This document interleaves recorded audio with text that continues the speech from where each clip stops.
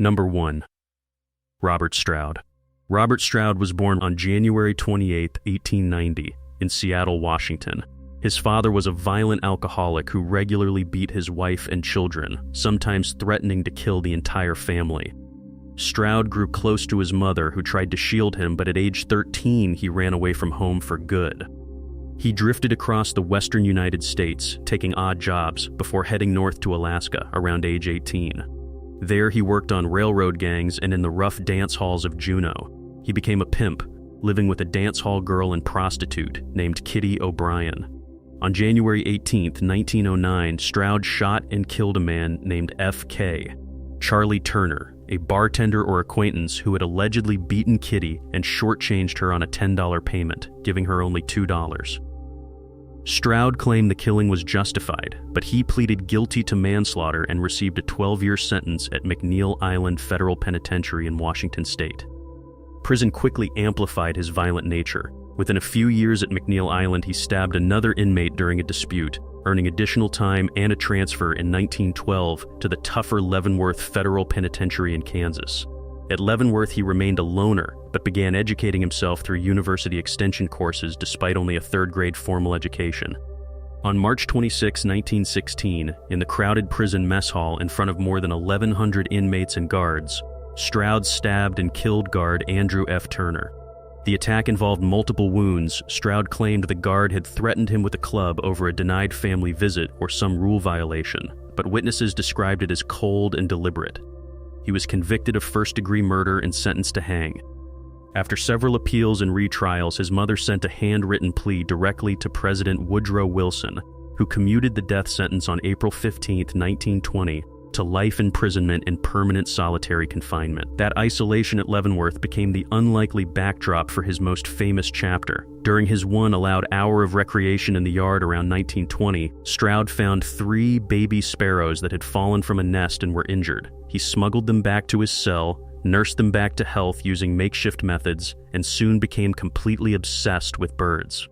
He started breeding canaries, turning his solitary cell into a full-scale aviary and laboratory. At its peak, he kept nearly 300 birds in multiple cages stacked around the space. Guards tolerated it at first because the birds seemed to calm his explosive temper and kept him occupied. Stroud smuggled in or obtained laboratory equipment, microscopes, scalpels, and chemicals. He performed autopsies on dead birds, dissected them to study diseases, developed homemade remedies and tonics, and sold both the birds and his treatments by mail order to customers outside the prison. His work was detailed and scientific. With no formal training, he taught himself ornithology and pathology. In the early 1930s, he published his first book, Diseases of Canaries, which gained respect among bird fanciers. His major work came in 1943 with the massive Stroud's Digest on the Diseases of Birds, a 500-page illustrated volume that included his own drawings and became a standard reference in the field for decades. He even married a woman named Della Mae Jones by proxy in 1931 while still locked up, maintaining a long-distance relationship through letters. But behind the bird expert facade was a deeply disturbed man. Prison psychiatrists later diagnosed him as a psychopath with superior intelligence and an IQ measured around 1 in 12. He showed no remorse for his killings, carried long grudges, and engaged in manipulative and violent behavior, including homosexual assaults on weaker inmates. He was known as a wolf in prison slang. He assaulted hospital orderlies and other prisoners, stabbed multiple times over the years, and made constant threats. Fellow inmates and staff described him as menacing, unpredictable, and thoroughly unpleasant, someone who used his intelligence to dominate and intimidate rather than reform. By the early 1940s, authorities had grown tired of his privileges, his public complaints about royalties, and the attention his bird business attracted. In December 1942, they transferred the now notorious prisoner to the new Supermax Alcatraz Federal Penitentiary as inmate number 594. He arrived on December 19, 1942, and immediately lost everything that had given his life purpose. Alcatraz rules strictly banned pets, so the birds were gone forever. The Birdman of Alcatraz nickname followed him from Leavenworth, but the irony is he never kept or studied a single bird on the rock. Instead, he spent 17 years there, most of it in solitary confinement in D Block, including 6 full years in 24-hour lockdown with almost no human contact. His cell was sparse, no laboratory, no cages, just concrete and steel. He passed the endless hours reading everything he could get, writing thousands of pages of manuscripts, and filing lawsuits against the prison system. Stroud produced an 8-volume handwritten autobiography titled Bobby and a major work called Looking Outward, a detailed history and critique of the U.S. federal prison system from colonial times onward. He smuggled out portions and fought bitterly in court to have them published, but officials blocked them, calling the content obscene, inflammatory, and glorifying to criminals. He alleged brutal treatment by guards in his writings and campaigned for prison reform, yet his own violent history made parole impossible. Other Alcatraz inmates later recalled him as difficult and dangerous even in isolation. One described wild outbursts where he ranted about kidnapping and harming children if ever released. His health deteriorated from decades of confinement, heart problems, poor circulation, and the cumulative effects of long-term solitary. In July 1959, after 43 years in isolation overall, he was transferred off Alcatraz to the Medical Center for Federal Prisoners in Springfield, Missouri for better care. There he continued writing and hoping for freedom until the end. But it never came. Robert Stroud died on November 21, 1963, at age 73 from natural causes related to heart disease and years of prison-induced decline. He had served a total of 54 years behind bars, 42 of them in solitary confinement. The 1962 Hollywood film Birdman of Alcatraz, starring Burt Lancaster and based on Thomas Gaddis's book, portrayed him as a gentle, misunderstood intellectual who found redemption through science and compassion for his birds. The movie and the book created a sympathetic legend that still dominates public memory. In reality, Stroud was a brilliant but terrifying predator, a violent psychopath who killed twice, assaulted many more, and remained dangerous and self-centered to the end. Alcatraz stripped away the one thing that had humanized his long nightmare: the birds. It reduced the feared Leavenworth Birdman to just another isolated, aging federal prisoner whose mind stayed sharp but whose soul never softened. The public got the cleaned-up Hollywood version. The men who lived with him knew the colder truth. Number 2. James Joseph. James Joseph Bulger Jr. was born on September 3, 1929, in Everett, Massachusetts, and grew up in the tough streets of South Boston. His father lost an arm in an industrial accident, and the family struggled, but young Jimmy was smart, athletic, and already showing a cold streak. He served in the U.S. Air Force from 1948 to 1952 with an honorable discharge, then drifted into crime. By the mid-1950s, he was part of a crew hijacking trucks and robbing banks across the Northeast. In 1956, he was arrested for armed robbery and truck hijacking and hit with a long federal sentence, around 20 to 25 years depending on the counts. He started his time at the Atlanta Federal Penitentiary. That's where the strangest chapter of his early prison years unfolded. In the late 1950s, Bulger volunteered for what prison doctors described as a medical research program aimed at finding a cure for schizophrenia. In exchange for reduced time and small privileges, he and about 18 other inmates agreed to take experimental drugs. What they didn't know was that the program was part of the CIA's top-secret MK-Ultra project, a Cold War effort to develop mind control techniques. Over roughly 18 months, Bulger was dosed with LSD more than 50 times, sometimes in massive amounts, along with other hallucinogens. He later described the experience as nightmarish. He wrote that he suffered violent hallucinations, walls melting, skeletons appearing in his cell, voices screaming in his head. He had constant nightmares, couldn't sleep more than a couple of hours at a time, and at points believed he was losing his mind completely. He said the experiments took him to the depths of insanity and left him with lasting stomach problems, depression, and a deep distrust of authority. Years afterward, he told people the government had lied to them, recruiting them under false pretenses for mind control research rather than any legitimate medical study. After the Elst trials ended, authorities transferred Bulger to the maximum security Alcatraz Federal Penitentiary. He arrived in late 1959 as inmate number 1428 AZ and spent about 3 years there until 1962. In his Alcatraz mugshot, he looks young, clean-cut, and almost boyish with short dark hair and a steady gaze. The rock was brutal, cold, foggy, isolated, but Bulger kept a low profile. He was quiet, disciplined, and stayed out of most trouble. He worked jobs, read a lot, and observed the other high-profile inmates around him, including Black Harlem boss Bumpy Johnson and Jewish mobster Mickey Cohen. Some accounts suggest he may have quietly helped or had knowledge about the famous 1962 escape attempt by Frank Morris and the Anglin brothers, though that was never proven. In letters written much later, he reflected on his time on the rock, saying there were periods when he felt sure he was going insane and that the hard time was turning him into someone capable of almost anything. He summed it up in one note: hard time makes hard people. He was moved from Alcatraz to Leavenworth and then Lewisburg before being released in 1965 after serving roughly 9 years total. Back in Boston, he wasted no time rebuilding his life in the underworld. He joined the Winter Hill Gang, an Irish-American crew based in Somerville, and over the next decade he clawed his way to the top. By the 1970s and 1980s, Bulger ruled South Boston's rackets, extortion, loan sharking, gambling, and especially drug trafficking. He became one of the most ruthless mob bosses in the city's history.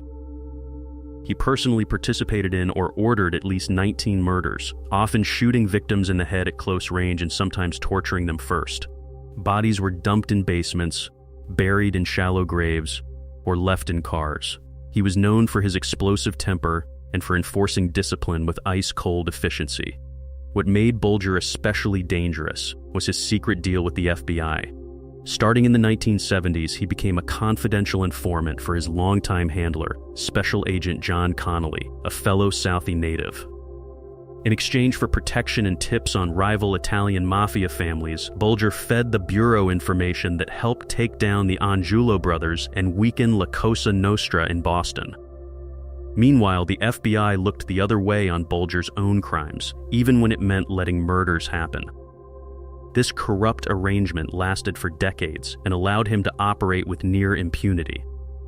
He lived openly in South Boston, collected art, took care of his mother, and maintained a public image as a neighborhood guy who helped locals while privately running a violent criminal empire. In 1994, tipped off by Connolly that an indictment was coming, Bulger fled with his longtime girlfriend, Catherine Gregg.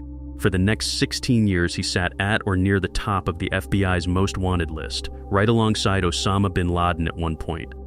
They moved around Chicago, New York, Europe, and finally settled in Santa Monica, California, living under the alias Charlie and Carol Gasco in a modest apartment near the beach.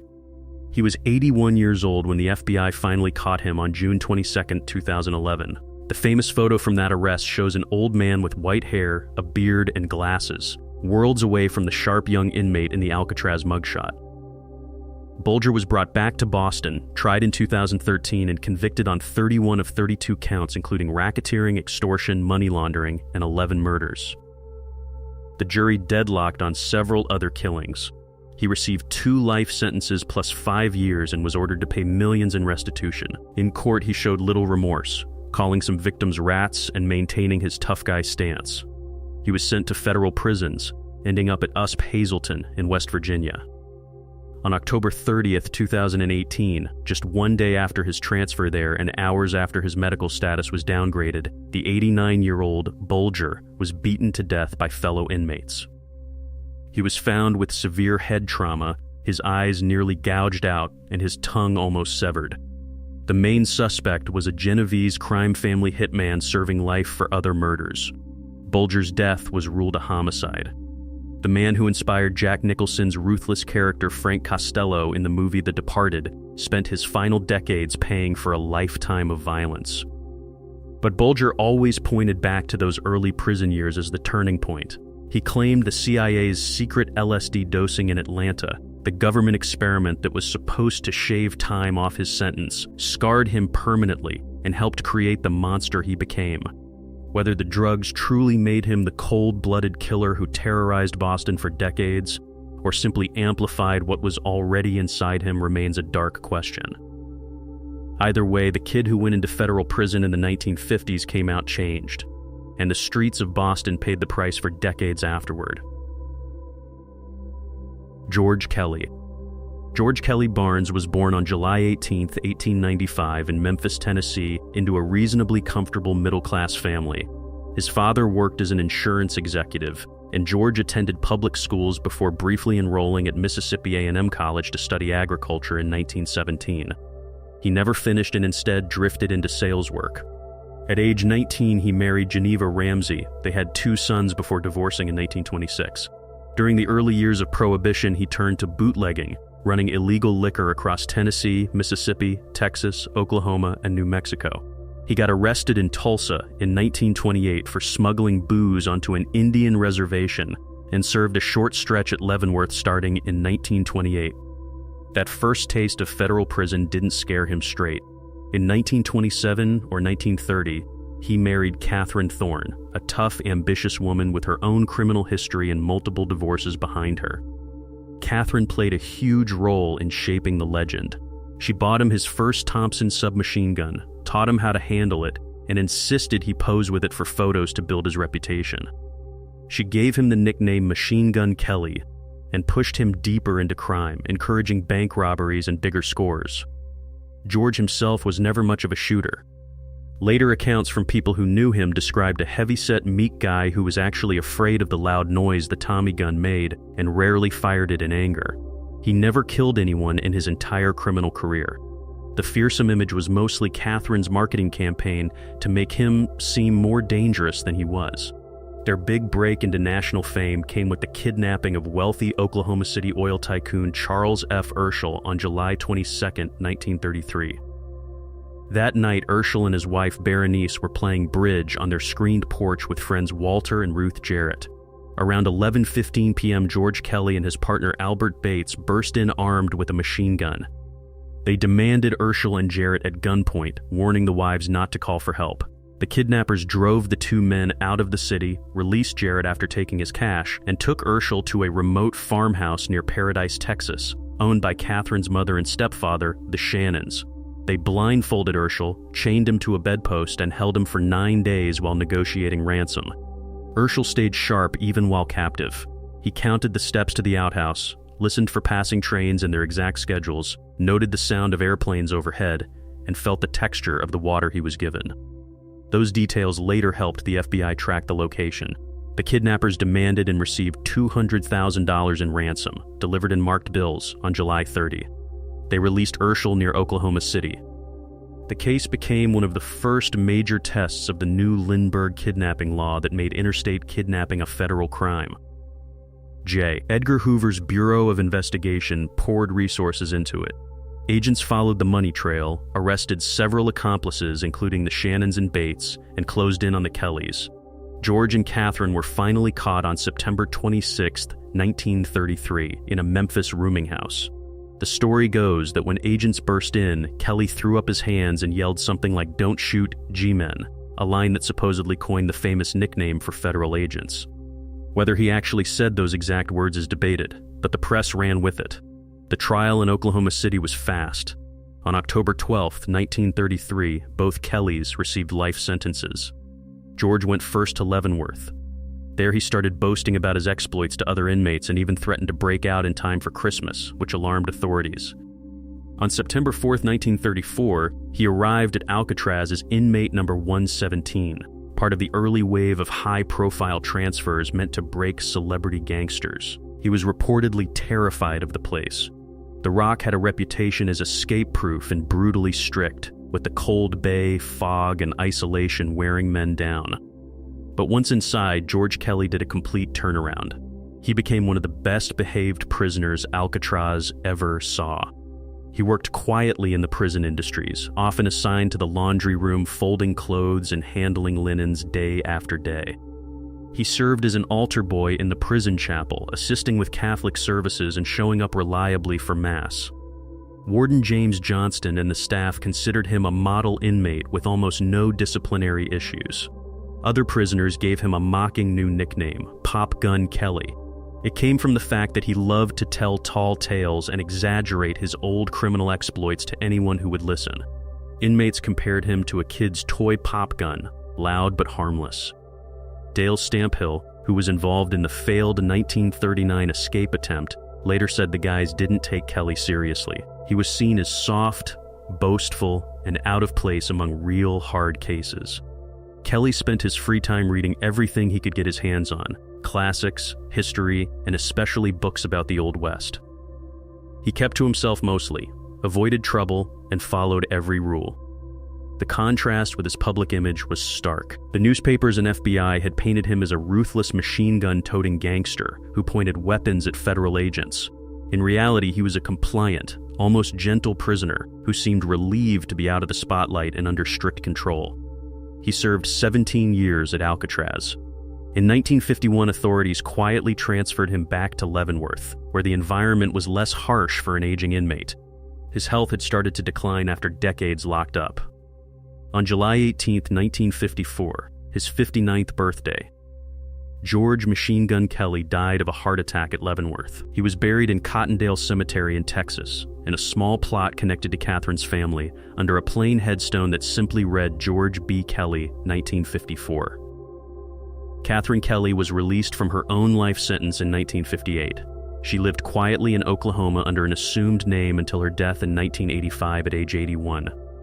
The man the public feared as a terrifying kingpin spent his final 2 decades as the opposite, a model prisoner who found routine and quiet in the laundry and chapel. Alcatraz didn't need to break him with violence or isolation the way it did others. It simply gave the fake tough guy a place where he could drop the act, follow the rules, and fade into the background. The scary nickname and the machine gun stories belonged to the legend his wife created. The real George Kelly turned out to be someone who was far more comfortable being Pop Gun Kelly than Machine Gun Kelly ever was. Frank Morris. Frank Lee Morris was born on September 1, 1926, in Washington, D.C.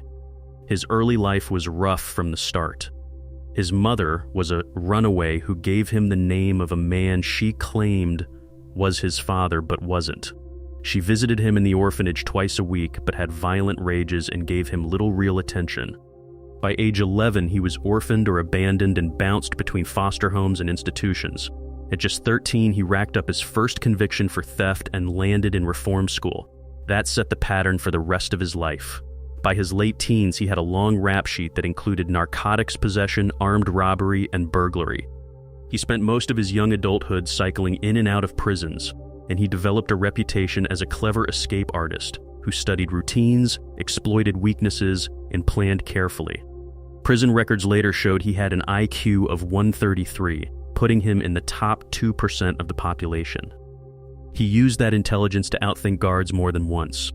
In the 1950s, he was serving a 10-year sentence at the Louisiana State Penitentiary for bank robbery. He escaped from there but was caught again after a burglary in 1960. This time, the authorities decided he needed the toughest place they had. On January 3, 1960, Frank Morris arrived at Alcatraz as inmate AZ 1441 with a 14-year sentence. The rock was meant to break men like him. It was cold, isolated, and had a reputation for crushing escape attempts. Morris was housed in B Block, cell 138. He kept a low profile at first, worked in the prison industries, and followed the rules while quietly observing everything around him. He soon connected with 2 brothers from Florida, John and Clarence Anglin, who had their own history of bank robberies and prison breaks. The Anglins had been transferred to Alcatraz after a failed escape attempt from another federal prison. A 4th man, Alan West, a car thief with his own escape record, also joined the circle. The planning started late in 1961 and stretched over 6 or 7 months. Morris was the clear mastermind. He figured out that the ventilation grills at the back of their cells could be removed and the concrete around them dug out to create a hole big enough to crawl through. They worked at night after lights out, using whatever tools they could improvise. Spoons stolen from the mess hall were sharpened into chisels. They made a homemade drill from a vacuum cleaner motor part they smuggled out of the shop, along with bits of metal and even a fan belt. The work was slow and risky. They had to chip away at the concrete quietly, hide the dust in their pockets or flush it, and replace the grill each morning so guards wouldn't notice during counts. To cover the holes while they worked, they created fake grills out of papier made from toilet paper, soap shavings, concrete dust, and magazine pages. Once they broke through the back wall, they crawled into the unused utility corridor behind the cells. From there, they climbed plumbing pipes and ventilation shafts up to the roof of the cell block. They turned an unused area on the roof into a secret workshop. That's where they built the gear they would need to cross the bay. They stole or collected more than 50 rubber raincoats from the prison shop where they were manufactured. They stitched and glued the raincoats together to make a 6 by 14-foot raft and several life vests. They sealed the seams by pressing the rubber against hot steam pipes to vulcanize it. They also made wooden paddles and inflatable flotation devices. The whole project was hidden in plain sight while they painted the roof or did other assigned work. The most famous part of the plan was the dummy heads. Each man made a lifelike head to place in his bed so the night guards doing counts would think they were still asleep. They mixed soap, toilet paper, concrete dust, and toothpaste into a paste, molded the basic shape, painted it with flesh tone paint stolen from the art supplies, and glued on real human hair collected from the barbershop floor. The heads were detailed enough to fool a quick glance through the bars in dim light. One guard later pushed one of the heads and it rolled off the bed and cracked, but by then the men were long gone. On the night of June 11, 1962, everything came together. Around 9 or 10 p.m., after the evening count, Morris, John Anglin, and Clarence Anglin slipped out of their cells through the holes they had made. Alan West was supposed to join them, but couldn't widen his hole enough in time and was left behind. The three men climbed through the utility corridor, up to the roof, and out onto the prison roof. They slid down a 50-foot exterior pipe cut through the barbed wire at the top of the fence and made their way down the steep embankment to the water's edge near the northeast side of the island. They inflated the raft and life vests and paddled out into San Francisco Bay sometime after midnight.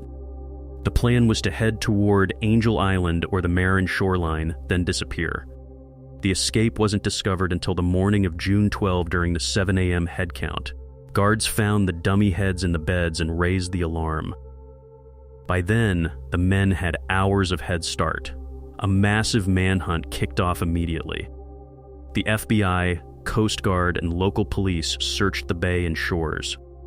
They found pieces of the raft washed up on Angel Island, a paddle, one of the life vests, and some personal items including photos and a wallet that may have belonged to the escapees. The water temperature that night was around 50 to 55 degrees Fahrenheit with strong currents and tides that could pull a person out to sea. The official FBI conclusion was that the three men drowned. They closed the case in 1979, saying there was no credible evidence of survival. But the mystery never died. No bodies were ever recovered, which is unusual given how thoroughly the bay was searched. Over the years, family members of the Anglins claimed to have received letters and Christmas cards from the brothers. Some reports placed them in Brazil or South America. In the 2010s, a letter supposedly written by one of the Anglins surfaced, claiming all three survived, that Morris had died in 2008, and that the writer was in poor health. The U.S. Marshal Service still keeps the case open as an active fugitive investigation, the only one from Alcatraz that remains so. Sightings and tips have come in for decades, though none have been confirmed. The 1979 movie Escape from Alcatraz, with Clint Eastwood playing Morris, cemented the story in popular culture and made the dummy heads and raincoat raft legendary. Alan West, the fourth man, cooperated fully after the escape. He gave investigators detailed information about the planning and even helped reconstruct parts of it. He was never charged for his role and eventually transferred out of Alcatraz. He died in 1978. The Anglin brothers grew up poor in Florida with a large family and had a history of swimming in swamps and rivers, which some believe gave them a slight edge in the cold water. Morris, the quiet brains of the operation, had escaped before and clearly believed this one could work too. Alcatraz officials always insisted the prison was escape-proof, but the 1962 breakout proved otherwise. The men exploited every small weakness: lax monitoring of the roof area, the old ventilation system, the availability of raincoats, and the fact that guards did quick visual checks at night. They spent months preparing in silence while living under constant surveillance. Whether they made it to shore and started new lives somewhere far away or were swallowed by the bay on that foggy June night remains one of the most enduring, unsolved questions in American criminal history. The dummy heads, now preserved and on display, still stare out as a reminder of the one escape from Alcatraz that might have actually succeeded. Alvin Karpis. Alvin Francis Karpis was born Albin Francis Karpovias on August 10, 1907, in Montreal, Canada, to Lithuanian immigrant parents. The family soon moved to the United States and settled in Kansas, where young Alvin grew up in a tough environment. He started his criminal life early, stealing at age 10 and running with gamblers, bootleggers, and pimps. By his early teens, he was in and out of reform schools and local jails for burglary and theft. In 1926, still a teenager, he received a 10-year sentence at the Kansas State Industrial Reformatory for attempted burglary. While there, he met Fred Barker, and the two formed a partnership that would later become legendary in the underworld. Karpis escaped in 1930 with another inmate named Lawrence DeVol and went on a year-long crime spree across the Midwest. After his recapture and release, he reconnected with Fred Barker. Together with Fred's brother Arthur Doc Barker and their mother Kate Ma Barker, they built the Barker-Karpis gang. At its height, the gang had up to 25 members and specialized in bank robberies, train heists, and eventually high-stakes kidnappings. They hit dozens of banks, sometimes netting $250,000 or more in a single job, which was enormous money during the Depression. The gang was ruthless. They killed lawmen, rivals, and anyone who got in the way, with estimates of around 10 murders tied to them over the years. Karpis earned the nickname Creepy because of his cold, dead-eyed stare and quiet, unsettling demeanor that made people uncomfortable. Members of his own crew sometimes called him Old Creepy or Slim.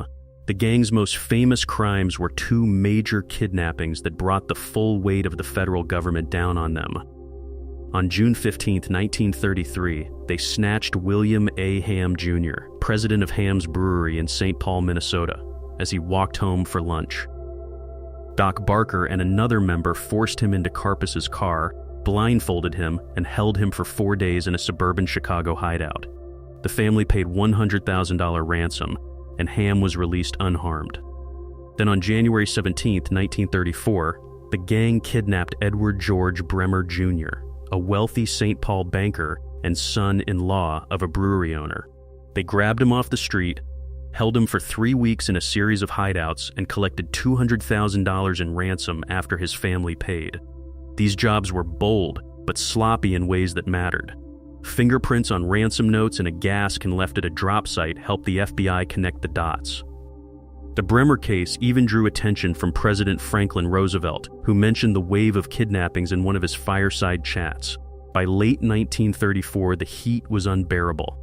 After Lester Babyface Nelson was killed in November, the FBI named Alvin Karpis public enemy number 1, the last major gangster to hold the title and the only one captured alive. J. Edgar Hoover made the pursuit personal. Most of the gang fell quickly. Doc Barker was arrested in January 1935 and later killed trying to escape from Alcatraz in 1939. Ma Barker and Fred were tracked to a hideout in Florida and died in a massive shootout with agents in January 1935. Karpis stayed on the run longer than the rest. He changed hideouts constantly, used aliases, and even had an underworld doctor remove his fingerprints in a crude plastic surgery attempt to avoid identification. The chase ended on May 1, 1936, in New Orleans. FBI agents, with J. Edgar Hoover personally on the scene for the publicity, arrested Karpis in a rooming house without firing a shot. When agents moved in, no one had brought handcuffs, so one agent used his own necktie to bind Karpis's hands. The photo of Hoover standing next to the captured public enemy number 1 made headlines across the country. Karpis pleaded guilty to the Ham kidnapping and received a life sentence. Authorities wanted to make an example of him, so they sent him to the new Supermax Alcatraz Federal Penitentiary. He arrived in August 1936 as inmate AZ-325, just 29 years old. Karpis would spend the next 26 years on the Rock, the longest continuous sentence of any prisoner in Alcatraz history. He worked in the prison bakery, spending long hours kneading dough and baking bread for the entire population. It was repetitive, physical labor that kept him occupied but also isolated. He was no model prisoner. He got into fights with other inmates, carried grudges, and had a reputation as a behind-the-scenes manipulator who could quietly pull strings when he wanted something, yet he also found small outlets for his intelligence. He taught himself to play the guitar and joined the Alcatraz prison band, performing during recreation periods and helping pass the endless days. He watched generations of famous inmates cycle through: Al Capone, Machine Gun Kelly, Robert Stroud, and outlasted almost all of them. The cold fog, the strict routines, the isolation, and the constant surveillance tested every man, but Karpis adapted and survived where many broke. In 1958, he was briefly transferred to Leavenworth for 6 months before being sent back to Alcatraz. When the prison finally closed in 1963, he had already been moved in April 1962 to McNeil Island Penitentiary in Washington state. That transfer created one of the strangest connections in American crime history. At McNeil, Karpis met a young federal inmate in his 20s named Charles Manson, who was serving time for passing bad checks and other minor charges. Manson, then known around the prison as Little Charlie, approached the old gangster and asked for guitar lessons. He dreamed of becoming a professional musician after his release and wanted to learn chords and songs so he could head to Las Vegas or Los Angeles and make it in the music business. Karpis, who had been playing since the 1940s, took him on as a student. In his later writings, Karpis described Manson as a quiet, polite kid who never argued, stayed out of trouble, and showed real interest in learning. The lessons went on for months. Karpis taught him steel guitar techniques in various songs. Manson got good enough to talk seriously about using Karpis's old underworld contacts to break into the club scene once free. Karpis was paroled in 1969 after more than 33 years total behind bars. As a condition of release, he was deported to his native Canada. He settled first in Montreal but had trouble getting proper identification because his fingerprints had been surgically altered decades earlier. Eventually, he moved to Spain in 1973 and lived quietly in the coastal town of Torremolinos. There he co-wrote his autobiography, sharing his version of the gangster years and his long time on Alcatraz. He gave occasional interviews but mostly stayed out of the public eye, though he sometimes joked about still thinking like a criminal and once amused himself by mentally planning the robbery of a local Spanish bank. On August 26, 1979, at age 72, Alvin Creepy Karpis was found dead in his apartment. Authorities initially ruled it a suicide from an overdose of sleeping pills mixed with alcohol, but it was later changed to death from natural causes, possibly heart-related. No autopsy was performed, and he was buried the next day in San Miguel Cemetery in Malaga, Spain. The man once called the most dangerous criminal in America by the FBI outlived the Barker gang, outlasted Alcatraz itself, and walked free after a lifetime behind bars. He survived 26 brutal years on the Rock when so many others did not. And in one of the most bizarre footnotes in criminal history, the old public enemy #1 spent part of his final prison years teaching guitar to a skinny, troubled young con who would go on to become far more infamous. Charles Manson took those lessons and twisted the skill into something darker, using music as part of his cult control. The survivor of the 1930s gangster era had unknowingly handed the next generation's monster a tool. Karpis made it to freedom and a quiet end in Spain, while the student he taught turned melody into manipulation. In the end, the creepy one had the last strange, quiet laugh on the system that tried to break him. Ellsworth Bumpy Johnson. Ellsworth Raymond Johnson. Inmate number 1117. They called him Bumpy because of a deformation on the back of his skull, a knot of bone that looked like a marbles bag tucked under the skin, but to the people of Harlem, he was the professor. The Godfather.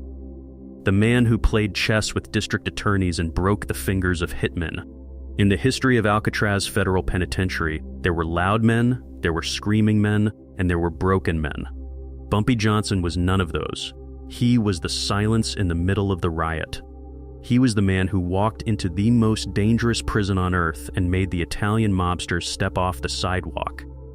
To understand why Bumpy Johnson belongs on a list of the most dangerous men to ever walk the tiers of Alcatraz, you have to understand the violence that sent him there. He wasn't a bank robber like Machine Gun Kelly or a tax cheat like Capone. Bumpy was a warlord. Born in Charleston, South Carolina in 1905, He was sent north to Harlem at age 10 because his temper was already a death sentence waiting to happen. His brother was accused of killing a white man, and the family knew Bumpy would be next if he stayed in the South. Harlem didn't tame him. It sharpened him. By his 20s, he was the enforcer for Stephanie St. Clair, the Queen of Numbers. The numbers racket was the lottery of the streets, a nickel and dime empire worth millions.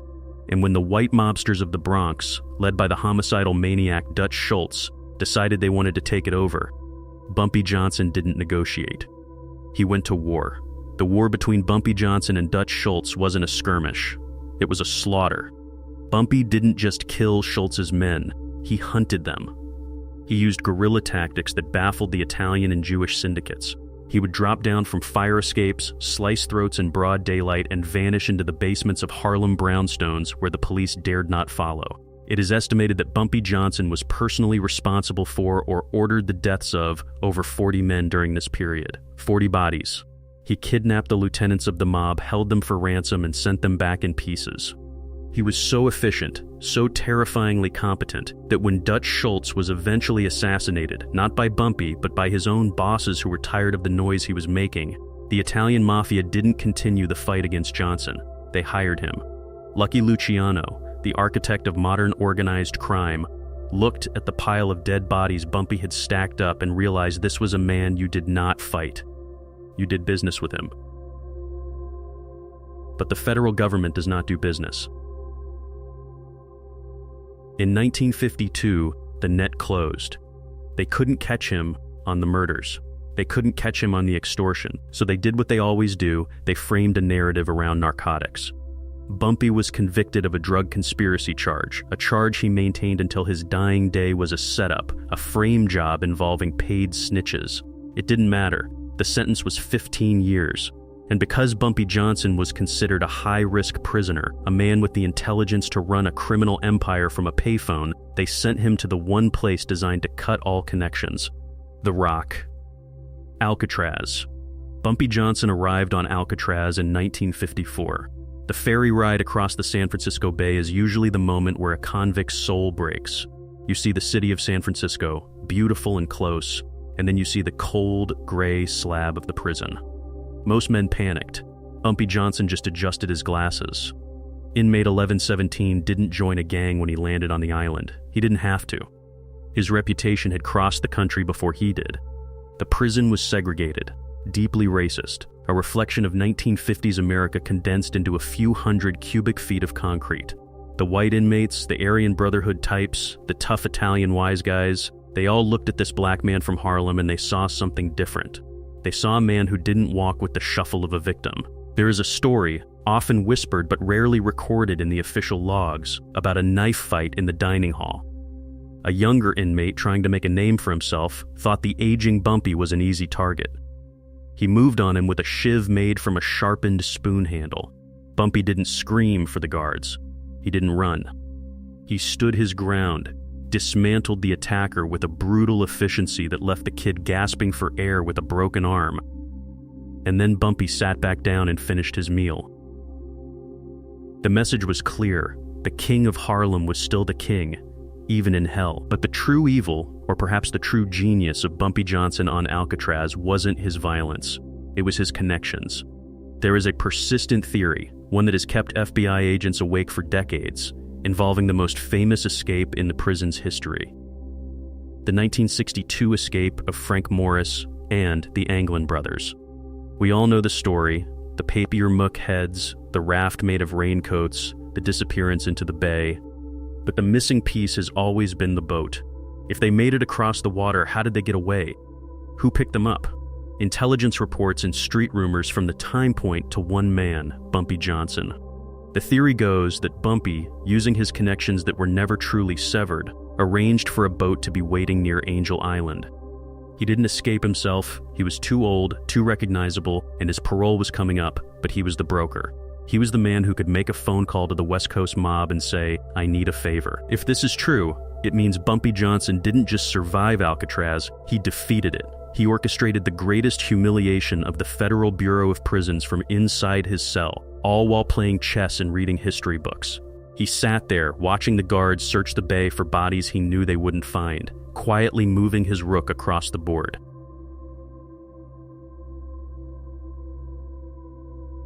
Checkmate. His time on the rock was spent in what can only be described as a monk-like discipline. He read constantly. History, philosophy, law. He wrote poetry that was surprisingly tender, a jarring contrast to the hands that had strangled men in the back alleys of New York. He became a celebrity among the prisoners. When he spoke in the yard, the other inmates listened. He wasn't just a thug, he was a statesman of crime. He mediated disputes between rival factions. He taught younger prisoners how to beat legal charges. He was the professor in a school of sharks. Bumpy released from Alcatraz in 1963. He had survived the psychological torture that broke Al Capone. He walked out back into a world that was changing. The civil rights movement was in full swing. The streets of Harlem were on fire with political energy, and Bumpy Johnson stepped right back into the center of it. He didn't retire. He didn't fade away. He reclaimed his throne. But he was different now. He was harder, colder, and yet more politically aware. He famously provided security for Malcolm X when the police wouldn't. Think about that combination. The most dangerous gangster in New York protecting the most dangerous revolutionary. It was a union of force and philosophy that terrified the FBI. In December 1965, he staged a legendary act of defiance. Frustrated by the constant police surveillance that followed him everywhere, the cars parked outside his house, the taps on his phone, Bumpy Johnson walked into a police station in Harlem and refused to leave. He staged a one-man sit-in. He told the commander, "If you're going to watch me here." He was arrested, of course, charged with refusal to leave a police station, but he was acquitted. The judge knew better than to play that game with Bumpy. It was a public humiliation of the nipped, a reminder that Bumpy Johnson answered to no one. He died in 1968, not in a hail of bullets, but in a restaurant, Wells Restaurant in Harlem. He was eating fried chicken and drinking coffee. He clutched his chest, smiled at his friend Junie Bird, and collapsed. Heart failure. The heart that had pumped ice water for 62 years finally stopped. His funeral was attended by thousands. They lined the rooftops of Harlem to watch the hearse go by. To the law, he was a monster, a drug dealer, a murderer. But to the people on the street, and to the ghosts of the men he left behind in the damp cells of Alcatraz, he was something else. He was the man who never bent. He was the man who took the worst the system could give him and walked out straight. In the end, Bumpy Johnson's evil wasn't the chaotic, rabid violence of a madman. It was the calculated, organized application of force. He was dangerous because he was smart. He was terrifying because he was patient. And in the cold, salt spray history of Alcatraz, he remains the one inmate who didn't just serve time, he mastered it. Arthur Doc Barker. Arthur R. Barker, inmate number 268. They called him Doc, not because he saved lives, but because he knew exactly how to end them with a surgical precision that terrified the FBI. If you look at the mugshots of the 1930s, the Depression-era desperados, most of them look like thugs. Doc Barker looked like a man who was bored by your existence. He was the favorite son of the most twisted mother in American criminal history, Kate Ma Barker, the matriarch of the Barker Carpus Gang. While other gangs were robbing gas stations for pocket change, the Barkers were inventing the modern kidnapping industry. They didn't just steal money, they stole people. Millionaires. They snatched Edward Bremer in broad daylight and held him for $200,000 ransom, a sum that in 1934 was enough to buy a small town. Doc was the muscle, but he was also the quiet psychopath of the family. He didn't have the flashy temper of his brothers. He was the one who would pistol whip a hostage and then calmly eat a sandwich. J. Edgar Hoover called him a mad dog, a creature that couldn't be rehabilitated, only put down.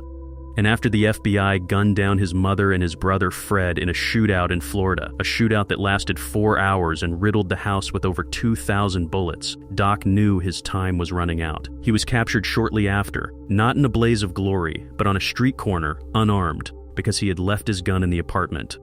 It was the only mistake he ever made that mattered. He was sent to Alcatraz in 1936. The Rock was new then. It was the government's answer to men like Doc. They put him in D Block, the segregation unit. This wasn't just prison, it was a prison inside a prison. The Hole. The cells in D Block faced the Golden Gate Bridge, a cruel architectural joke that let the prisoners see the headlights of the cars driving into San Francisco. Let them hear the faint sounds of the city on New Year's Eve, just to remind them of what was forever out of reach. For a man like Doc Barker, who had spent his life running across state lines in fast cars, this static, concrete box was torture. It wasn't the isolation that broke him, it was the stillness. Most men in D Block broke. They screamed. They threw filth at the guards. They went catatonic. Doc Barker just waited. He watched the guards. He learned their shift changes. He memorized the sound of their boots on the gallery walk. He wasn't rehabilitating. He was calculating. He found 4 other men in the unit who were desperate enough to die. Dale Stamphill, a bank robber with a life sentence, Henri Young, an unstable drifter, Rufus McCain, and William Martin. It was a motley crew, but they had one thing in common. They had nothing left to lose. The plan was madness. It relied on the weather. Alcatraz sits in the middle of the bay, whipped by salt winds and fog. The salt eats everything. It eats the paint, it eats the concrete, and crucially, it eats the iron. Doc had noticed that the bars on the windows in D Block were corroded, not broken, but weakened. If they could get a tool, just enough leverage, they might be able to snap them. But you don't find tools in D Block, you have to make them. Over months, they scavenged. A bolt here, a piece of metal from a toilet fixture there. They built a crude bar spreader, a device that worked on the principle of a car jack, designed to force 2 iron bars apart just wide enough for a human ribcage to squeeze through. Friday the 13th, January 1939. A night so foggy you couldn't see your hand in front of your face. It was the perfect cover. The foghorn was blasting its low, mournful note every few seconds, masking any noise they made. At 3 low am, while the D Block guard was on his break, they made their move. Doc Barker was the leader. He jammed the spreader between the bars of his cell window. The metal groaned. It was a sound that should have woken the dead, but the foghorn swallowed it. He turned the screw. The iron, weakened by years of salt air, bent. 1 bar snapped. Then another. He squeezed through. It was a tight fit. Doc wasn't a small man, but fear makes you compressible. He dropped down from the window ledge to the ground below. He was out of the cell. But he wasn't off the island. This is the part of the Alcatraz legend that people forget. Getting out of the cell is the easy part. The island itself is the weapon. The shoreline of Alcatraz isn't a beach. It's a jagged collection of sharp rocks, slippery with algae, pounded by freezing waves. Doc and his 4 accomplices crept down the steep embankment toward the water's edge on the west side of the island. They were wearing only their prison underwear and thin shirts. The temperature was near freezing. The water was 50 degrees Fahrenheit. At that temperature, hypothermia sets in within 15 minutes, paralysis in 20, death in 30. They had to make a raft. They started gathering driftwood, anything that would float. They were frantically tying pieces of wood together with strips of cloth torn from their shirts. They were shivering so violently they could barely tie knots.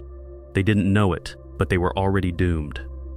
The guard in the tower, a man named Henry Weinhold, had heard something. A scuff of a boot on rock. A whisper in the dark. The fog was thick, but not thick enough to hide 5 men on a white sandy strip of beach against the black water. Weinhold picked up the phone. He didn't sound the siren. He didn't want to spook them into the water where they might disappear. He called for a boat. Within minutes, the prison launch, the Warden Johnston, was cutting through the water, its searchlight sweeping the rocks. At the same time, guards armed with rifles were moving down the cliffside. Doc Barker heard the motor first. He looked up from his pathetic pile of driftwood and saw the beam of light cutting through the fog like the eye of God. He knew. In that split second, the man who had kidnapped millionaires, the man who had outrun the FBI across 5 states, knew that the Rock had won. Throw up your hands. The voice boomed from the darkness above. Martin, McCain, and Young froze. They raised their hands immediately. They were cold, broken, and terrified. But Doc Barker and Dale Stamphill didn't raise their hands. Maybe it was instinct. Maybe it was a refusal to go back to the cage. Maybe they thought the fog would still hide them. They started to move toward the water. They waded in. Halt or I'll shoot. They didn't halt. Doc was waist deep in the freezing surf, struggling to keep his footing on the slick rocks. He was trying to swim, to dive, to do anything but surrender. The crack of the rifle was deafening. One shot, then another. The bullets hit the water around them, kicking up sprays of white foam. Then a thud. Dale Stamphill screamed and went down, shot through the legs. He disappeared under the black water. Doc Barker kept moving. He was stubborn. He was a Barker. You don't stop until you're dead. The next shot hit Doc in the head. Not a kill shot, but a grazing wound that stunned him. He stumbled. Another shot hit him in the leg, shattering the bone. He collapsed into the surf. The cold water rushed into his mouth, tasting of salt and blood. He tried to stand, but his leg was useless. He tried to crawl, but the waves were dragging him back. The guards descended on them. They hauled the freezing, bleeding men out of the water like caught fish. Stamphill was critical. Doc Barker was conscious, but he was bleeding out. They dragged him up the rocky slope, his shattered leg bouncing against the stones. He didn't scream. He didn't beg for his mother. He just gritted his teeth and took it. They brought him to the prison infirmary. The doctors tried to save him, but the shock of the freezing water combined with the blood loss was too much. He lay on the metal table, shivering uncontrollably. The warden stood over him, asking him why he did it, asking him if it was worth it. Doc Barker looked up at the ceiling of the infirmary. He was fading. The tough guy mask was gone. He was just a dying man in a room full of enemies. He turned his head to the guard who had shot him. He didn't curse him. He didn't vow revenge. He simply whispered, "I'm all washed up." It was a gangster's epitaph. No profound last words. No confession. Just an admission that the game was over. He died a few hours later. His body was unclaimed. Ma Barker was dead. Fred was dead. The gang was dead. There was no one left to bury him. He was buried in a pauper's grave far away from the accolades of the criminal underworld. The escape of 1939 changed Alcatraz. It proved that the bars could be cut, but it also proved that the island was the ultimate executioner. Doc Barker didn't die because he wasn't smart enough. He didn't die because he wasn't tough enough. He died because he underestimated the sheer, brutal, physical reality of the place. He thought he was fighting a prison system. He was actually fighting the ocean. And the ocean always wins. His death served as a grim warning to every other inmate who looked out at the lights of San Francisco. It said, you can cut the bars, you can fool the guards, you can get to the water, but you will never, ever leave. Doc Barker is remembered today not for his crimes, but for his failure. He is the ghost in the surf, the man who got closer than anyone else before him, only to find out that freedom was just a hallucination in the fog. He is the brutal reality of the Rock. Number 8. Jesse Leroy Matthew Jr. Jesse Leroy Matthew Jr. was born in 1982 and grew up in Virginia, where he showed early promise as an athlete during his high school years in Charlottesville. Standing at 6 feet 2 inches and weighing over 200 pounds, he played football and earned a scholarship to Liberty University in Lynchburg. But his time there ended abruptly in 2002 after a female student accused him of sexual assault following an encounter in his dorm room. Matthew left the school before any formal charges were filed, and the case did not proceed to prosecution.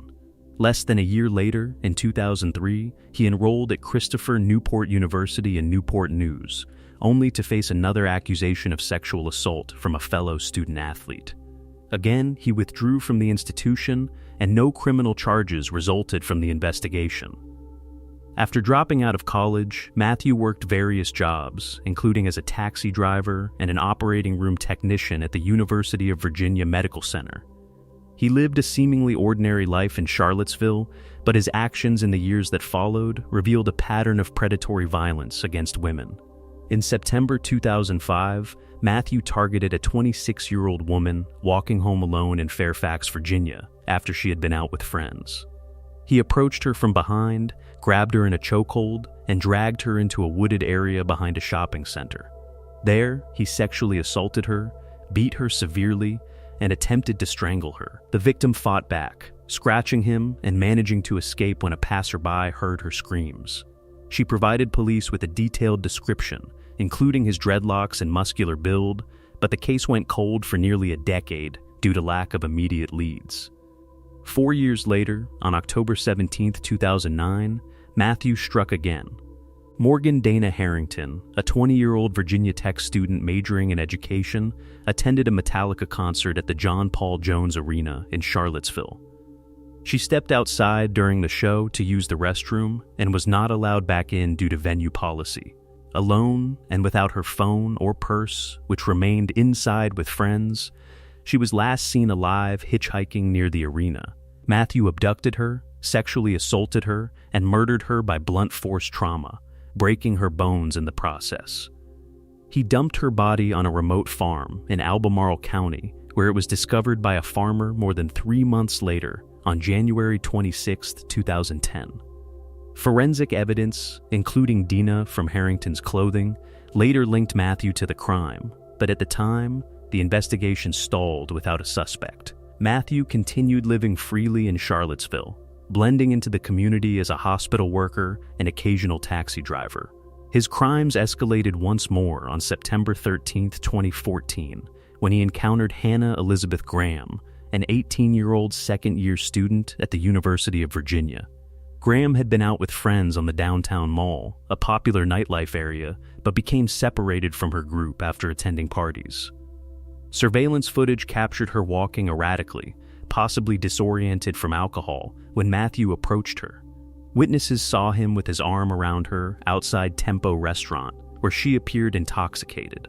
One observer heard Graham refuse to get into his orange 1998 Chrysler Sebring, saying she would not go with him. Despite this, Matthew abducted her, sexually assaulted her, and killed her, disposing of her body in a rural area south of Charlottesville. Her remains were found 5 weeks later, on October 18, 2014, by search volunteers in a dry creek bed on an abandoned property. The disappearance of Hannah Graham triggered a massive manhunt and widespread media coverage, with police releasing the surveillance videos to the public. Tips poured in identifying Matthew as the man seen with her. On September 19, 2014, authorities searched his apartment and car, seizing items including clothing and electronics. DNA evidence from Graham's case matched the unsolved 2005 Fairfax assault and the 2009 Harrington murder, connecting the dots across nearly a decade of violence. Facing mounting evidence, Matthew fled Virginia, driving south. He was captured on September 24, 2014, camping on a beach in Galveston County, Texas, after a local resident recognized him from news reports and alerted authorities. He was extradited back to Virginia to face charges. Matthew's legal proceedings unfolded in multiple jurisdictions. First, in the 2005 Fairfax case, which had been reopened thanks to the DNA match, he was indicted on charges of attempted capital murder, abduction with intent to defile, and sexual penetration with an object. He entered an Alford plea in June 2015, maintaining his innocence while acknowledging the evidence against him was strong. On October 2, 2015, a judge sentenced him to 3 consecutive life terms without parole for these crimes. In the Graham and Harrington cases, prosecutors in Albemarle County charged him with capital murder, abduction with intent to defile, and first-degree murder. Initially facing the death penalty, Matthew reached a plea agreement to avoid execution. On March 2, 2016, he pleaded guilty to the abductions and murders of both women, admitting he had intended to sexually assault them. The judge imposed 4 additional life sentences without the possibility of parole or geriatric release, ensuring he would never leave prison. During the hearing, victim impact statements from the families highlighted the profound loss. Harrington's father described the daily pain of her absence, while Graham's mother spoke of her daughter's bright future cut short by an act of perversion. Following his sentencing, Matthew was transferred to Red Onion State Prison, a supermax facility in Wise County, Virginia, known for housing the state's most dangerous inmates in high security conditions, often including long periods of solitary confinement. He arrived there in March 2016, where the environment is designed to minimize contact and prevent violence, with inmates spending up to 23 hours a day in their cells. Matthew's placement at Red Onion reflects the severity of his offenses. As a serial predator who targeted vulnerable young women, inflicted brutal physical harm, and showed no remorse in his actions, he is deemed a high-risk threat, even behind bars. In May 2019, Matthew was diagnosed with stage 4 colon cancer, prompting his transfer to Sussex State Prison near Richmond for better access to medical treatment. By December 2020, his condition worsened, leading to hospitalization in Richmond. Despite the aggressive cancer, he survived and underwent treatment, eventually returning to Red Onion State Prison by May 2025, where he continues to serve his sentences. No major disciplinary incidents have been publicly reported from his time in custody, but his history of calculated abductions, sexual violence, and murders, spanning over a decade and claiming at least 2 lives while suspecting more, solidifies his status as one of the most dangerous inmates. Authorities view him as a remorseless offender whose predatory instincts could pose risks in any less restrictive setting, justifying his ongoing isolation in Virginia's most secure prison. Number 9. Lee Boyd Malvo. Lee Boyd Malvo was born on February 18, 1985, in Kingston, Jamaica, to a single mother named Una James, who worked various jobs to support them while his father, Leslie Malvo, was largely absent from his life. As a child, Malvo moved frequently between Jamaica and Antigua due to his mother's employment, experiencing instability and periods of neglect when she left him with relatives or acquaintances to seek better opportunities. In 1999, while living in Antigua, the then 14-year-old Malvo met John Allen Muhammad, a 38-year-old American Gulf War veteran who had recently converted to Islam and was running a karate school on the island.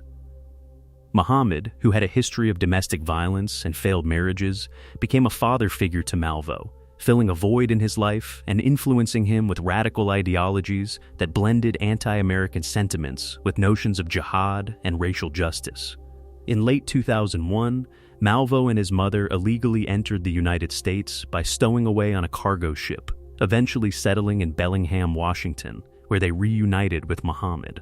Under Muhammad's guidance, Malvo adopted the name John Lee Muhammad, converted to Islam, and underwent intense physical and mental conditioning, including training in marksmanship with rifles. Muhammad, who harbored deep grievances against the U.S. government and society, indoctrinated Malvo into a worldview that justified violence as a means of retribution.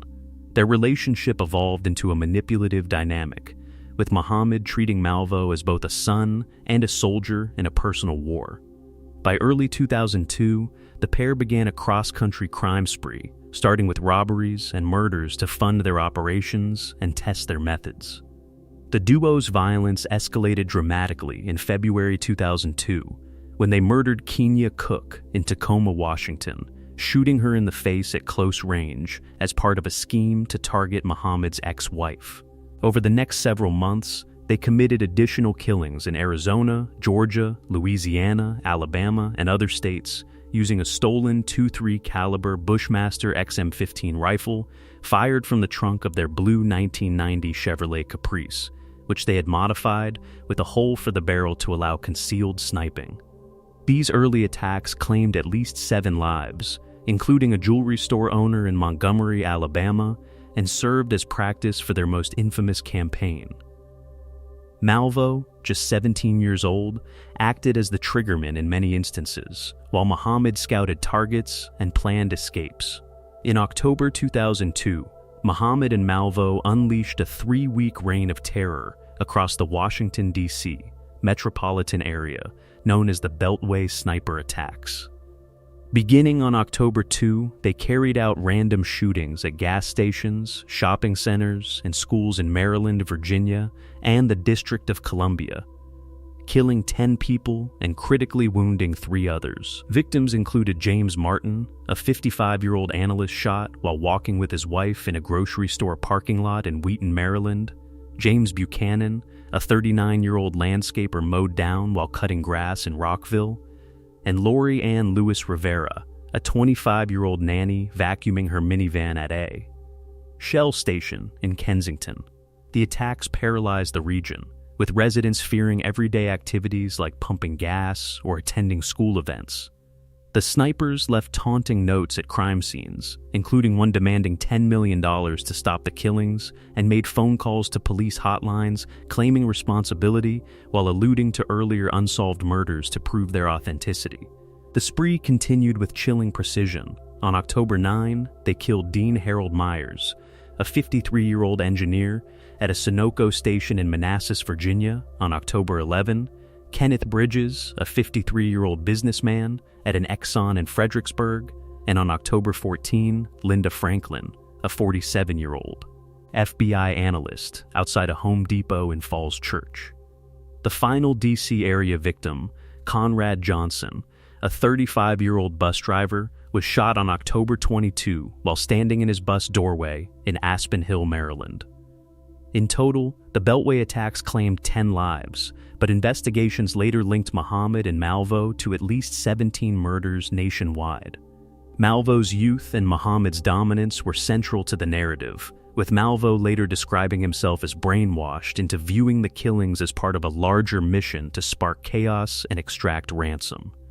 The breakthrough came on October 23, 2002, when a truck driver at a Maryland rest area recognized the caprice from media descriptions and alerted authorities. Early the next morning, on October 24, a SWAT team arrested Muhammad and Malvo as they slept in the car along Interstate 70 in Myersville, Maryland. Inside, police found the Bushmaster rifle, a bipod, a stolen laptop with maps of shooting sites, and other evidence tying them to the crimes. Malvo, still a minor, initially confessed to being the shooter in most attacks, seemingly to protect Muhammad from the death penalty, but his statements revealed the extent of Muhammad's control over him. Malvo's trials began in Virginia, where prosecutors sought to try him as an adult. In November 2003, in Chesapeake, he stood trial for the murder of Dean Myers, charged with capital murder, terrorism, and firearm offenses. Defense attorneys argued that Malvo was under Muhammad's psychological thrall, presenting expert testimony on indoctrination and Malvo's traumatic upbringing. Despite this, on December 18, 2003, the jury convicted him on all counts, but spared him the death penalty due to his age and mitigating factors, sentencing him to life imprisonment without parole. Subsequent convictions followed. In 2004, he pleaded guilty to 2 more Virginia murders, receiving additional life terms. In 2006, in Maryland, he entered guilty pleas to 6 counts of first-degree murder, earning 6 consecutive life sentences without parole. Muhammad, convicted separately in Virginia Beach for the murder of Dean Myers, received the death penalty and was executed by lethal injection on November 10, 2009, at Greensville Correctional Center. Malvo's case, however, became a focal point for legal debates on juvenile sentencing. In 2012, the U.S. Supreme Court ruled in Miller v. Alabama that mandatory life without parole for juveniles violates the Eighth Amendment, prompting challenges to Malvo's sentences.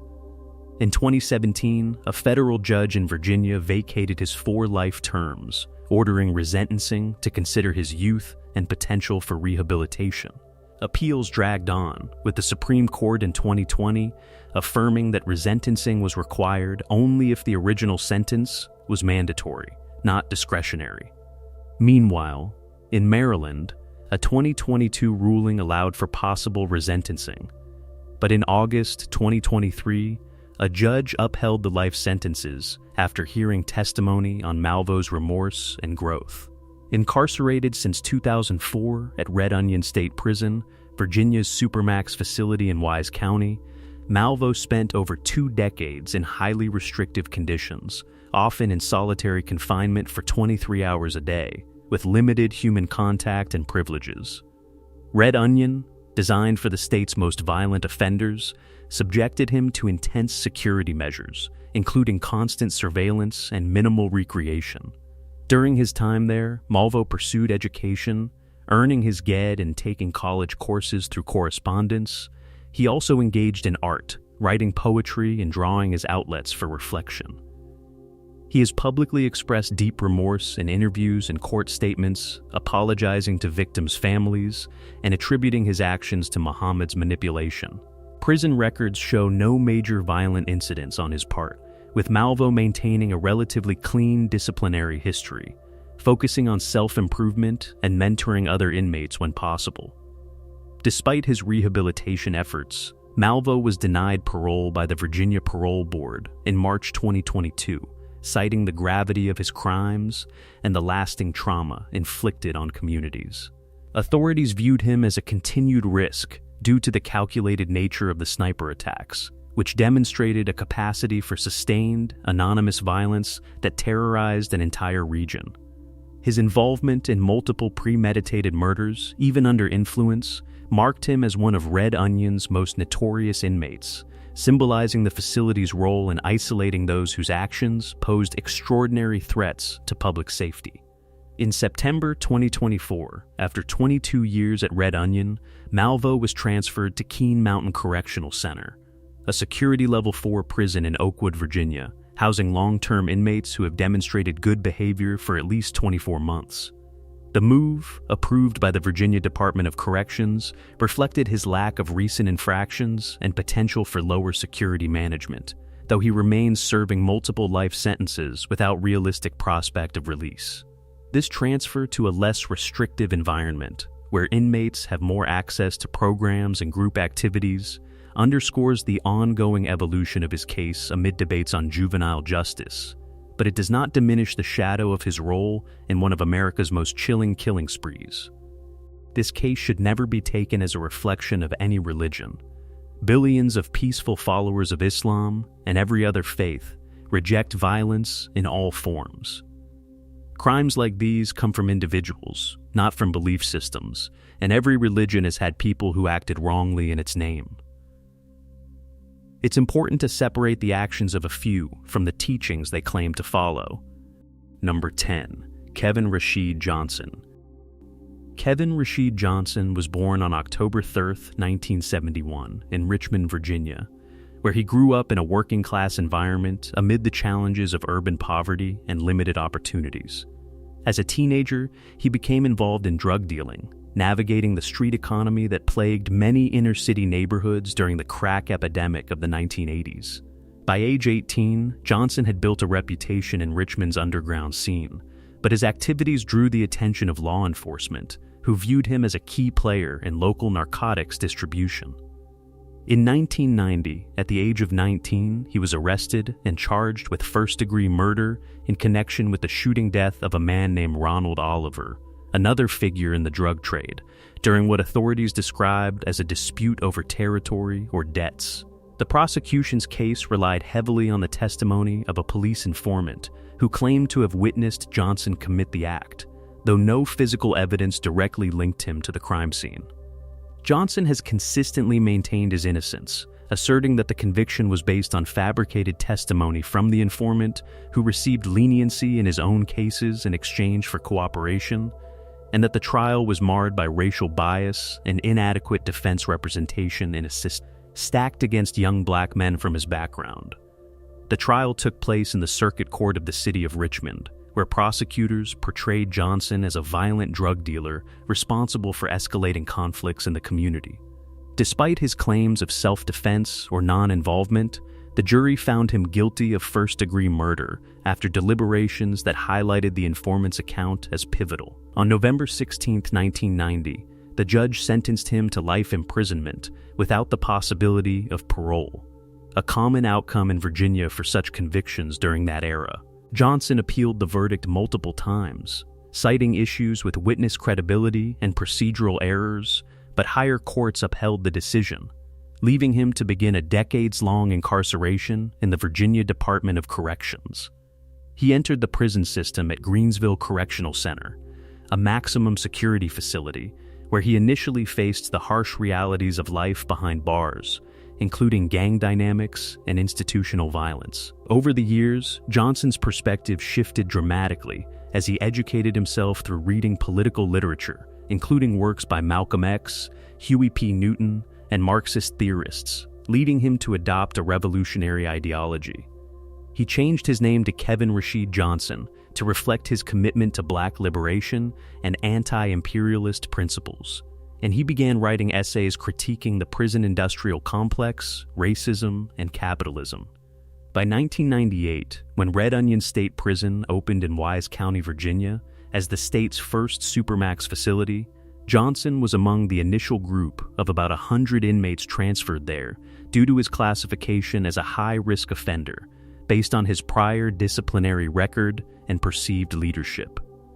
Potential. Red Onion, designed for long-term solitary confinement with 23-hour lockdowns and windowless cells, became the site of much of his activism and alleged mistreatment.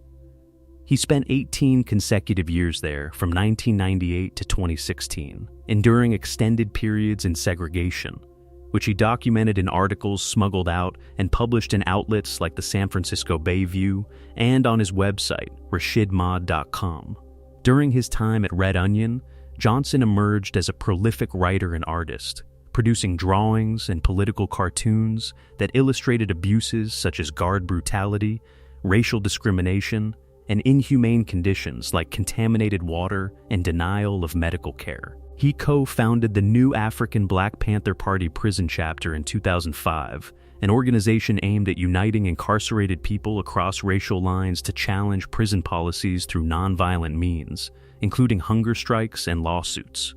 In 2010, he participated in a statewide hunger strike protesting solitary confinement practices, drawing national attention from human rights groups like Amnesty International, which cited Red Onion for its excessive use of isolation. Johnson's reports detailed specific incidents, such as guards using pepper spray on restrained inmates and withholding food as punishment, claims that led to investigations but rarely resulted in systemic changes. Authorities responded by transferring him repeatedly to break his influence. In 2012 to Wallens Ridge State Prison, another Virginia supermax, in 2018 to Sussex I State Prison, after he helped organize a national prison strike from Florida's Santa Rosa Correctional Institution, where he faced charges of inciting a riot and subsequent moves to facilities in Oregon, Indiana, and Ohio as part of interstate compacts designed to isolate vocal prisoners. Johnson's activism continued despite these transfers. In 2013, while at Snake River Correctional Institution in Oregon, he experienced a severe health crisis after a period of intoxication led to 2 suicide attempts, during which he alleged that guards and medical staff deliberately delayed intervention, watching him deteriorate in an apparent bid to let him die. He survived and later sued over the incident, highlighting what he described as retaliatory neglect. Back at Red Onion periodically, including stints in 2024, he reported on self-immolations by other inmates protesting conditions, such as those by Charles Coleman in February 2025, which he linked to ongoing despair in the facility's restrictive housing units. In 2022, Johnson was diagnosed with prostate cancer after elevated SAW levels were ignored for months, leading to claims of medical deliberate indifference. He underwent treatment, but continues to advocate for better healthcare in prisons. As of early 2026, he is held at Pendleton Correctional Facility in Indiana, but his long association with Red Onion, totaling over 2 decades intermittently, has made him synonymous with the prison's controversies. Authorities consider Johnson one of the most dangerous inmates due to his organizational skills and ability to mobilize prisoners nationwide, viewing his writings and affiliations as threats to institutional order that could incite unrest or escapes. He has accumulated numerous disciplinary infractions for possessing contraband literature, unauthorized communication, and encouraging strikes, resulting in prolonged solitary confinement that human rights advocates argue amounts to torture. Despite not being convicted of additional violent crimes inside prison, his role in exposing abuses has led to heightened security measures around him, including mail censorship and visitor restrictions. Johnson's influence extends beyond bars through his books, like Defying the Tomb and Panther Vision, which inspire activist networks, but this notoriety has perpetuated his cycle of transfers and isolation, underscoring the system's response to those who challenge it from within. Number 11. Joseph Michael Giarratano. Joseph Michael Giarratano was born on August 26, 1957, in Virginia, where he spent his early years navigating a turbulent life marked by instability and substance abuse that began in his teens. By the late 1970s, at age 21, he was living in Norfolk, sharing an apartment with 44-year-old Barbara Tony Klein and her 15-year-old daughter, Michelle Klein, whom he had met through mutual acquaintances in the city's working-class circles. Giarratano worked odd jobs, including as a scallop boat crew member, but struggled with heavy drug and alcohol use, which clouded much of his daily existence. On the night of February 4, 1979, after a day of drinking and using marijuana and other substances, he returned to the apartment in a blackout state. The next morning, he awoke to discover the horrific scene. Tony Klein had been strangled in the living room, her body positioned on the couch with signs of manual asphyxiation, while Michelle had been raped and stabbed multiple times in the bathroom, her throat slashed and body left in the tub. Overwhelmed and disoriented, Giarratano initially believed he might have committed the acts during his blackout, though he had no clear recollection. Panicked, he cleaned up some blood, disposed of a knife in a nearby storm drain, and fled south by bus to Jacksonville, Florida, arriving 2 days later on February 6. At the Jacksonville bus station, Giarratano approached a sheriff's deputy and confessed to the murders, providing details that aligned with some aspects of the crime scene but contained notable inconsistencies. Over the next few hours, he gave 5 separate confessions to police, varying in specifics. In one version, he claimed to have strangled Michelle, but autopsy reports showed she died from stab wounds. Another described throwing a knife into the James River, though it was actually found in a sewer, great near the apartment. Investigators noted his intoxication and emotional distress during questioning, but proceeded with charges based on these statements and circumstantial evidence, including his presence at the scene and flight. No direct physical evidence linked him. Fingerprints, head and pubic hairs, sperm samples, and bloody boot prints at the apartment did not match Giarratano, raising early questions about an alternative perpetrator. Despite this, he was extradited back to Virginia and charged with capital murder for Michelle's rape and killing and first-degree murder for Tony's death. Giarratano's trial unfolded rapidly in the Norfolk Circuit Court in August 1979. Represented by a court-appointed attorney with limited resources, he pleaded not guilty by reason of insanity, citing his drug-induced blackout and lack of intent. The prosecution relied heavily on his confessions, portraying him as a calculated killer who preyed on his vulnerable roommates. The bench trial, presided over by Judge Thomas R. McNamara without a jury, lasted only half a day, with minimal cross-examination of witnesses or exploration of forensic discrepancies. On August 23, 1979, Giarratano was convicted on both counts and, following a brief sentencing phase, received the death penalty for the capital murder charge, plus a life sentence for the other. He was sent to death row at the Virginia State Penitentiary in Richmond, where he would spend the next 13 years in isolation, facing multiple execution dates as appeals progressed through state and federal courts. During his early years on death row, Giarratano underwent a profound transformation, educating himself through books on law and philosophy and emerging as a self-taught jailhouse lawyer. He assisted fellow inmates with appeals, most notably helping Earl Washington Jr., an intellectually disabled man wrongly convicted of murder, by drafting petitions that led to Washington's eventual exoneration through NA evidence in 2000. Giarratano's own case gained traction in the mid-1980s when new defense teams, including attorneys from the NAACP Legal Defense Fund and pro bono lawyers like Marie Deans, uncovered flaws in the original investigation, the confessions were deemed unreliable due to his mental state and evidence. Suggested a left-handed killer, while Giarratano was right-handed. Appeals highlighted these issues, but were dismissed on procedural grounds, as trial counsel had not objected timely. By 1990, his case exploded into a national and international cause kilbre, sparking the Free Joe Giarratano movement supported by Amnesty International, legal scholars, and celebrities, including Oliver Stone and Sister Helen Prejean. Petitions with thousands of signatures urged a retrial, emphasizing the risk of executing an innocent man. As his execution date approached on February 22, 1991, global protests intensified, with coverage in major outlets like the New York Times and demonstrations outside the Virginia Capitol. Just 3 days prior, on February 19, Governor L. Douglas Wilder, after reviewing a clemency petition and forensic reports, commuted the death sentence to life imprisonment, making Giarratano eligible for parole after 25 years, with credit for time served. Wilder also requested the state attorney general, Mary Sue Terry, to pursue a retrial, but she declined, affirming confidence in the conviction despite the evidentiary doubts. Giarratano remained incarcerated, transferring through facilities like Mecklenburg Correctional Center, where he was aware of but declined to join an infamous 1984 escape by 6 death row inmates and eventually to Red Onion State Prison upon its opening in 1998. At Red Onion, Virginia's remote supermax in Wise County, Giarratano was housed in long-term solitary confinement, spending 23 hours a day in a windowless cell under constant surveillance. Classified as a high-security inmate due to his capital conviction and perceived influence, he continued his activism, writing articles on prison conditions for outlets like Prison Legal News and organizing nonviolent protests against abuses such as excessive force by guards and inadequate medical care. In 2010, he joined a hunger strike demanding reforms in solitary practices, which drew scrutiny from human rights groups but resulted in retaliatory transfers and further isolation.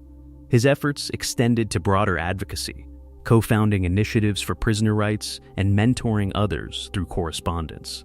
Despite no violent incidents in custody, authorities viewed him as dangerous because of his ability to rally inmates and expose systemic issues, leading to restrictions on his mail and visits. In 2016, during another hunger strike at Red Onion protesting conditions, his health deteriorated severely, requiring hospitalization and culminating in the amputation of his leg due to complications from malnutrition and infection. After nearly 38 years behind bars, the Virginia Parole Board granted Giarratano conditional parole on November 21, 2017, citing his rehabilitation, lack of disciplinary infractions in recent years, and the long-standing doubts about his guilt.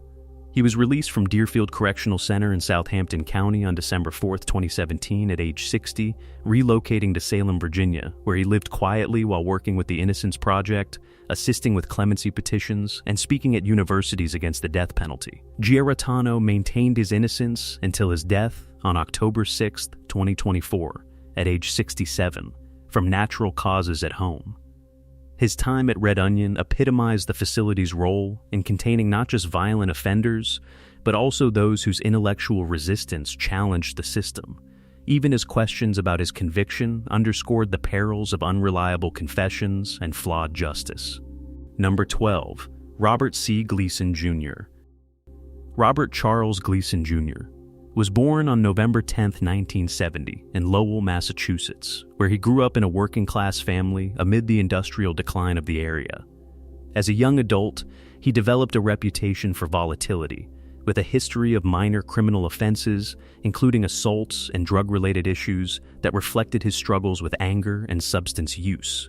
By his 30s, Gleason had relocated to Virginia, settling in Amherst County, where he operated a tattoo parlor and became entangled in local drug networks.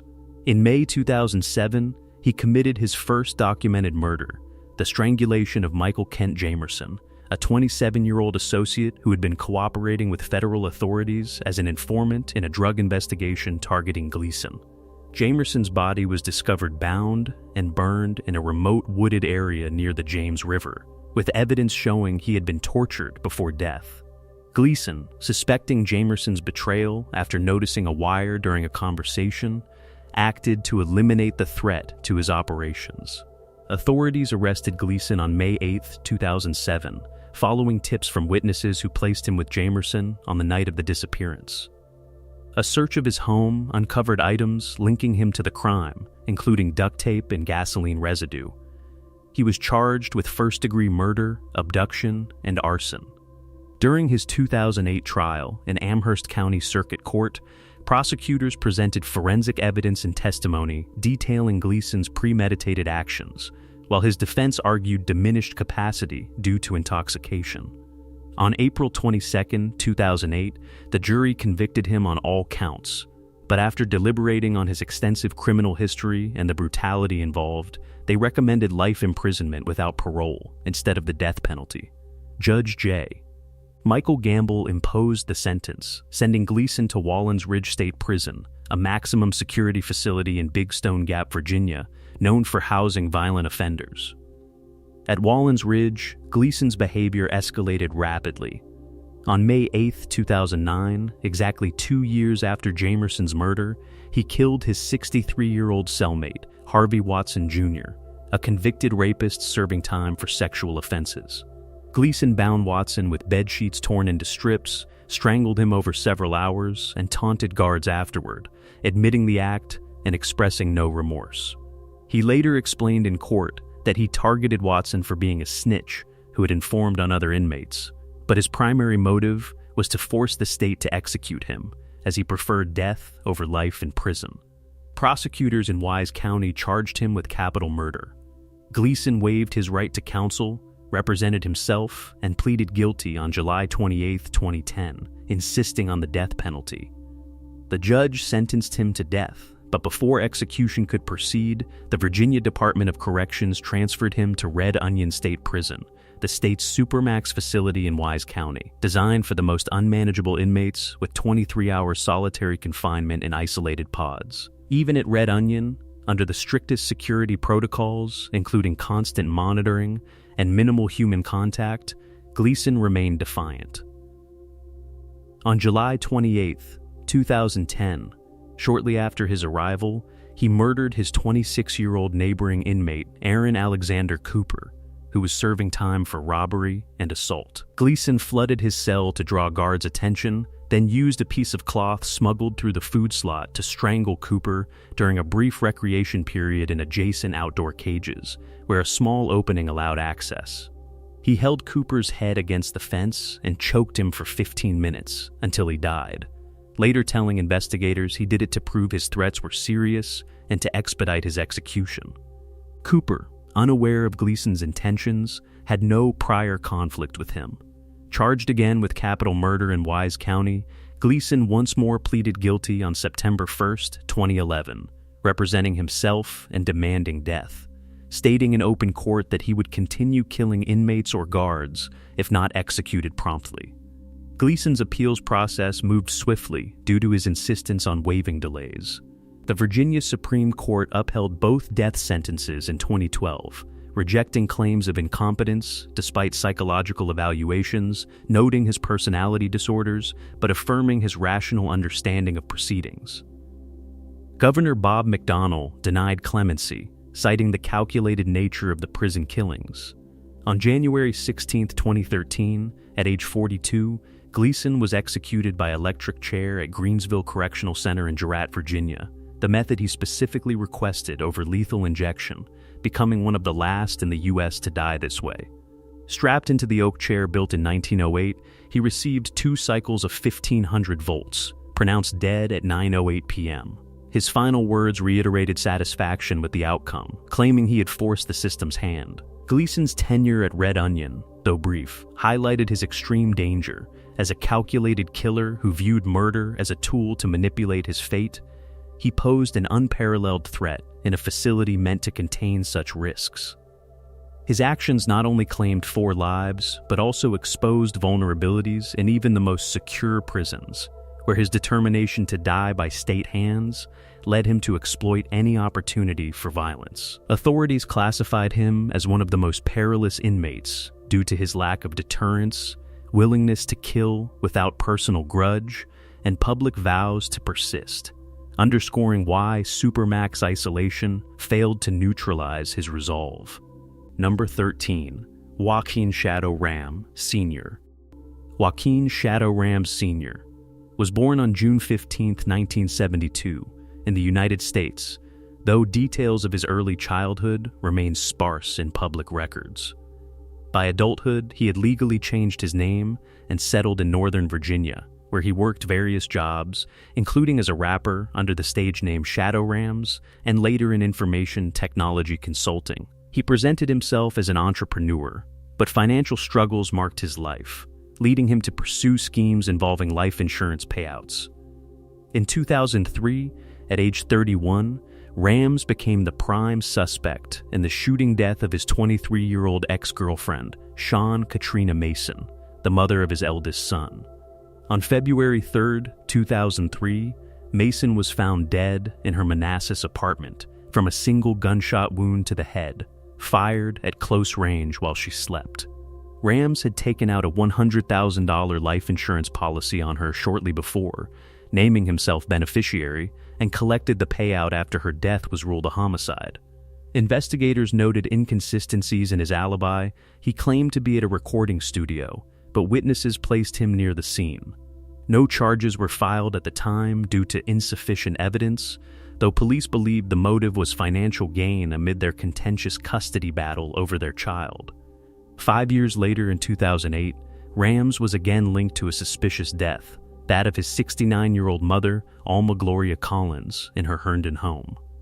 On April 8, 2008, Collins was discovered with a gunshot wound to the head, initially classified as suicide by Fairfax County Police based on a note found at the scene and her history of depression. Rams, who reported finding her body, had secured 2 life insurance policies totaling $250,000 on her life in the preceding months, collecting $150,000 after her death. Forensic re-examination later raised doubts. The wound was inconsistent with self-infliction for a right-handed person like Collins, and the note appeared forged. Authorities reopened the case, suspecting Rams staged the scene to access the funds, but again, no immediate charges followed due to evidentiary gaps. These incidents established a pattern of benefiting from the deaths of close relatives through insurance, drawing scrutiny from law enforcement but allowing Rams to remain free. The case that led to his conviction unfolded in 2012, involving the murder of his 15-month-old son, Prince McLeod Rams. Born in July 2011 to Rams and his former partner, Hara McLeod, a former Capitol Hill staffer, Prince became the center of a custody dispute after the couple separated shortly after his birth. Despite McLeod's concerns about Rams' volatile behavior and history, documented in court filings where she cited threats and his prior suspicions and other deaths, a Prince William County judge granted Rams unsupervised visitation in October 2012. On October 20, 2012, during one such visit at Rams's Herndon townhouse, Prince died under circumstances Rams claimed were accidental. He told emergency responders that the toddler suffered a seizure during a bath, prompting him to administer cold water to revive him, but Prince became unresponsive. Paramedics arrived to find the child without a pulse, and he was pronounced dead at Reston Hospital from drowning or asphyxiation, with water in his lungs and no evidence of a seizure. Investigators quickly grew suspicious. Rams had purchased 3 life insurance policies on Prince, totaling $562,000 within months of his birth, naming himself sole beneficiary, despite his modest income.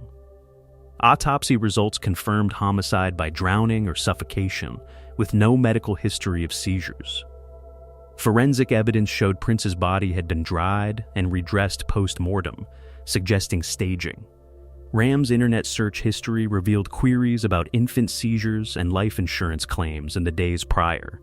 On October 22, 2012, police arrested him at his home on charges of first-degree murder and child abuse, later upgraded to capital murder given the child's age and financial motive under Virginia law. Held without bond at the Prince William County Adult Detention Center, Rams maintained his innocence, insisting the death was a tragic accident during routine care.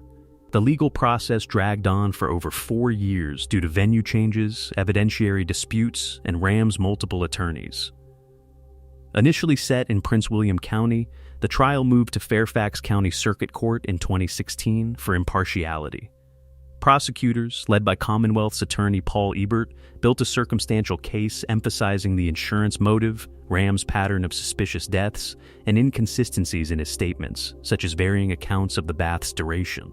Defense attorney Christopher Liebig argued the evidence was speculative, pointing to possible accidental drowning and challenging the admissibility of prior deaths. In a strategic move, Rams waived his right to a jury trial in exchange for prosecutors dropping pursuit of the death penalty, opting for a bench trial before Judge Randy I. Bellows. The trial began on March 13, 2017, lasting several weeks with testimony from medical experts, insurance agents, and McLeod, who described Rams's controlling nature and her fears for Prince's safety. On April 13, 2017, Judge Bellows convicted Rams of capital murder and attempted false pretenses for the insurance fraud. In his ruling, Bellows described the killing as premeditated, noting Rams had plotted it from Prince's birth to alleviate financial burdens, including child support. Formal sentencing occurred on August 1, 2017, where Bellows imposed life imprisonment without parole for the murder, plus 10 years for the fraud charge, to run consecutively. Victim impact statements from McLeod and her family underscored the profound grief, with McLeod stating Rams had robbed Prince of his future for greed. Rams showed little emotion, continuing to deny responsibility. Appeals followed. In 2019, the Virginia Court of Appeals upheld the conviction. Rejecting claims of insufficient evidence, the Virginia Supreme Court denied review in 2020. Following sentencing, Rams was classified as a maximum security inmate and transferred to Red Onion State Prison in Wise County, Virginia, where he arrived in late 2017. The Supermax facility, with its emphasis on solitary confinement and restricted movement, houses him in a segregation unit, spending up to 23 hours daily in an 8 by 10 foot cell equipped with a concrete bed, toilet, and small window. Prison records indicate no major violent incidents during his incarceration, but he has accumulated infractions for unauthorized communication and possession of contraband, including attempts to contact media about his case. Rams continues to file petitions asserting innocence, including a 2022 habeas corpus claim alleging ineffective counsel and suppressed evidence, which was denied. Authorities monitor him closely due to his manipulative tendencies, evidenced by his history of forging documents in the mother's case and staging scenes. Rams is considered one of Red Onion's most dangerous inmates because of his calculated, remorseless approach to violence driven by financial incentive, targeting vulnerable family members, including a toddler, with no regard for human life. Prosecutors have labeled him a serial killer, and while charges for the Mason and Collins deaths remain possible, indicted for Mason's murder in 2013 but not prosecuted amid the son's trial, his placement at Red Onion ensures isolation to prevent further schemes. As of 2026, at age 53, he remains there serving his life term. With no prospect of release, his case a stark example of greed-fueled familial homicide. Number 14. Jorge Avila Torres. Jorge Avila Torres was born on August 18, 1988, in Zion, Illinois, where he grew up in a modest suburban environment as part of a Hispanic family. As a teenager, he exhibited troubling behavior, including a 2005 incident at age 16, where he was accused of sexually assaulting a 14-year-old girl in Zion, though charges were not pursued due to lack of cooperation from the victim. That same year, on May 8, 2005, Mother's Day, Avila Torres committed his first known murders. He encountered 8-year-old Laura Hobbs and 9-year-old Crystal Tobias riding bicycles in Beulah Park, a wooded area near his home. He abducted the girls, raped Hobbs, and stabbed both repeatedly. Hobbs suffered 20 wounds, Tobias 11, primarily to their necks and faces. Their bodies were discovered the next day by Hobbs' father, Jerry Hobbs, who was initially arrested and charged based on a coerced confession, spending 5 years in jail before Dina exonerated him in 2010. The crime scene yielded semen and blood evidence, but the case went cold as initial suspects, including Hobbs, were cleared. After high school, Avila Torres enlisted in the U.S. Marine Corps in 2007, serving as a corporal at Joint Base Myer-Henderson Hall in Arlington, Virginia. His military record included no major infractions, but his predatory actions continued. On February 13, 2009, he abducted a 26-year-old woman jogging in Arlington, forcing her into his car at knife point, driving her to a remote area in Prince William County, where he raped and strangled her unconscious before fleeing. She survived and provided a description. 5 days later, on February 18, he attempted to abduct 2 other women in Arlington, but was thwarted when they fought back. His most lethal Virginia crime occurred on July 13, 2009, when he broke into the barracks room of 20-year-old Navy Petty Officer Amanda Jean Snell, a communications specialist from Minnesota. Avila Torres bound her wrists, strangled her with a laptop power cord, and left her body in her closet, where it was found 8 days later during a welfare check. He later confessed to an informant that he targeted her randomly after spotting her alone. Avila Torres' arrest came on February 21, 2010. Following another attempted abduction in Arlington, he grabbed a woman from behind in a snowy parking lot, choking her and threatening her with a knife, but she escaped and identified his vehicle. Police arrested him at his barracks, recovering evidence including the knife and clothing from prior attacks. Dina from the February 2009 rape survivor matched him, and further testing linked his profile to the 2005 Illinois murders through the combined Dina index system. Illinois authorities confirmed the match in May 2010, leading to additional charges. While held at Arlington County Detention Center, he confided details of Snell's murder to a cellmate, who informed authorities, prompting federal charges since the killing occurred on military property. His legal proceedings spanned multiple jurisdictions. In October 2010, in Arlington Circuit Court, a jury convicted him of abduction, rape, and related charges for the 2009 and 2010 Virginia incidents, sentencing him to 5 consecutive life terms without parole, plus 168 years. In federal court, prosecutors sought the death penalty for Snell's murder under the Uniform Code of Military Justice. His trial began in February 2014 in the U.S. District Court for the Eastern District of Virginia. Evidence included Dina, witness testimony, and his jailhouse confession. On April 24, 2014, the jury found him guilty of first-degree murder and recommended death, which Judge Leonie M. Brinkema imposed, citing the premeditated nature and his lack of remorse. Appeals reached the U.S. Supreme Court, but were denied by 2019.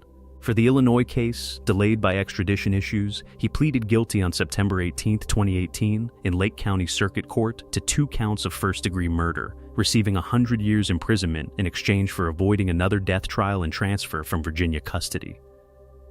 Following his Virginia convictions, Avila Torres was transferred to Red Onion State Prison in Wise County, a supermax facility where he spent several years in high-security segregation, confined to his cell for 23 hours daily with limited privileges. Prison officials classified him as a maximum-risk inmate due to his history of stalking, sexual violence, and murders targeting vulnerable females, including children. No major disciplinary incidents were reported during his time there, but he filed grievances alleging mistreatment, which his attorney described Red Onion as an evil, racist facility during plea negotiations. His placement reflected the need for isolation to prevent further attacks, given his pattern of opportunistic predation even in controlled environments like military bases. In 2018, as part of the Illinois plea, Avila Torres was transferred to federal custody at USP Terre Haute in Indiana, the federal death row facility.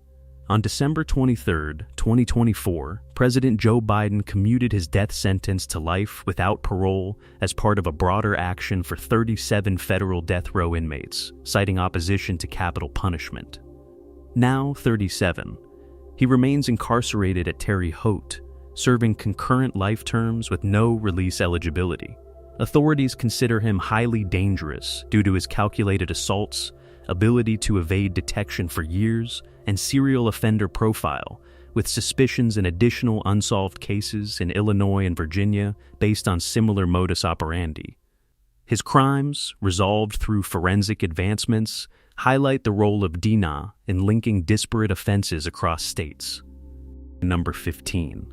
Clayton Fountain. Clayton Fountain was one of the deadliest inmates ever housed at the United States Penitentiary in Marion, Illinois, a facility built to hold the worst of the worst in the federal system. Born on September 12, 1955, at Fort Benning, Georgia, into a military family that moved every couple of years, Fountain enlisted in the United States Marines as a young man. His criminal rampage started in 1974 while stationed in the Philippines. After a minor reprimand from Staff Sergeant Wren for wearing PT gear in the mess hall, Fountain stole a pistol from a ship's armory, smuggled it ashore, robbed a Filipino guard at gunpoint for his shotgun, and then shot Sergeant Wren once in the chest with no words exchanged. He took 5 hostages before he was stopped. That single act of cold calculation earned him a life sentence and put him on a path straight into the federal prison system, first Leavenworth, then Marion. Fountain arrived at Marion already carrying 2 life sentences for murder, but he did not slow down. He joined the Aryan Brotherhood, a gang that demanded new members prove themselves by killing, and he wasted no time making his bones. In 1979, inside Marion's control unit, he teamed up with inmate Hugh Kalam to kill fellow prisoner Charles Stewart. They were convicted of voluntary manslaughter and had another 15 years tacked on. 2 years later, in 1981, Fountain struck again, this time with Aryan Brotherhood enforcer Thomas Silverstein. The pair strangled inmate Robert Chappelle, also known in some records as Garza, a black inmate accused of disrespecting the Mexican mafia. They used a cord to yoke him through the bars of his cell right after evening meal. Fountain later admitted he was glad they did it. Silverstein bragged they had taken care of the problem. The murder added consecutive life sentences. By 1982, Fountain had claimed another victim, stabbing inmate Raymond Smith to death inside the same maximum security unit. He was now responsible for 4 killings in prison alone, and authorities labeled him the most dangerous prisoner in the entire federal system. His volatility was off the charts. During one earlier incident, he had stabbed another inmate 57 times while screaming, "Die, bitch, die," a detail that came out in court when he tried claiming self-defense later. Nothing the Bureau of Prisons threw at him worked. He kept killing because, as one official later put it, these men had nothing left to lose. Then came October 22, 1983, the day that changed Marion forever.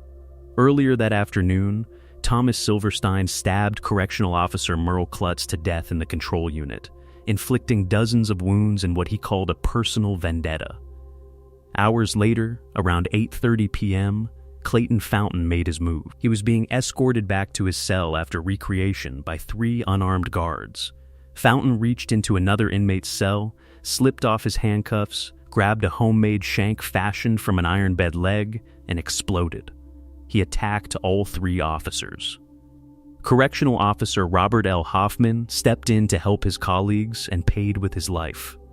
Fountain stabbed him repeatedly, continuing even after Hoffman fell. Hoffman died from the wounds. The other 2 officers were gravely injured, one permanently disabled. Fountain threw his arms up in a victory sign, laughed, and walked back to his cell like he had just won a prize. That same night, Fountain reportedly told another inmate it would have been fun to kill Hoffman's son too, since the young man was also a guard at Marion. 2 months later, he taunted a different officer with the question, "What are you looking at, bitch?" and asked if he would scream like the other 2 had. These were not random acts. Fountain and Silverstein had already murdered an inmate together in the control unit just weeks earlier. The Aryan Brotherhood was sending a message, and the federal government heard it loud and clear. The murders of officers Hoffman and Klutz triggered a 23-year lockdown at Marion. Inmates were confined to their cells almost 24 hours a day. The violence led directly to the creation of the first federal supermax prison, Adex Florence, and prompted the Attorney General to push Congress to bring back the death penalty for federal inmates. He said these men were killing for sport with complete impunity. Fountain received yet another life sentence for Hoffman's murder. Prison officials knew they could not control him. They shipped him to the United States Medical Center for Federal Prisoners in Springfield, Missouri, and built a custom underground steel and concrete isolation cell just for him. No human contact.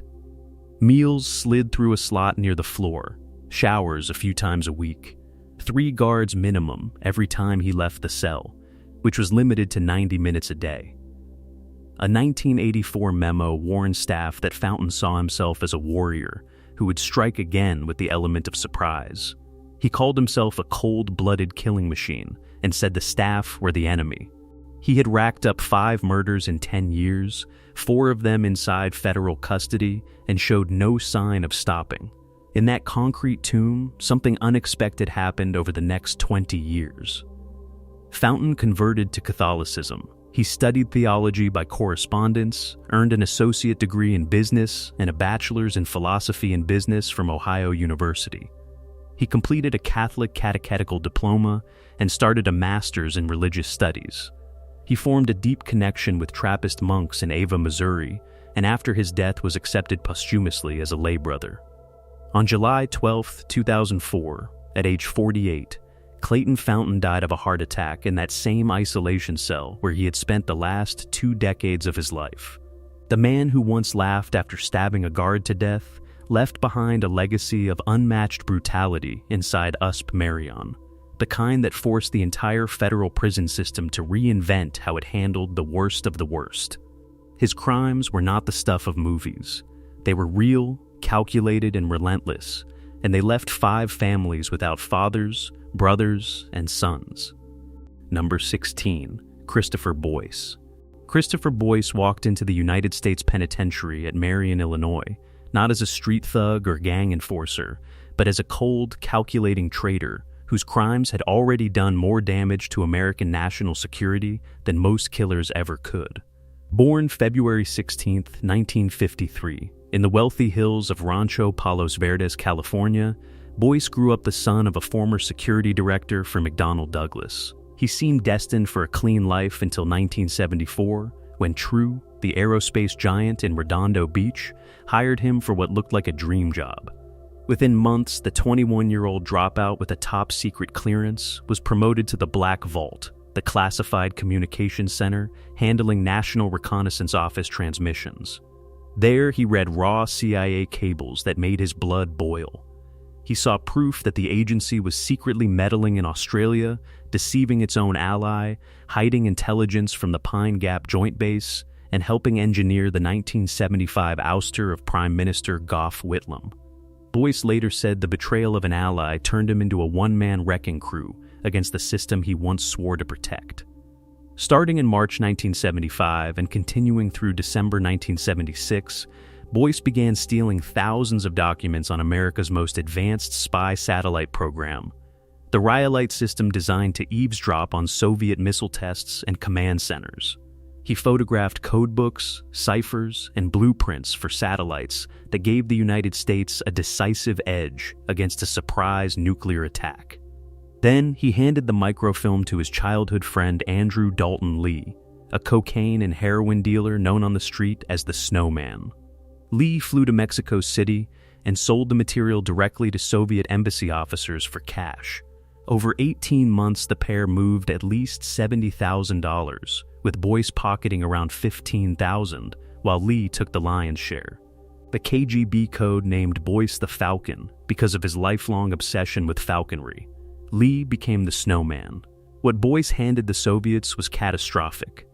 Those satellites and ciphers let Moscow catch up in space-based surveillance overnight, erasing years of American technological superiority and forcing the CIA to scramble entire programs at enormous taxpayer expense. The operation collapsed on January 6, 1977, when Mexican police arrested Lee outside the Soviet embassy for littering.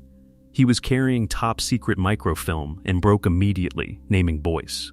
10 days later, the FBI took Boyce down at a rented shack near Riverside. Tried in federal court, he was convicted on 8 counts of espionage on April 28, 1977. In September, Judge Robert Kelleher gave him 40 years. During the trial, Boyce publicly exposed the CIA's Australian operations, sparking an international scandal that embarrassed Washington for years. He started his sentence at Terminal Island, then moved to Lompoc Federal Correctional Institution in California in July 1979. Lompoc was supposed to be medium security, a place where even a convicted spy could be contained. Boyce proved them wrong in spectacular fashion. On the night of January 21, 1980, he pulled off one of the most audacious escapes in federal history. During a work detail, he hid inside a cramped drainage hole for more than 3 hours until his legs went numb. An accomplice placed a papier mèche dummy in his bunk to fool the guards during count, a trick straight out of the Clint Eastwood movie Escape from Alcatraz that inmates had just watched. Boyce used a homemade wooden ladder and tin snips stolen from the prison carpentry shop to cut through 2 10-foot barbed wire fences. He vanished into the darkness. For the next 19 months, he lived as a ghost. He holed up first in the rolling hills near Lompoc, then moved to a remote cabin outside Bonners Ferry, Idaho, and later to Washington State. To survive and fund a fantasy escape to the Soviet Union through Alaska, he robbed 17 banks at gunpoint across Idaho and Washington. He told associates he planned to defect, demand plastic surgery, and return as a Soviet agent with a new identity. The U.S. Marshals launched the biggest manhunt of the 1980s, chasing false leads from South Africa to Costa Rica, while Boyce was hiding in plain sight in the Pacific Northwest. The chase ended on August 21, 1981, at 8:20 p.m. in Port Angeles, Washington. Boyce was sitting in his car, eating a hamburger outside a drive-in called the Pit Stop, when a swarm of marshals and FBI agents surrounded him. Back in court, he picked up another 28 years for the escape and the bank robberies, pushing his total sentence to 68 years. After a 1982 television interview on Australia's 60 Minutes, where he again detailed CIA interference in Whitlam's government, Boyce was viciously attacked by other inmates. He believed prison staff had arranged the beating. That assault earned him an immediate transfer to the United States Penitentiary at Marion, the federal government's toughest facility at the time. There, he was locked in isolation inside the control unit, the same hellhole that housed the Aryan Brotherhood killers and other men who could not be controlled anywhere else. Marion's concrete and steel isolation cells were built for exactly this kind of high-risk prisoner, someone whose brain and determination posed a greater threat than any weapon. Boyce spent years in that isolation at Marion before officials slowly moved him around the system. In 1985, he testified before the Senate Permanent Subcommittee on Investigations about how easy it had been to steal secrets from inside Tribble, warning that the same lax security could create more traitors. In 1988, he was finally pulled out of solitary and sent to a Minnesota prison. Even there, danger followed him. In 1993, another inmate plotted to blind him with a homemade mace mixture and electrocute him with a shock device. Boyce barely escaped the attack. By 1998, the Bureau of Prisons punished him again for writing newspaper editorials criticizing federal prison conditions and shipped him to the brand new ADEX Florence Supermax in Colorado. He landed at FCI Sheridan in Oregon in 2000. On September 16, 2002, after serving just over 25 years, Boyce walked out on parole. He had married paralegal Kathleen Mills the year before, and the couple built a quiet life in Oregon, where he returned to his old passion of falconry. Christopher Boyce never killed anyone with his hands, but the secrets he sold handed the Soviet Union critical tools that could have cost American lives in a real conflict. His 19-month run, 17 armed bank robberies, and brazen escape proved he was exactly the kind of inmate Marion was designed to break. The federal system learned the hard way that even a clean-cut kid from the suburbs could become one of the most dangerous men behind bars when his mind was set on betrayal. Boyce's case forced tighter clearances, better internal monitoring, and the kind of supermax isolation that Marion perfected. He walked free in 2002, wrote a book in 2013 called American Sons, and still speaks out against government surveillance. But for the years he spent inside Marion's isolation wing, the Falcon reminded every guard and every inmate what real damage looks like when one man decides the country he swore to serve is the real enemy. Number 17. Joseph Paul Franklin. Joseph Paul Franklin arrived at the United States Penitentiary at Marion, Illinois, in January 1982, already carrying multiple life sentences for racially motivated murders. But the real violence against him started almost immediately. On February 3rd, just 3 days after transfer from the Federal Medical Center in Springfield, a group of African-American inmates cornered him and stabbed him 15 times in the neck and abdomen. He survived only because guards intervened, but the attack forced him into protective isolation inside Marion's control unit, the same concrete hell designed for men no other prison could hold. Franklin had spent the previous 3 years crisscrossing 11 states on a one-man mission to ignite a race war, gunning down black men, interracial couples, and Jews with sniper rifles from distances up to 150 yards. Investigators later tied him to at least 20 murders, though he was convicted of 8. The federal system sent him to Marion because his hatred and his skill with a rifle made him exactly the kind of prisoner the Bureau of Prisons built that place to contain. Born James Clayton Fountain Jr. on April 13, 1950, in Mobile, Alabama, Franklin grew up in an abusive household where his alcoholic father beat the children and his mother starved them emotionally and physically. He dropped out of high school after a chemical explosion left him with severely damaged eyesight. By his late teens, he had drifted into white supremacist groups, first the American Nazi Party, then the Ku Klux Klan, and the National States' Rights Party. In 1976, he legally changed his name to Joseph Paul Franklin, honoring Nazi propagandist Joseph Goebbels and Benjamin Franklin. He told interviewers later that he wanted to start a race war because he believed black people and Jews were destroying the white race. To fund his crusade, he robbed at least 16 banks across the country, using the cash to buy guns, ammunition, and cheap cars that he ditched after every attack. The killing started in the summer of 1977. On July 29, he firebombed Beth Shalom Synagogue in Chattanooga, Tennessee, destroying the building but injuring no one. 9 days later, on August 7, he walked into a Madison, Wisconsin, parking lot and shot interracial couple Alphonse Manning and Tony Schwen at point-blank range. Manning died instantly. Schwen survived long enough to reach the hospital. 2 months after that, on October 8, Franklin hid in bushes outside Brith Shalom Knesset Israel Synagogue in suburban St. Louis, Missouri. He waited until services ended, then opened fire with a .30-06 rifle, killing Gerald Gordon as he left the building and wounding 2 others. That same year, he shot black fast food manager Bryant Tatum outside a Chattanooga Pizza Hut and wounded Tatum's white girlfriend. In 1978, he paralyzed hustler publisher Larry Flint in Lawrenceville, Georgia, because he hated the magazine's interracial photographs. Franklin later confessed he used a Ruger rifle from across the street and considered Flint a race traitor. He also wounded civil rights leader Vernon Jordan in Fort Wayne, Indiana, in 1980 after seeing Jordan with a white woman. The murders kept coming. In 1979, he shot Taco Bell manager Harold McIver through a restaurant window from 150 yards away in Georgia. He killed black Burger King manager Raymond Taylor in Virginia. In Oklahoma City, he gunned down another interracial couple, Jesse Taylor and Marion Brissett. In 1980, he shot 2 black teenagers, Darrell Lane and Dante Evans Brown, in Cincinnati while they walked to buy candy. Days later, he killed Arthur Smothers and Kathleen Mikula, an interracial couple, on a bridge in Johnstown, Pennsylvania. On June 25, he picked up 2 white hitchhikers in West Virginia, Nancy Santamero and Vicky Durian, learned one had dated a black man, and shot them both execution style.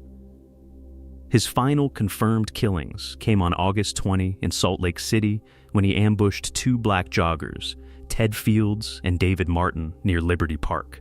Franklin was finally caught on October 28, 1980, in Lakeland, Florida, after a blood bank worker recognized his racist tattoos and called the FBI. He had already escaped custody once in Kentucky. Federal prosecutors hit him first with civil rights violations for the Utah murders, securing 2 life sentences. Utah state courts added 2 more. By the time he reached Marion, he was carrying 4 consecutive life terms and still faced charges in multiple states. The stabbing in February 1982 convinced him he would never survive general population. Over the next decade inside Marion's isolation wing, he began confessing to crimes authorities had never connected to him. In 1983, he admitted shooting Larry Flynt. In 1984, he confessed to the Chattanooga synagogue bombing. In 1994, still at Marion, he called the FBI and detailed the St. Louis synagogue shooting that killed Gerald Gordon, providing enough evidence to earn himself a death sentence in Missouri. Those confessions were partly a calculated move to get transferred out of Marion and away from the constant threats, but they also cleared an innocent man, Jacob Beard, who had been wrongly convicted of the West Virginia hitchhiker murders. The Missouri conviction finally pulled Franklin off Marion's yard. He was sent to death row at Potosi Correctional Center, then later to Bond Terry. On November 20th, 2013, at age 63, he was executed by lethal injection using a single dose of pentobarbital, the first Missouri execution with that protocol. He refused a last meal and had no final words. In the days before he died, he told a reporter he had renounced his racism, saying years of prison and interactions with black inmates had shown him they were people just like us. The man who once believed he could trigger a race war with a rifle from the shadows left behind at least 20 dead, families shattered across 11 states, and a federal prison system that used Marion to warehouse the most hate-driven killers it had ever seen. His crimes were not random, they were deliberate, long-range, and fueled by an ideology he carried until the end. Marion held him long enough for the truth to come out, but it took the state of Missouri to finally end the spree that started when Joseph Paul Franklin decided one man with a rifle could start a war. Number 18. Chevy Coe. Chevy Kehoe stepped into the United States Penitentiary at Marion, Illinois, already branded one of the most calculated domestic terrorists the federal system had locked away in years. Convicted in 1999 of racketeering and the brutal triple murder of an entire family, he carried 3 consecutive life sentences without parole for a one-man crusade aimed at carving out an all-white Aryan People's Republic in the Pacific Northwest. Marion's control unit, with its concrete isolation cells and around-the-clock monitoring, was built precisely for inmates like him. A leader whose ideology ran deeper than simple hatred and whose body count proved he was willing to cross every line, Kehoe posed a recruitment risk and a security nightmare anywhere else on the yard. When he arrived at 26 years old, he had already transformed a childhood steeped in white supremacist propaganda into a relentless string of armed robberies, bombings, kidnappings, and executions that left at least 3 people dead, and forced the FBI to treat his self-styled militia as a full-blown criminal enterprise capable of sparking wider violence. Born Chevy O'Brien Kehoe on January 29, 1973, in Orange Park, Florida, he was the oldest of 8 sons raised by Kirby and Gloria Kehoe. His father, a Vietnam veteran and skilled auto mechanic, named the boy after his favorite Chevrolet, a detail that spoke volumes about the family's obsessions. Kirby's distrust of the federal government deepened after his military service, and he filled the household with racist and anti-government literature drawn from the Christian identity movement. The family moved frequently, from Florida to North Carolina, and eventually to a remote property near Deep Lake in Stevens County, Washington, where they largely homeschooled the children to shield them from what they saw as corrupt public education. Chevy showed early promise. As a 10th grader, he was an honor student who dreamed of joining the Air Force and becoming a pilot. But the ideology took hold. His parents pulled him out of school and pushed him instead toward the role of a white warrior. By his late teens, Chevy had immersed himself in the writings of Robert Matthews and the legacy of the Order, the 1980s white supremacist group that carried out armored car heists and assassinations in the name of revolution. He set out to finish what Matthews had started, envisioning chaos that would allow his group to seize control after assassinating judges, law enforcement officials, and anyone standing in the way of a whites-only homeland. In the mid-1990s, Kehoe founded the Aryan People's Republic, recruiting his younger brother Shane, Daniel Lewis Lee, Farron Lovelace, and others into a loose network of cells. The goal was straightforward in their minds: fund the revolution through crime and create the Northwest Territorial Imperative, a separatist state free of what they called mongrel races. They robbed, burglarized, trafficked stolen guns, and laundered money. Kehoe functioned as the primary planner and decision-maker, directing acts that spanned multiple states. One early target was a Washington couple, Malcolm and Jill Friedman, whom Kehoe and his associates robbed at gunpoint in Colville in June 1995. He also ordered the murder of a romantic rival inside the movement and was tied to the killings of two former associates, Jeremy Scott and John Cox, in Washington and Idaho. Prosecutors later alleged Kehoe's involvement in up to 5 murders overall. He even talked openly, according to family testimony, about expanding the violence by killing his own parents for their gun collection and eliminating his wife because he suspected her bloodline was tainted with Native American ancestry. These were not idle threats. They reflected a mindset where no one, not even blood relatives, was safe if they fell short of his vision of racial purity. The most horrific chapter unfolded on January 11, 1996, in the small community of Tilly, Arkansas. William Mueller, a 52-year-old federal firearms licensee who sold guns at shows, had crossed paths with the group through the underground gun trade.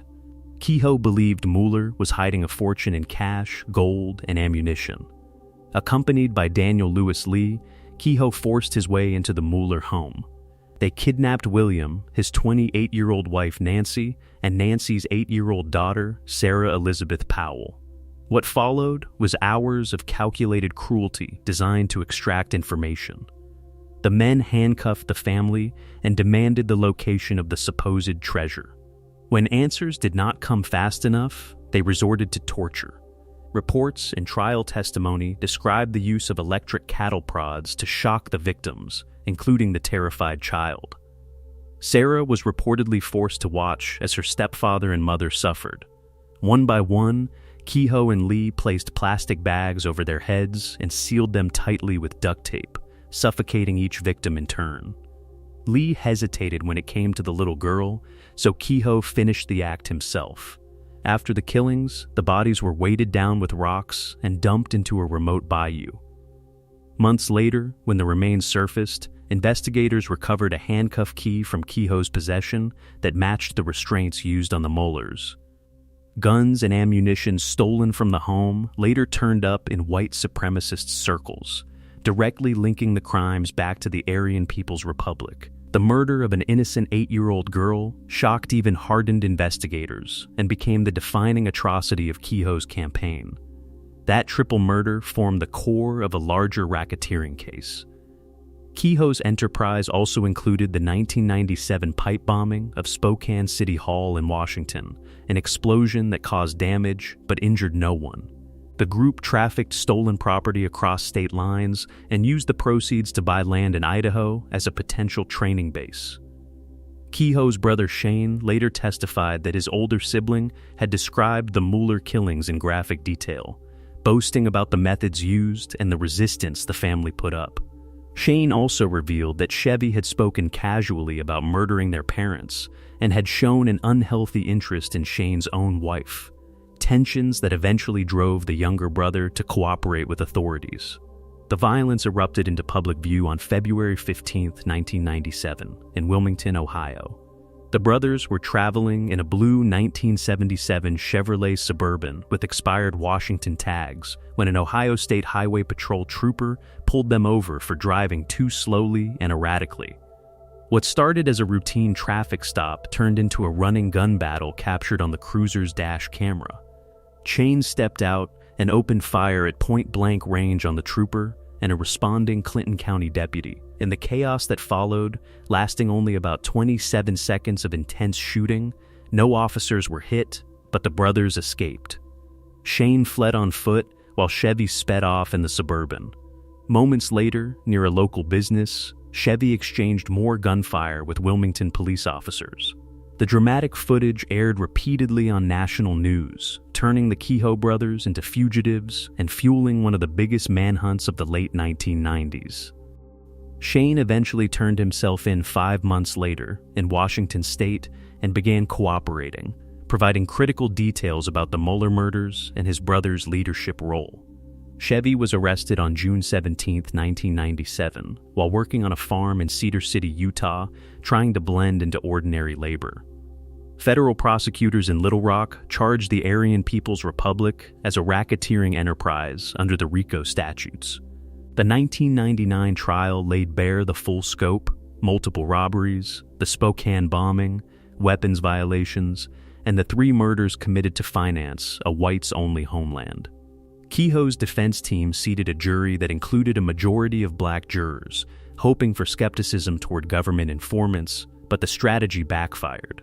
The evidence was overwhelming, including testimony from Shane and even from their mother Gloria, who came forward out of fear for her own safety and detailed how Chevy had confessed the Mueller slayings to her. On every count, the jury convicted him. Prosecutors had sought the death penalty, but the panel sentenced Kehoe to 3 consecutive life terms without parole. His co-defendant Daniel Lewis Lee received a death sentence and was executed by the federal government in July 2020. Inside Marion's isolation wing, Kehoe lived under the same strict protocols once reserved for Aryan Brotherhood hitmen and high-risk escape artists. Officials understood that his charisma, organizational skills, and unyielding hatred could ignite trouble on any general population yard. He spent years in that concrete box, cut off from most human contact before gradual transfers moved him through the federal system.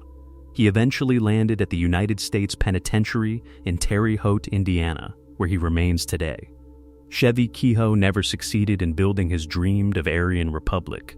The Northwest Territorial Imperative stayed a delusional fantasy, but the Mueller family paid the ultimate price for his ambition.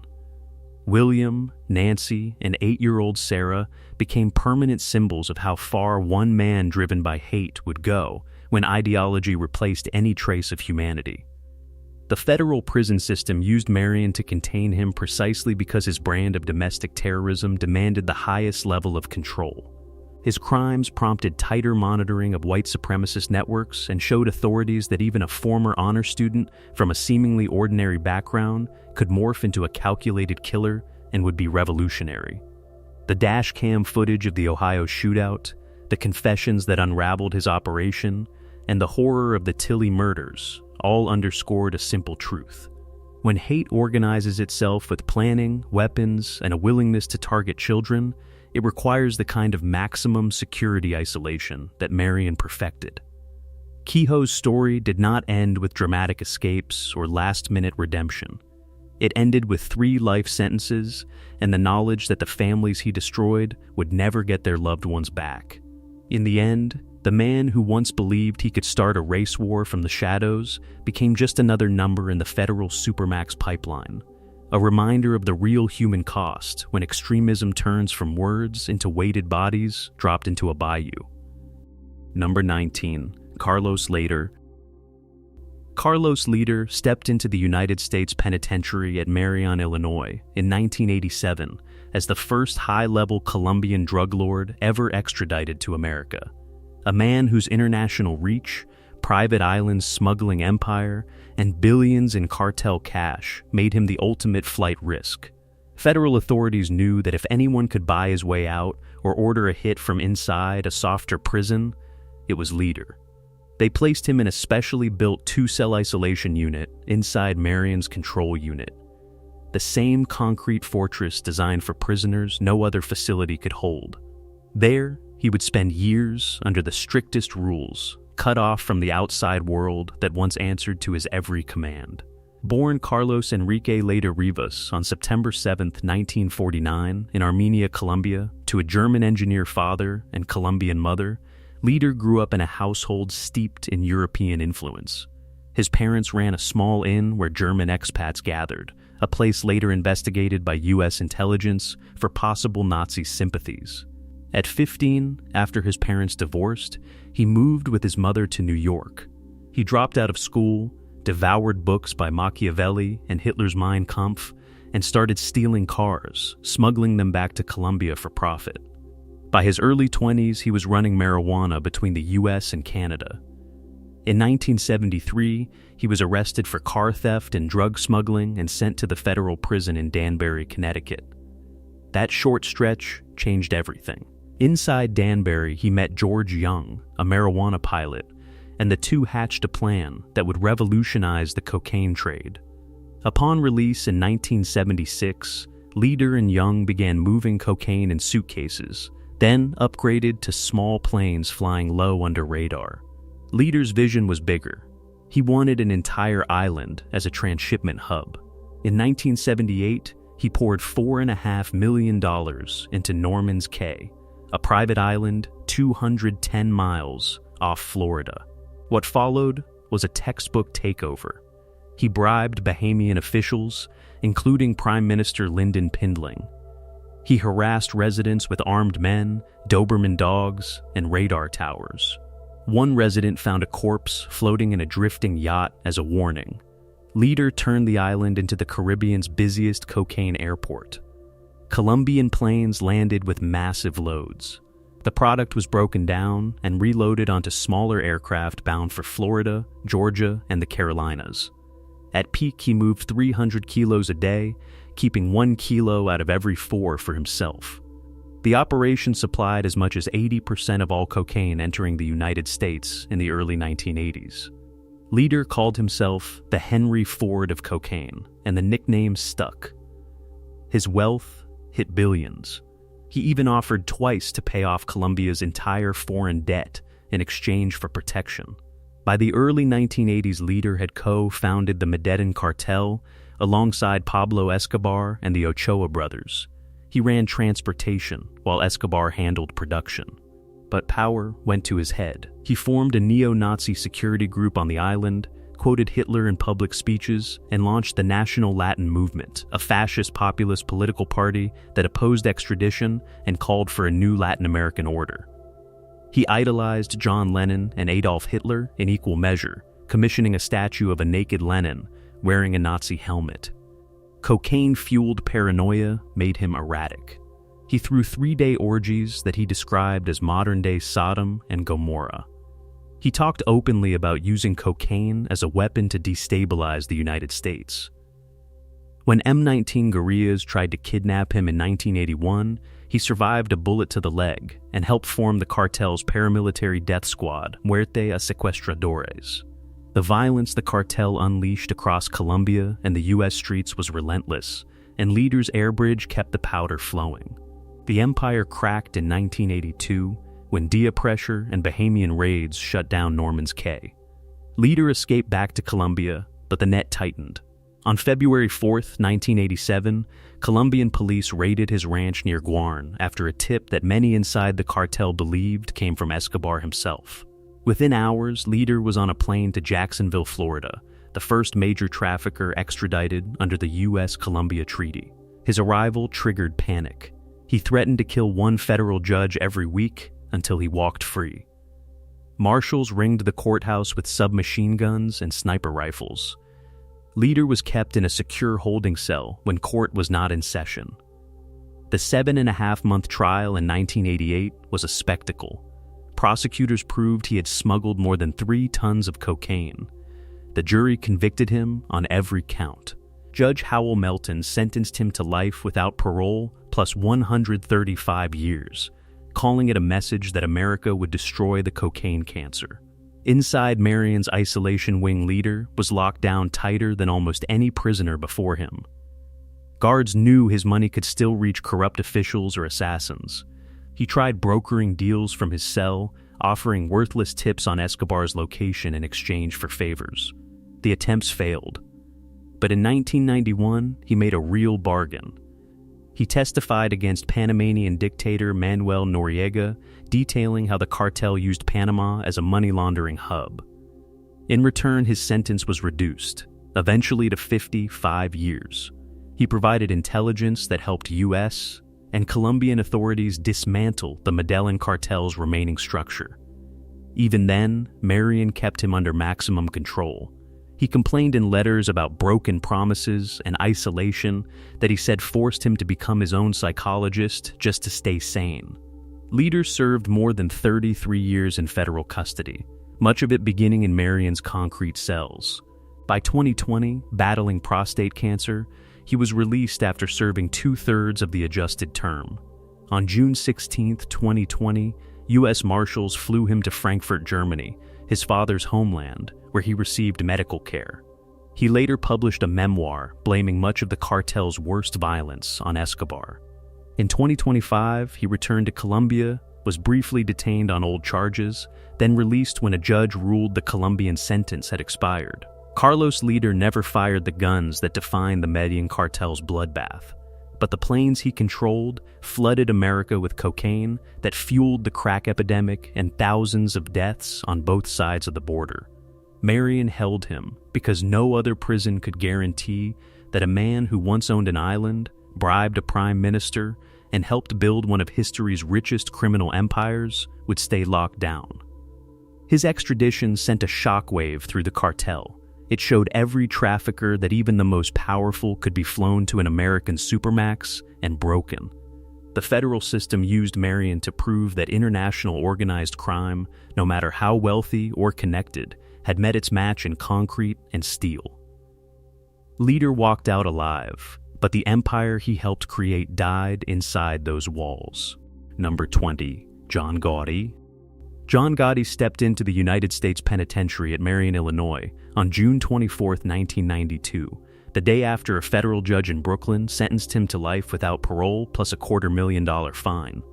The man once called the Teflon Don and the Dapper Don, the most powerful mafia boss in America, was now inmate number 18261-053, locked inside the same control unit that held the worst killers and terrorists the federal system had ever seen. Marion's concrete isolation cells were chosen for one reason: no other prison could stop John Gotti from running the Gambino crime family from behind bars.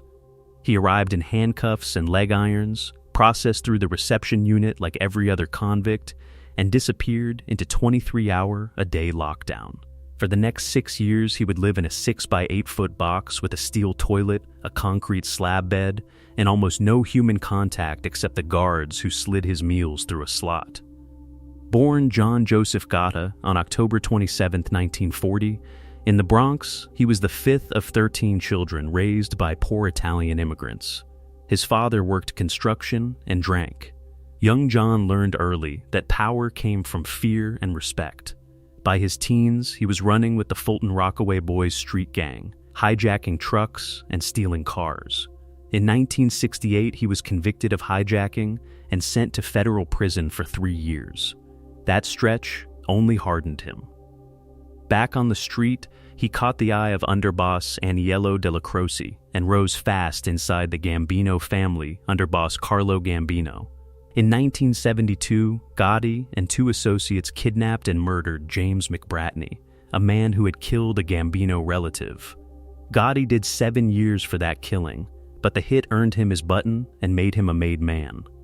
He became a capo under Paul Castellano in the late 1970s, running a crew that pulled in millions from construction extortion, loan sharking, gambling, and narcotics.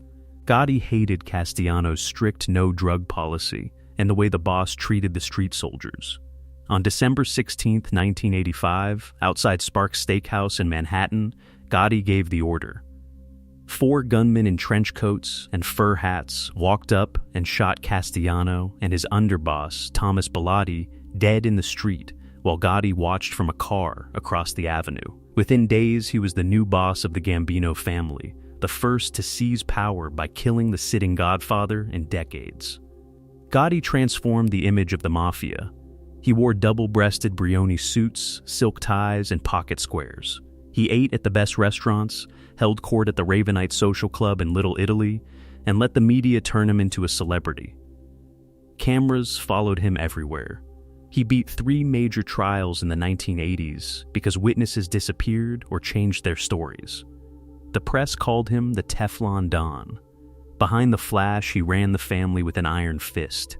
He ordered the murder of Gambino soldier Robert Di Bernardo in 1986 because he suspected him of disloyalty. He had Caporregime Liborio Milito killed in 1988 after Milito questioned Gotti's decisions.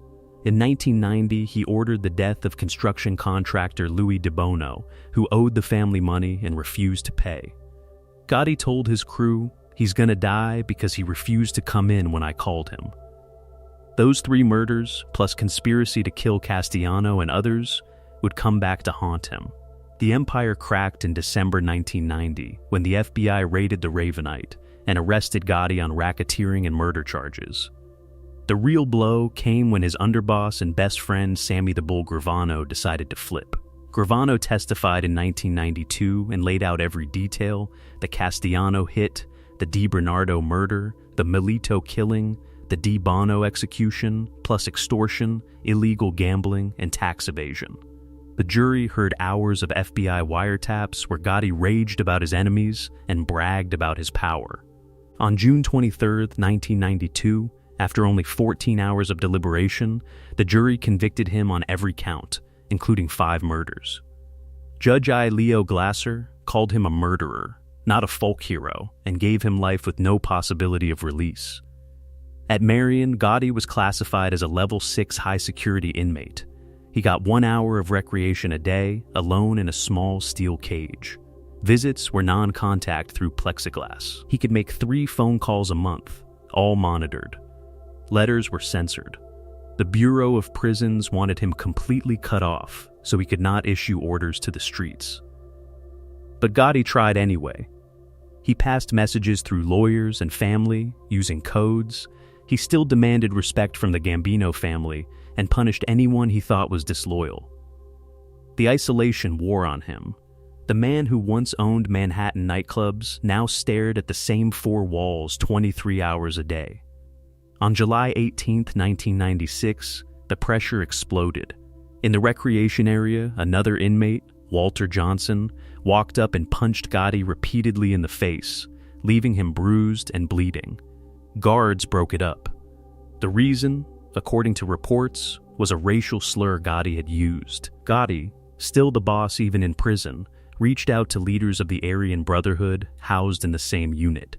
He offered between $40,000 and $400,000 to have Johnson killed. Aryan Brotherhood chieftains David Sahakian and Michael McElhinney took the contract seriously. They ordered 2 soldiers to carry it out if the chance came.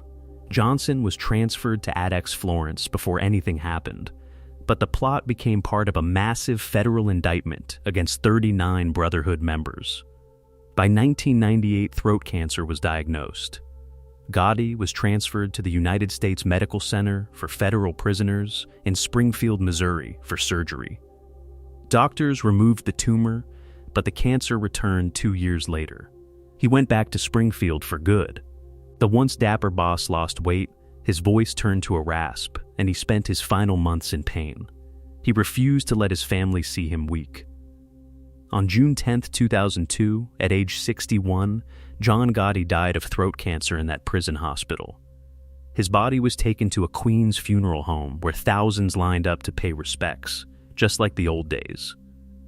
Marion broke the Teflon Don in ways the streets never could. The flashy suits, the headlines, the power that once let him walk away from 3 trials were gone. He spent the majority of his remaining years in near total isolation inside a concrete box built for men who could never be trusted again. The federal system used Marion to prove that even the most famous mob boss in history could be stripped of everything and left to rot in silence. Gotti's conviction and the years he spent in that control unit sent a message louder than any wiretap. No one, no matter how sharp his suits or how many juries he beat, was above the reach of a supermax cell. The dapper Don died far from the Ravenite, far from the flashbulbs, and far from the empire he killed to build. In the end, the only thing left was a number on a prison door and a family that still carries his name. Number 21, Nicodemo, Little Nicky, Scarfo. Nicodemo Little Nicky Scarfo walked through the gates of the United States Penitentiary at Marion, Illinois, In the early 1990s, already wearing a federal life sentence and carrying the reputation of the most volatile mafia boss the Philadelphia underworld had ever seen. At 5'5" and barely 150 pounds, the man they called Little Nicky had ruled the Philadelphia South Jersey crime family with a blood and gut style that made even hardened wise guys flinch.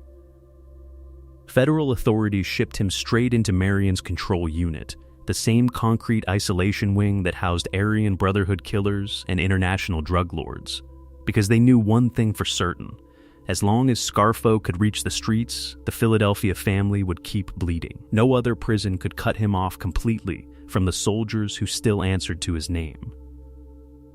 Born Nicodemo Domenico Scarfo on March 8, 1929, in Brooklyn to Italian immigrant parents, he moved to Philadelphia as a boy and grew up in the shadows of South Philly.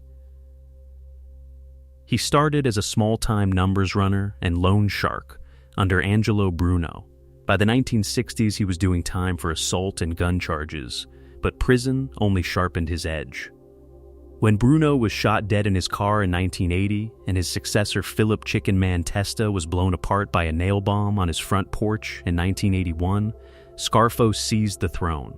He turned the family into a machine of paranoia and sudden death. Unlike Bruno, who preferred quiet business, Scarfo demanded blood. He ordered hits for slights as small as a disrespectful look or a missed payment.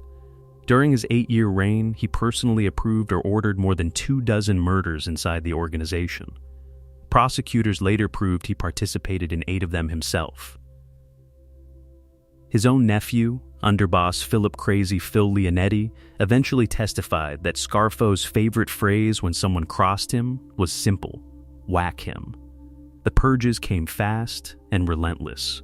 In 1982, he had mobster Frank Chicky Narducci shot in the head and dumped in a canal after Narducci questioned his leadership.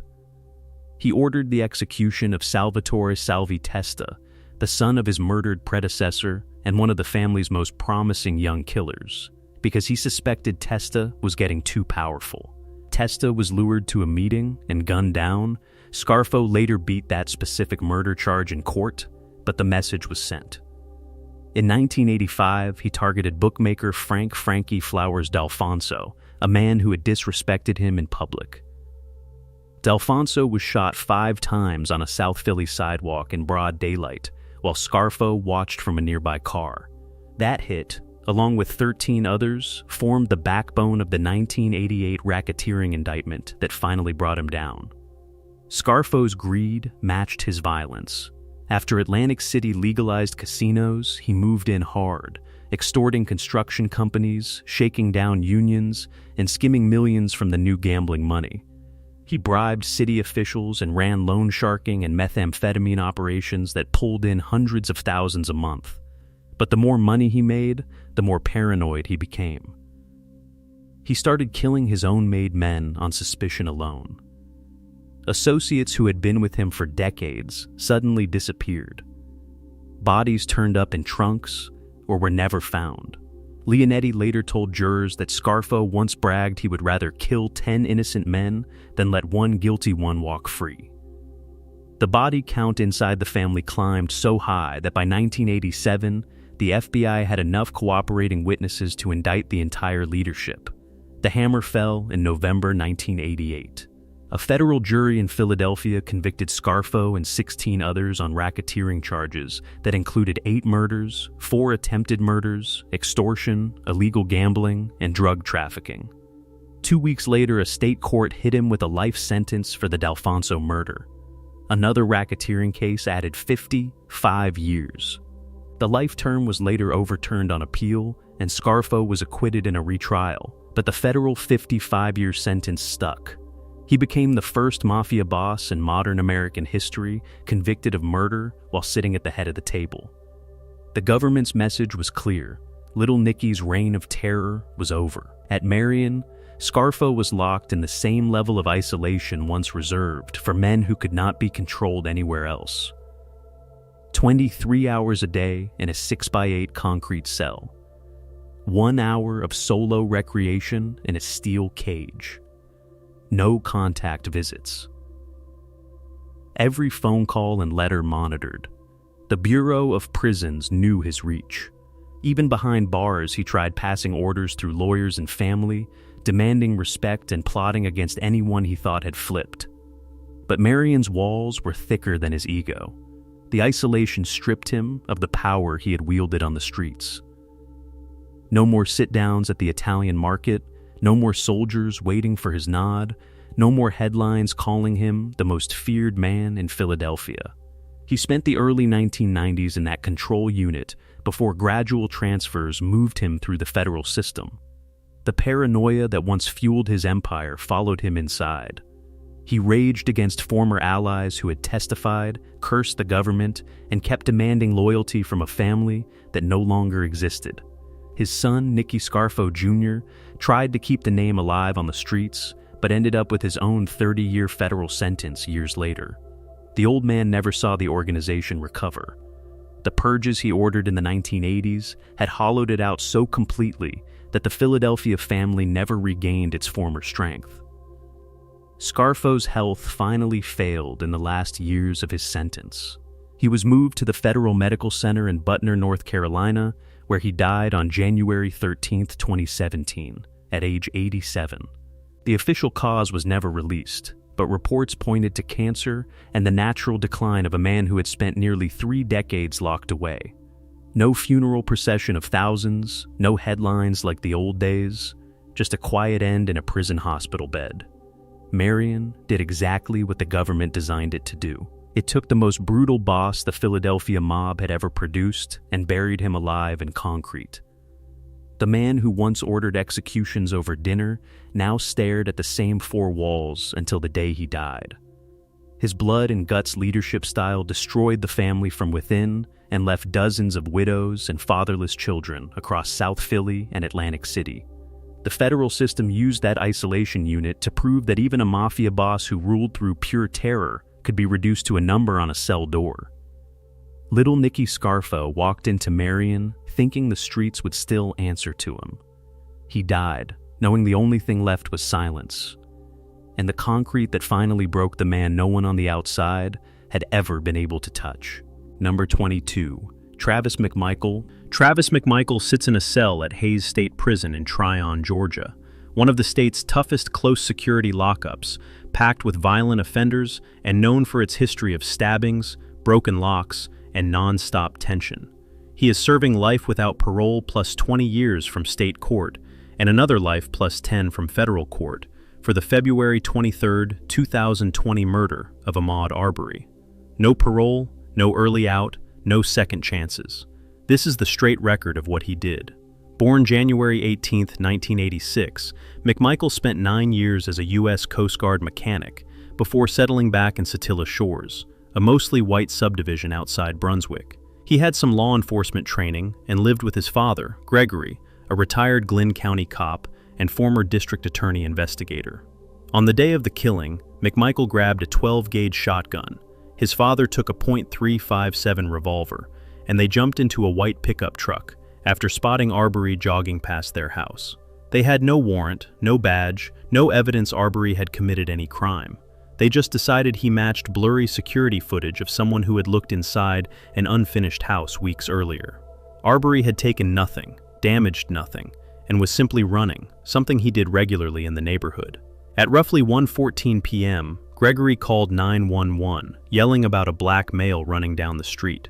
Seconds later, the truck pulled alongside Arbery. McMichael testified he wanted to ask questions and make a citizen's arrest. Video from neighbor William Bryan shows the truth. They boxed Arbery in with 2 trucks for several minutes, forcing him to change direction multiple times while he tried to escape. McMichael stepped out of the driver's side, holding the shotgun at the ready. Arbery, unarmed and wearing shorts and a t-shirt, approached. A struggle started over the weapon. McMichael fired once into Arbery's chest. Arbery grabbed the barrel. McMichael fired twice more at point-blank range, one shot ripping through the chest, the other grazing the wrist. Arbery stumbled, collapsed face first on the pavement, and bled out in the street. Gregory stood nearby with his handgun drawn, but never fired. Bryan kept filming the whole time. McMichael told the first officer on scene, "I just effing killed somebody." Neither man was arrested that day. The case sat for 2 months until Brian's video leaked, and the Georgia Bureau of Investigation took over. McMichael and his father were arrested May 7, 2020. Brian followed 2 weeks later. State trial in Glynn County, November 2021. Prosecutors played the video frame by frame. Autopsy proved homicide by shotgun wounds at close range. McMichael took the stand and claimed self-defense, saying Arbery attacked him and tried to take the gun. He admitted he never told Arbery he was under arrest. The jury deliberated 12 hours and convicted him on all counts: malice murder, 4 felony murders, aggravated assault, false imprisonment. January 7, 2022, the judge gave him life without parole, plus 20 years. Federal hate crime trial followed. Evidence showed McMichael's years of racist posts and texts. He called a restaurant Nigger Bucket, bragged, "Zero niggers work with me," edited videos to racist songs, wrote he would kill that fucking nigger, called black people monkeys, subhuman savages, animals, and said he wanted to beat those monkeys to death or drive through BLM protesters. A Confederate flag sticker and vanity plate were on the truck the day he killed Arbery. A former co-worker testified he called her a nigger lover for dating a black man. The jury convicted him of interference with rights and attempted kidnapping because of race, plus firearm charges. August 2022 brought another life sentence, plus 10 years, to run concurrent. McMichael has filed appeals, claiming the streets were not public and there was no racial motive. The 11th Circuit upheld everything in November 2025. As of early 2026, he is still petitioning for a full panel rehearing, but he remains exactly where he belongs. Prison records list him at Hays State Prison. He arrived after diagnostic processing at Jackson and has been moved for security reasons more than once. His attorneys fought hard before sentencing to get him into federal prison instead, citing over 800 death threats and Georgia DOC violence problems. The judge said no. He is now housed with some of the state's most dangerous inmates in a facility that has housed mental health cases and Tier 1 and 2 segregation units. Inside Hays, he keeps a low profile. No public reports of fights or new charges, but the place itself is brutal. Guards have been stabbed on the yard, dorms have had widespread lock failures, and contraband flows freely. High-profile inmates like McMichael usually land in protective custody or single-man cells to avoid getting shanked by someone who saw the video. He eats, sleeps, and waits. No visits from the outside world change the fact that he will die behind these walls. Ahmaud Arbery was 25, training to run a marathon, working construction, and had a clean record except for a minor juvenile matter years earlier. He left behind parents, a sister, and a life that ended because 3 men with guns decided a black man running was a threat worth killing. McMichael never expressed remorse in court beyond claiming it was a bad day. His Facebook history showed he supported armed vigilantism against vermin long before Arbery jogged past his house. The shotgun he used that afternoon sits in evidence. The trucks that boxed Arbery in are documented. The blood on the road was real. Every fact presented at 2 separate trials by 2 separate juries led to the same result. Travis McMichael is exactly where he needs to be, locked down for the rest of his life in Hays State Prison. One more number in a system that finally caught up to him. Number 23, Guy William Hines Jr. Guy William Hines Jr. sits in a cell at Hays State Prison in Tryon, Georgia, serving 8 consecutive life sentences without the possibility of parole, plus 20 years for the aggravated assault on a 3-year-old. He is inmate number 10011911510 in one of the state's maximum security facilities, locked down for the rest of his natural life after the worst mass murder in Glynn County history. This is the straight record of what he did on August 29, 2009. Hines was 22 years old, born in 1987, and living in a cramped, single-wide mobile home at New Hope Mobile Home Park off US 17 north of Brunswick. The trailer housed 9 people total, a dysfunctional extended household that included his father, Guy Hines Sr., 45, and the Toller family he called relatives. They shared space, drugs, and whatever money came in. Hines had a history of crack cocaine use and minor prior legal trouble. Early that morning, while the others slept, He was high on crack and got into a dispute over a bottle of prescription painkillers, Darvocet, belonging to Michael Toller. He wanted the pills and whatever cash was in the house. That dispute turned into 8 murders. He started with crushing blows from a blunt object police later believed was a shotgun barrel. Victims were beaten repeatedly in their beds or where they lay incapacitated. Over 220 combined wounds across the bodies. Most never woke up. Guy Hines Sr. was found dead in his bed. Rusty Toller Sr., 44, was killed along with his 4 children. Chrissy Toller, 20, Russell D. Toller Jr., 20, Michael Toller, 19, and Michelle Toller, 15. Brenda Flanagan, 49, Rusty Sr.'s sister and a stroke survivor who used a wheelchair, was beaten to death. Joseph L. West, 30, Chrissy's boyfriend, was also killed. The only survivor was 3-year-old Byron Jimerson Jr., Chrissy's son, who was beaten so severely he spent months in the hospital in rehabilitation, but lived. Michael Toller clung to life for 1 more day before dying in the hospital, bringing the total to 8 dead. Hines had been out that night. He drove his younger brother Tyler to get breakfast, dropped him off, then returned to the trailer around 8:15 a.m. He called 911 himself and told the dispatcher, voice cracking, "My whole family is dead." Police arrived to a slaughter scene inside the mobile home. 7 bodies on site, 2 critically injured. Hines was there in khaki shorts with gym shorts underneath, flip-flops on his feet. Blood from 3 different victims was later matched to stains on those gym shorts and his flip-flops. In the car he had been driving, investigators found Michael and Michelle Toller's prescription pills and Chrissy Toller's cell phone that had Joseph West's blood on it. A shotgun was missing from the house. Only its bloody buttstock was recovered at the scene. The actual murder weapon was never found. Hines was arrested September 4, 2009, first on drug possession, tampering with evidence, and obstruction charges after police noticed inconsistencies in his story. 6 days after the bodies were found, he was charged with the 8 murders and the assault on the toddler. He claimed he discovered the bodies and got blood on himself while checking on them. Prosecutors laid out the timeline. Hines killed to steal the pills and money, then systematically eliminated every witness in the small trailer so no one could talk. The crime happened in the middle of the night, while most victims were asleep. No forced entry, no robbery of valuables beyond what he took to the car. Just one man high on crack turning a pill dispute into a massacre. Trial opened in Glynn County Superior Court in October 2013. Prosecutors presented forensic evidence tying Hines directly to the killings. The blood, the pills, the phone, the missing shotgun, bloody footprints and DNA testing on items from the scene.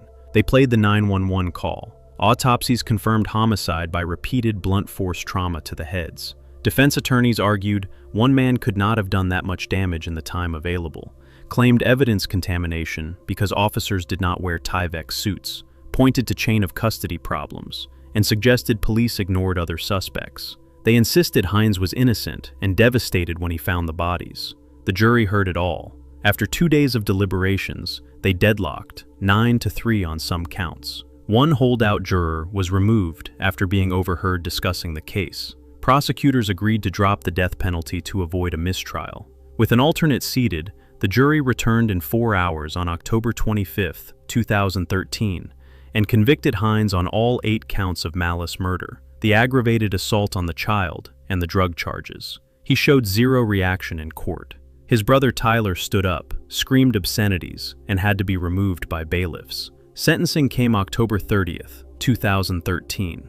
Judge Stephen Scarlett read 9 separate victim impact statements from the families of the dead and the surviving child. Under Georgia law, once the death penalty was off the table, Hines faced automatic life without parole.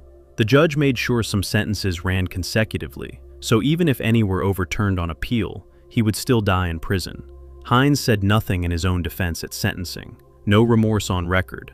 His attorneys maintained innocence throughout. Hines appealed. The Georgia Supreme Court reviewed every claim, evidence handling, juror issues, sufficiency of proof, and denied a new trial on December 7, 2020. All convictions stand. As of early 2026, he remains exactly where the state put him, inside Hays State Prison, a close security facility that houses some of Georgia's most violent offenders. He has no parole eligibility, no early release date, and no realistic path out. The mobile home where he lived with his father and the extended family he slaughtered was cleared out and the park moved on. Byron Jimerson Jr. grew up without his mother or the rest of that household. The 8 people Hines beat to death with a blunt object, his own father included, never got a second chance. Hines will spend every remaining day of his life in a cell because 8 separate juries' worth of evidence proved he is the one who swung the weapon that night, took what he wanted, and made sure no one lived to tell. He is one more number in the Georgia Department of Corrections system, locked down until he dies, exactly where a man who wiped out an entire trailer full of sleeping family belongs. Number 24. Thomas Henry Giles. Thomas Henry Giles was locked in a cell inside Augusta State Medical Prison's mental health unit on October 28, 2020, serving the back end of a 10-year sentence for armed robbery and burglary. He was 31 years old, mentally ill, and already deep inside the Georgia Department of Corrections machine that had cycled him through multiple facilities. He never made it out alive. What happened that afternoon became the largest civil rights payout in state history for a prisoner death, $5 million, after guards watched him set his mattress on fire and then left him coughing in thick smoke for more than 3 hours while he died of smoke inhalation. The medical examiner called it homicide. This is the straight record. Giles grew up in the Augusta area. His father died, he landed on the street, and by 2016, he was breaking into the same Atlanta grocery store twice in 2 weeks. Christmas Eve 2015, he burglarized the place, took $200 in cash and 5 packs of cigarettes. 2 weeks later, in January 2016, he walked back in with a handgun, pointed it, and robbed the store for $600. Arrested, charged with both crimes. In September 2017, he pleaded guilty to the armed robbery. The judge gave him 10 years. His lawyer stood in court and told the judge Giles had been homeless after his father's death and was struggling with mental illness. None of that kept him from prison. He entered the Georgia Department of Corrections system as inmate number 10008591127 and started doing his time. By 2020, Giles was classified as level 3 or 4 mental health and housed in the mental health unit at Augusta State Medical Prison. Late that afternoon, around 2 o'clock, he decided he was done waiting for a counselor he had been denied. He used a shank to rip wires out of the light fixture in his cell, sparked them, and set his mattress on fire. 2 correctional officers on duty, Robert Roberson and Marcus Phillips, watched the whole thing. They saw him expose the wires. They saw the flames catch the mattress. They did not stop him. They did not enter the cell. They did not put the fire out. They simply stood there while smoke started pouring out. Smoke filled Giles's cell and leaked into the hallway. Sergeant Reggie Crite opened the food flap on the cell door, but took no other action. Someone opened a door farther down the block to vent some of the smoke. Around 3 o'clock, officers moved 2 prisoners out of the cells directly below Giles because the smoke was getting that bad. Giles himself stayed locked inside. No one went in after him. The mattress smoldered and kept pumping thick, toxic smoke into the unventilated cell. Carbon monoxide levels inside climbed past lethal. Giles breathed it for 3 solid hours. His blood carbon monoxide saturation hit 76%, well above the 40 to 60% range that kills most people. He died right there on the floor of the cell he had set on fire. The Georgia Bureau of Investigation medical examiner ruled the death a homicide. The GDC's own internal investigation reached the same conclusion. Giles died because of the delay and negligence of officers who failed to remove him from the smoke-filled cell. Guards had multiple chances. When the fire started, when smoke first poured out, when they moved the inmates below him, and took none of them. The 2 officers who watched the fire start were not immediately fired. One of them kept working in a supervisory role at the prison hospital. Giles's family sued. His sister Vanessa Loyal, as administrator of his estate, filed a federal civil rights lawsuit in the Southern District of Georgia in September 2022. The case laid out deliberate indifference, mentally ill prisoner, known suicide and self-harm risks in the unit, guards who literally watched him ignite his own cell and then left him to cook in the smoke. Discovery exposed the timeline, the officers' inaction, the internal memos, and the GDC's failure to protect. On November 16, 2023, the state agreed to pay $5 million, the largest settlement Georgia has ever paid for a prisoner's death or injury. $3 million came from the Department of Administrative Services Self-Insurance Fund. It was a record because the facts were undeniable. A man in custody, under constant supervision, was allowed to die in a locked cell while officers stood by. Giles had been convicted of pointing a gun at store workers and taking their money at gunpoint. He was not some serial killer or child molester. He was a mentally ill man serving time for a violent robbery and a burglary, the kind of inmate the system is supposed to house safely until his sentence ends. Instead, the system watched him kill himself with fire and smoke and did nothing for 3 hours. The homicide ruling, the internal report, the $5 million check, all of it came from one afternoon of guards choosing not to act. No appeals, no parole hearing, no second chance. Giles died on the floor of that cell at Augusta State Medical Prison. His body was released to his family. They buried him in Augusta on November 13, 2020. The case did not change much inside the Georgia prisons. Understaffing, mental health breakdowns, and officers who treat self-harm as theater continued. But for one prisoner named Thomas Henry Giles, the record is clear. He robbed an Atlanta grocery store at gunpoint, took 10 years, and never finished the sentence because the people paid to guard him left him in a smoke-filled box until he stopped breathing. The state wrote the $5 million check because the facts left no other choice. Giles is gone. The guards kept their jobs or moved sideways, and the system rolled on.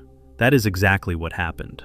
Number 25, Ayan Presley. Ayan Presley sits in a cell at Hayes State Prison in Tryon, Georgia, serving 4 consecutive life sentences without the possibility of parole. He is inmate number 1000119-something in the Georgia Department of Corrections system, locked down for the rest of his natural life after he admitted to gunning down 4 people in cold blood between September and December 2014 in the Atlanta and Decatur areas. No parole, no appeals that stuck, no second chances.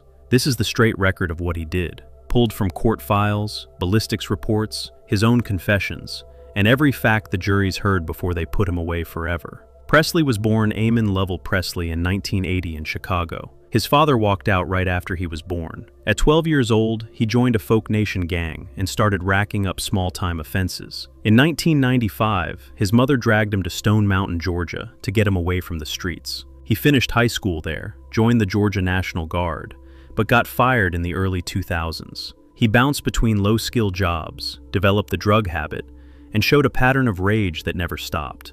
In December 2002, he was fired from Carmike Cinemas after threatening customers and co-workers. He called his old boss and threatened to kill him. Police arrested him, but he walked with a fine and anger management classes. April 19, 2003, he beat his own mother, fought cops, tried to smash the patrol car windows. Convicted of assault, but the charges got softened when his mother accepted an apology. He did short time, went back to her house. In 2006, he was arrested again for indecent behavior, did several months in county jail, got out at the end of the year. He moved to Atlanta, landed work as an extra in TV shows and news segments for 4 years. Between 2008 and 2009, he scored small supporting roles in 2 low-budget short films called Exit and The Rules. He started calling himself an actor. In 2010, he packed up for Los Angeles, rented an apartment, enrolled at the Margie Haber studio in Beverly Hills. It went nowhere. He was a lousy actor. He stayed on as a background extra on random films, drank heavy, used drugs, and burned through money. May 2014, Los Angeles police detained him for drug possession. They cut him loose the next day, but issued a warrant. He ran back to Atlanta before they could search his place. He ended up in a homeless shelter, taking odd jobs, still carrying the same anger that had followed him since Chicago. In August 2014, he stole a Taurus Raging Judge revolver from a car. It was a 5-shot .410 bore/.45 Colt hybrid, loaded with discontinued 200-grain .45 Colt hollow points. He told detectives later he took it specifically to start robbing people. The robberies turned into something else. On September 26, 2014, in DeKalb County, Presley walked up on 53-year-old Calvin Lewis Golston. Golston was schizophrenic, suffered from dromomania, and was sleeping in the breezeway of the Spring Mill Village Shopping Center in Stone Mountain. Presley shot him 3 times at close range. Golston never woke up. That was the first kill. Presley later admitted the rush hit him hard. He told investigators he got an adrenaline-fueled high, a bloodlust that made him want to do it again. He called it a murderous spirit forced on him by everything that had gone wrong in his life. He described himself as an injustice collector who had finally snapped. 3 weeks later, on November 23, 2014, in Fulton County, he found 42-year-old Dorian Jenkins, wrapped in blankets and sleeping on the sidewalk at the corner of Cortlandt Street and Ralph McGill Boulevard in Atlanta. Presley walked up and fired 3 shots into Jenkins' chest. Jenkins never moved. 3 days after that, November 26th, Presley targeted 68-year-old Tommy Mims. Mims was sleeping under a railway bridge near a recycling center on Whitehall Street. Presley shot him multiple times, then walked away, thought about it, came back, and pumped 2 more rounds into the dead man's head. He reloaded the revolver right there on the street while Mims's body cooled. Both men were homeless, both shot while they slept, both left exactly where they lay. On December 6, 2014, Presley changed targets. He drove to downtown Decatur. Around 9:30 at night, 44-year-old Karen Linnell Pierce, a hairstylist from Smyrna, finished dinner with friends at a restaurant near One Decatur Town Center. She walked alone toward her car in the parking garage area. Presley stepped out, shoved the revolver in her face, demanded her wallet and valuables. She handed everything over without a fight. He shot her once in the chest anyway. She died instantly. Ballistics later matched the bullet to the same gun. Pierce was the only victim he ever claimed to regret. In one interview, he said hers was the murder that didn't give him the same rush. The others did. On December 11, 2014, Presley tried to hop a MARTA turnstile without paying. Officers stopped him, searched him, and found the Taurus Raging Judge still in his possession, along with 32 rounds of the exact ammunition used in all 4 killings. Ballistics matched the gun to every scene within hours. He was taken to the station and immediately started talking. He confessed to all 4 murders in detail. He told detectives he started out planning robberies, but after Golston, the bloodlust took over. He said he felt forced to kill, that life had given him a murderous spirit he could not control. He admitted he was high on the power. He never denied a single fact. He waived his right to remain silent and laid out the timeline, the gun, the locations, the reasons. DeKalb County charged him first with the murders of Golston and Pierce. Prosecutors wanted the death penalty. Trial was set for September 2015. Presley's lawyers cut a deal. On June 13, 2016, in DeKalb County Superior Court, he pleaded guilty to malice murder, felony murder, aggravated assault, and firearm charges in both cases. Judge Gregory Adams sentenced him to 2 consecutive life sentences without parole. He stood there and told the court he was not a serial killer. He said he was just a brother with some real serious issues. He asked the victims' families for forgiveness and claimed remorse. The families called it too little, too late. Fulton County still had him for Jenkins and Mims. In January 2017, he stood trial there and pleaded guilty to both murders. He tried the insanity angle again, claiming he was addicted to murder after the first kill, and therefore not criminally responsible. The judge rejected it. He received 2 more consecutive life sentences without parole. Every sentence stacked. 4 life terms with no parole eligibility. The state had him for good. Presley had spent years chasing an acting career that never happened. He appeared in commercials, background TV shots, 2 short films, and dreamed of Hollywood. Instead, he stole a gun, killed 4 vulnerable people, and bragged in his confession about the rush. He had a documented history of threats, assaults, drug use, and rage stretching back to age 12. Psych reports mentioned schizophrenia and an injustice collector mentality. None of it saved him from the sentences. As of early 2026, he remains inside the Georgia prison system. He has given prison interviews and podcast appearances where he recounts his descent from aspiring actor to convicted serial killer, trying to explain the psychological path that led him here. He still claims he felt forced to kill. The 4 bodies he left behind proved the only force that mattered was the one pulling the trigger. Calvin Golston never hurt anyone. Dorian Jenkins was asleep on the street. Tommy Mims was an old man under a bridge. Karen Pierce handed over her purse and still died. Presley took everything from them because he wanted the feeling it gave him. He will die in a cell. No early release, no compassionate leave, no Hollywood comeback story. The revolver that did the work is locked in evidence. The ballistics reports are in the permanent file. The victims' families still live with the holes he left. Amen Presley sits exactly where the state put him, one more number in a maximum security unit, serving out every single day of the 4 life sentences he earned by choosing to hunt human beings for sport. He is not getting out. He is not getting better. He is simply finished. Number 26. Brian Nichols. Brian Nichols sits in a high max cell inside the Georgia Diagnostic and Classification State Prison in Jackson, one of the most secure units in the entire Georgia Department of Corrections system. He is classified as a high escape risk, so guards periodically move him around the unit to break any routines.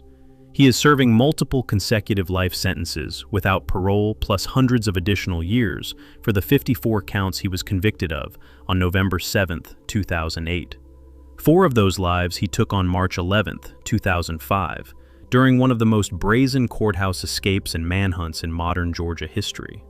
No parole, no early release, no second chances. This is the straight record of what he did. Born December 10, 1971, in Baltimore, Nichols moved to Atlanta with his family in 1995. He stood 6'1", 220 pounds, and had a history of violence against women. In 2004, he was charged with raping a former girlfriend at gunpoint in her apartment, forcing her to perform oral sex and holding her against her will. The first trial ended in a hung jury. The retrial began the week of March 7, 2005. On the morning of March 11th, he was in the holding area of the Fulton County Courthouse, waiting to change into civilian clothes so the new jury would not see him in jail garb. Deputy Sheriff Cynthia Hall, 51 years old, removed his handcuffs. Nichols attacked her immediately, beating her unconscious with repeated blows to the head. She suffered a brain bruise, facial fractures, and permanent brain damage. She survived after emergency surgery, but never worked again.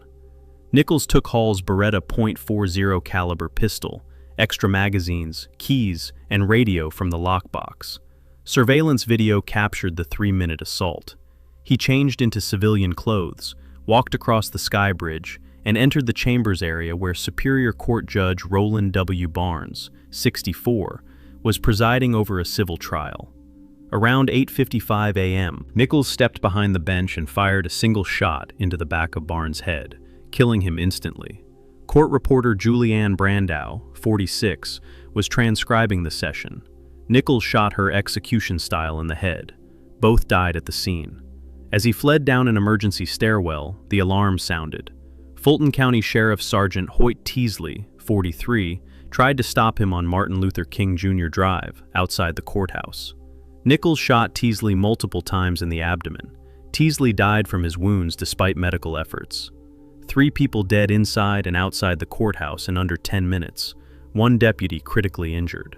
Nichols stole a car and disappeared into Atlanta traffic. The manhunt began immediately. Nichols carjacked vehicles, changed cars multiple times, and stayed on the move for 26 hours.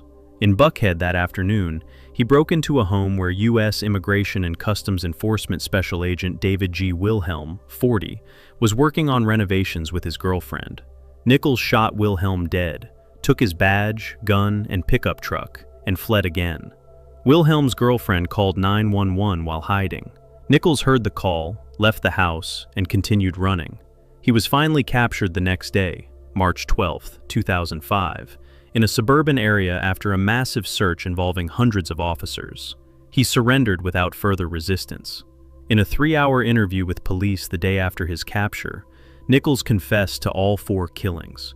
He described how he overpowered the deputy, took the gun, walked straight to the judge's chambers, and executed Barnes and Brandau. He admitted shooting Teasley as he ran and killing Wilhelm for the truck and weapons. Prosecutors charged him with 54 separate crimes, including 4 counts of felony murder, rape from the original case, aggravated assault, kidnapping, armed robbery, carjacking, and dozens of related felonies. The trial opened in September 2008, after years of delays over funding for the defense and other legal fights. Nichols did not testify.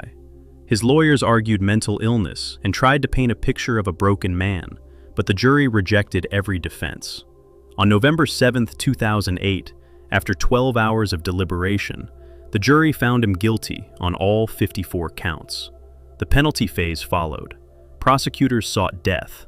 The jury deliberated 4 days and deadlocked 9-3 in favor of death. Georgia law requires a unanimous vote for death, so the sentence defaulted to life.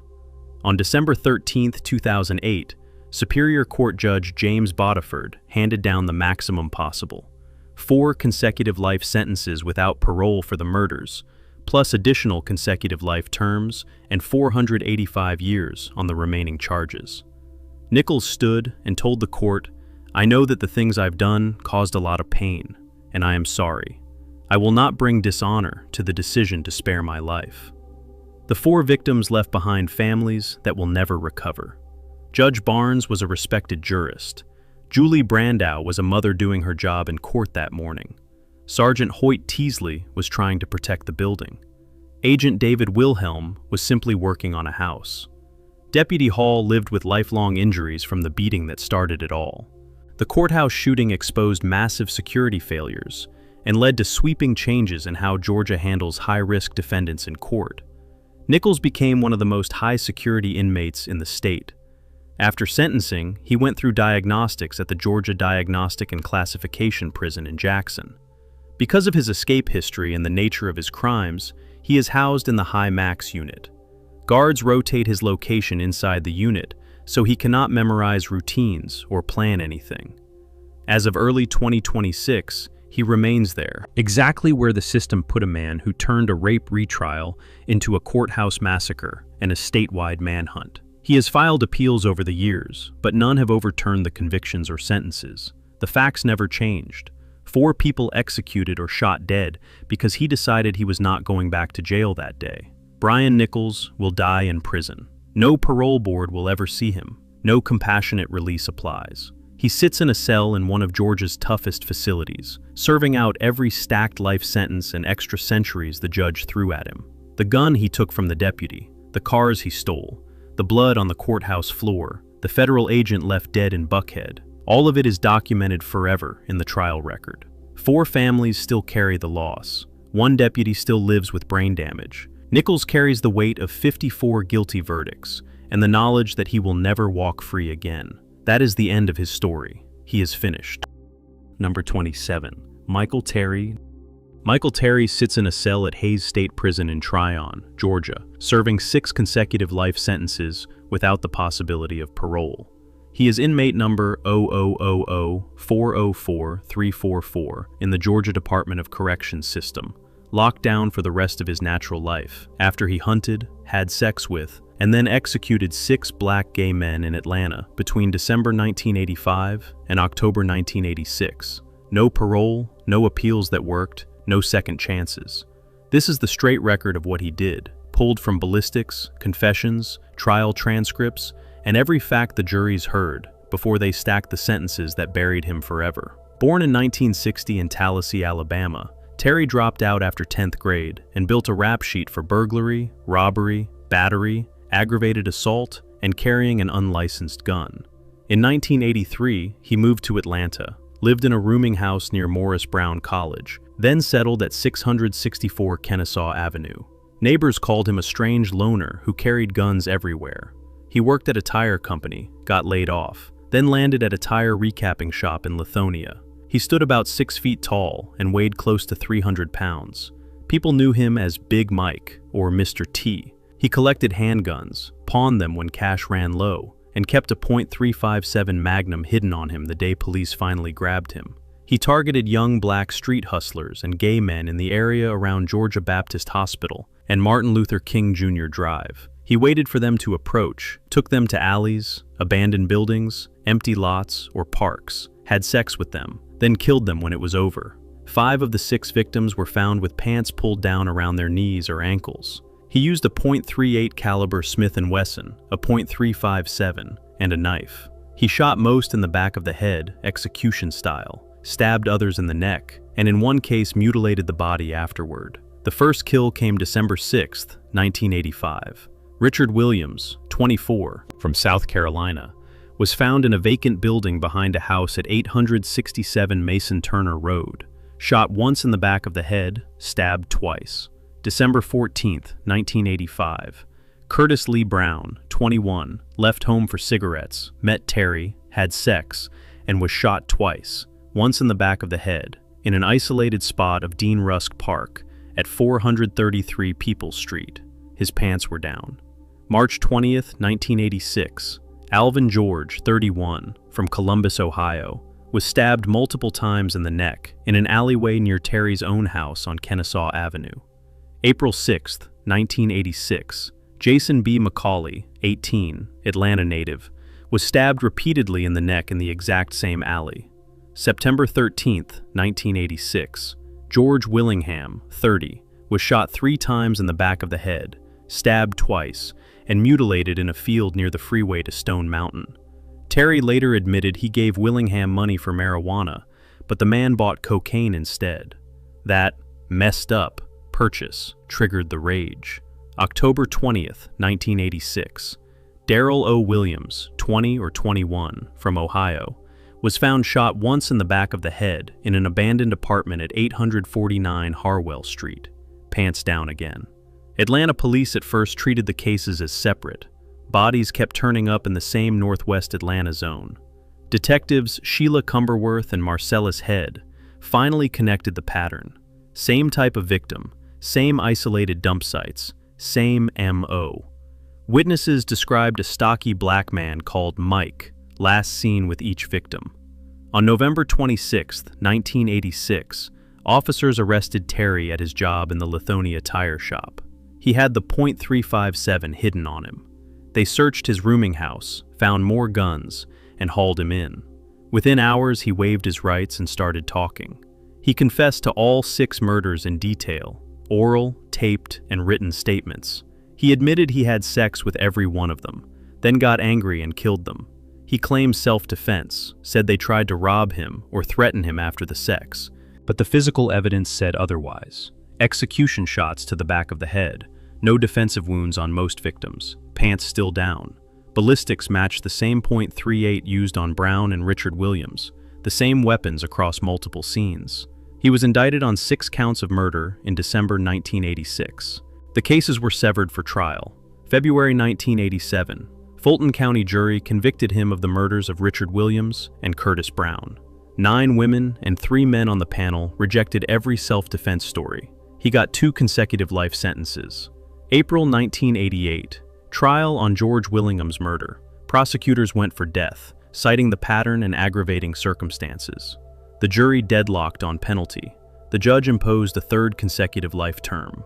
To avoid more trials, Terry pleaded guilty on June 11, 1988, to the remaining 3 murders, Alvin George, Jason McCauley, and Darrell Williams. He received 3 more consecutive life sentences, 6 straight life terms with no parole eligibility. The Georgia Supreme Court upheld everything in 1989. No successful appeals since. He remains exactly where the state put him. Terry never showed real remorse. In statements, he insisted the men took advantage of him, that he didn't want to hurt anyone, but had no choice. Juries called it what it was, calculated executions after he got what he wanted. The 6 men he killed were hustling on the street, some just trying to survive in 1980s Atlanta. None of them carried weapons. None of them robbed him. They met a man who used them, then erased them so no one could talk. Their bodies were left half naked in alleys and abandoned buildings, while Terry went back to his rooming house, reloaded his guns, and waited for the next one. As of early 2026, he is still inside the Georgia prison system, one of the more prolific killers still breathing in GDC custody. He has been moved between facilities over the decades for classification and security, but the sentences never budged. 6 men gone because Michael Terry decided sex followed by murder was how he handled his rage. The guns he used are in evidence. The ballistics reports are locked in the permanent file. The confessions he gave on tape are preserved. The families of Richard Williams, Curtis Brown, Alvin George, Jason McCauley, George Willingham, and Darrell Williams still live with the holes he left. Terry will die in a cell. No early release, no compassionate anything. He sits exactly where a man who hunted 6 vulnerable men for sport after using their bodies belongs, locked down until the end, serving every stacked life sentence the state handed him for the 6 times he pulled the trigger or drove the knife home. That is the end of his story. he is finished. Number 28. Jamil Abdullah Al-Amin. Jamil Abdullah Al-Amin, once known nationwide as H. Rap Brown, spent the final 25 years of his life locked down as a Georgia state prisoner, serving life without parole for the March 16, 2000, ambush that killed Fulton County Sheriff's Deputy Ricky Kinchin and wounded Deputy Algernon English.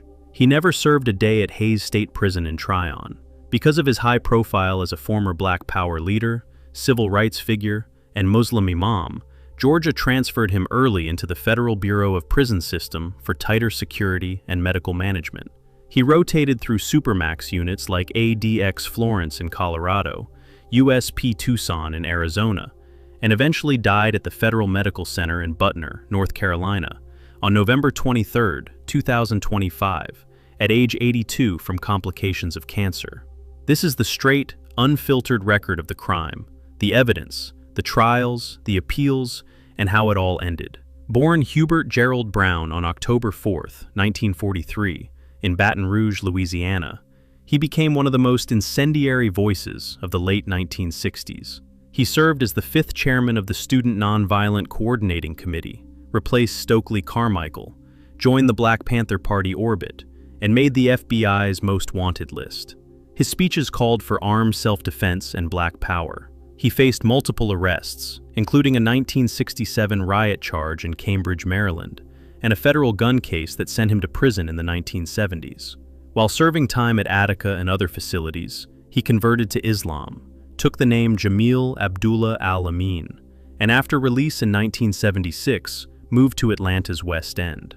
There, he built a large Muslim community, ran a grocery store called Community Grocery, preached against drugs and violence, and became a respected local imam for over 2 decades. By the late 1990s, he was in his late 50s, still outspoken but living relatively quietly as a community leader.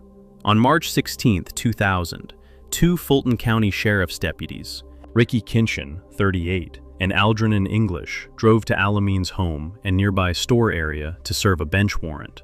The warrant stemmed from Al-Amin's failure to appear in court on charges from a 1999 traffic stop, where he was accused of driving a stolen car and impersonating a police officer. That underlying stop was later ruled unconstitutional, but the warrant itself remained active. The deputies did not find him immediately and began to leave. A black Mercedes pulled up. A single man stepped out.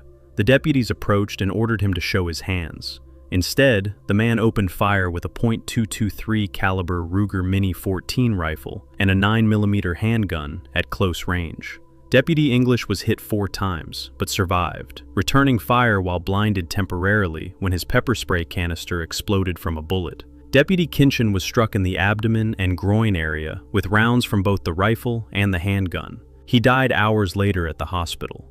As the shooter fled in the Mercedes, the deputy's bullet struck the car. English later identified Al-Amin in court as the man who opened fire and as the only shooter he saw.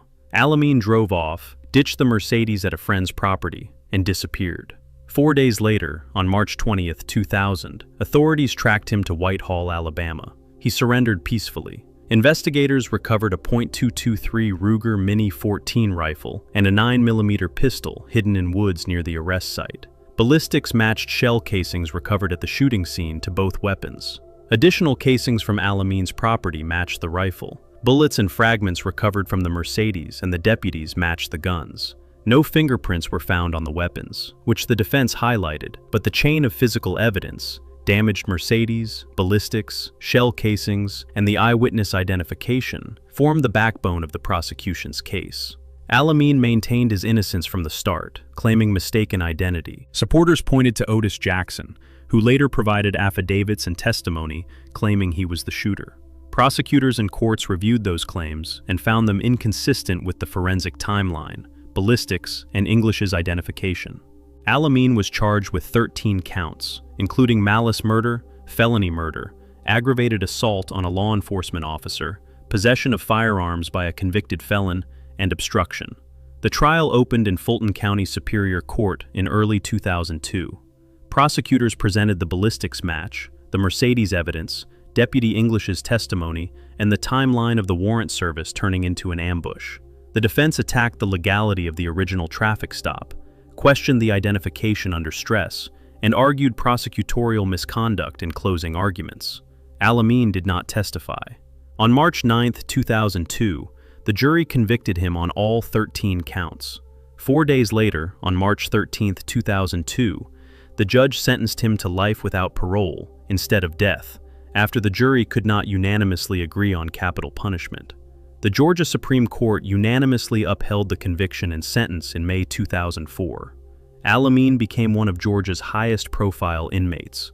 Due to security concerns tied to his past as a militant leader and his Muslim following, the state transferred him to federal custody in 2007.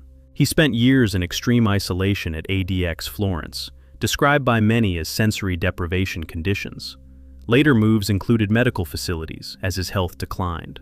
Over the next 2 decades, he filed multiple appeals and habeas petitions, arguing Fifth Amendment violations from prosecutors' comments on his decision not to testify, ineffective assistance of counsel, and claims of actual innocence based on Otis Jackson's statements. The 11th Circuit Court of Appeals acknowledged a serious constitutional error in the state's closing argument, but still denied relief under the Brecht standard, finding the error did not have a substantial and injurious effect on the verdict. The U.S. Supreme Court declined review. Every major challenge failed. Even after his death, controversy continued. In February 2026, Fulton County District Attorney Fonnie Willis's office released results of additional DNA testing on the murder weapon while standing firmly by the conviction.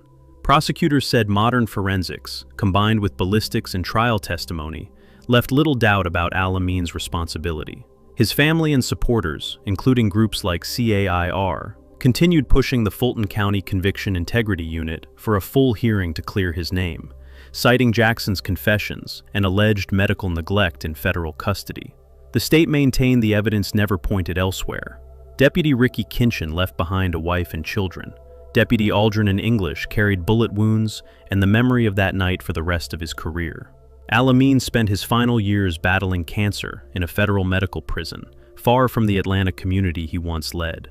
He died on November 23, 2025, at Butner.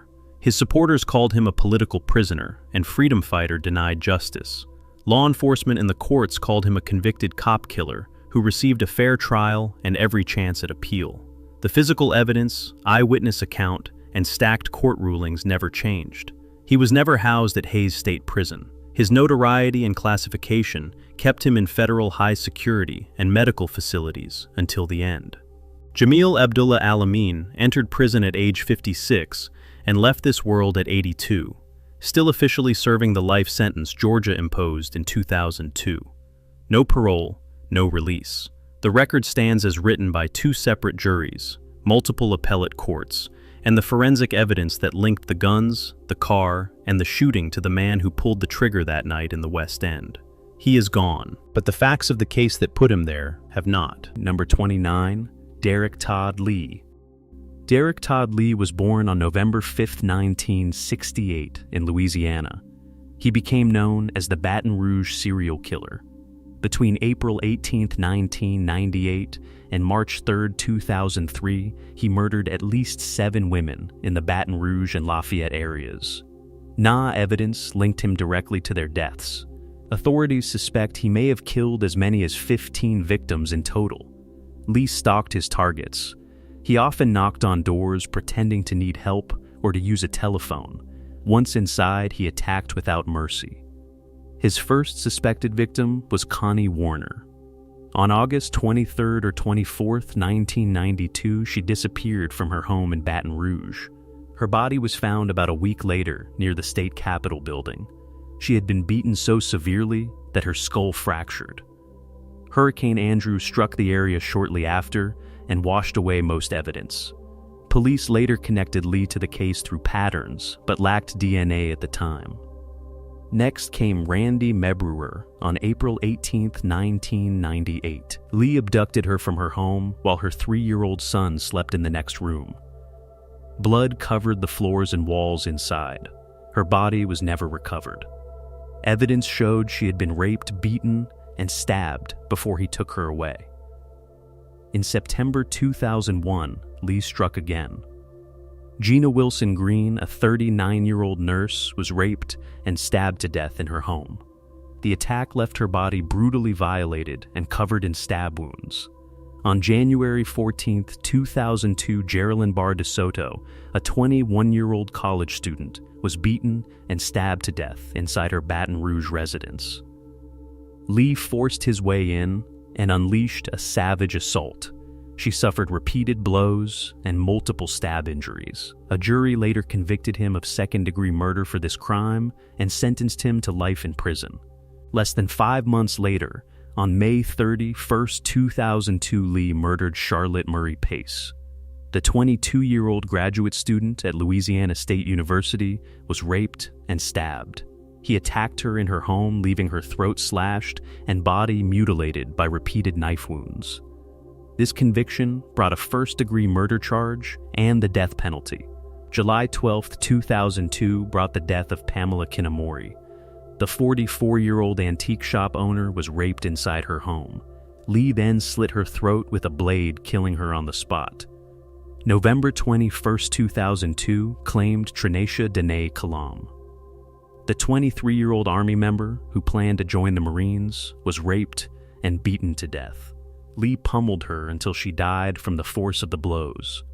His final confirmed victim was Carrie Lynn Yoder on March 3, 2003. The 26-year-old graduate student was raped and strangled to death in her home. Lee used his hands to choke the life out of her after the sexual assault. Lee also attempted to kill Diane Alexander on July 9, 2002. He approached her door asking to use the phone. Once inside, he tried to rape and strangle her. Her young son arrived home from school, forcing Lee to flee. She survived to identify key details. Throughout these years, Lee lived a double life. He was married with children and held ordinary jobs, yet he had a long criminal record before the killings. In 1999, he faced peeping Tom charges for stalking a woman. In 2000, he was arrested for aggravated assault after beating his girlfriend with his fists. Earlier in July 1993, he had served prison time for other offenses, including burglary and assault. The investigation dragged on for years. A multi-agency task force formed in Baton Rouge as fear gripped the city. Women avoided going out alone. Police initially profiled the killer as a white male aged 25 to 35. Later forensic evidence pointed to an African-American suspect. DNA from semen and blood at the scenes became the key. On May 5, 2003, authorities collected a swab from Lee during questioning in an unrelated case. The results matched evidence from Gina Wilson Green, Charlotte Murray Pace, Pamela Kinamori, Trinacia Dene Kalam, and Carrie Lynn Yoder. Matches also tied to earlier victims. Lee fled to Atlanta after learning he was a suspect. Police arrested him on May 27, 2003, and extradited him back to Louisiana. He was charged with the murder of Carrie Lynn Yoder initially. He never confessed and maintained his innocence through every court appearance. The first trial in August 2004 ended with a guilty verdict for the first-degree murder of Geraldine Bar de Soto. The automatic sentence was life without parole. 3 months later, in October 2004, another jury convicted him of the first-degree murder of Charlotte Murray Pace, plus the attempted murder of Diane Alexander. Evidence from the other linked killings was presented. The jury recommended death by lethal injection. In December 2004, a judge formally sentenced him to death. Lee was transferred to the Louisiana State Penitentiary at Angola. This maximum security facility, also called Angola Prison, became his home on death row. He spent the next 12 years there, filing appeal after appeal. Every one failed. Prison records show he required medical care for heart issues, including a pacemaker. On January 16, 2016, Lee was rushed from Angola to a hospital outside the prison walls for emergency treatment. He died 5 days later, on January 21, 2016. The cause was complications from heart disease. He was 47 years old. Lee never reached the execution chamber. Derek Todd Lee left behind a trail of destruction that terrorized Louisiana for years. His DNA connected him to 7 confirmed murders.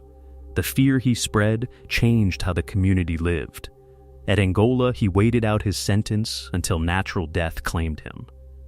His case stands as a stark example of how one predator can shatter multiple lives before justice and science finally close in. Number 30.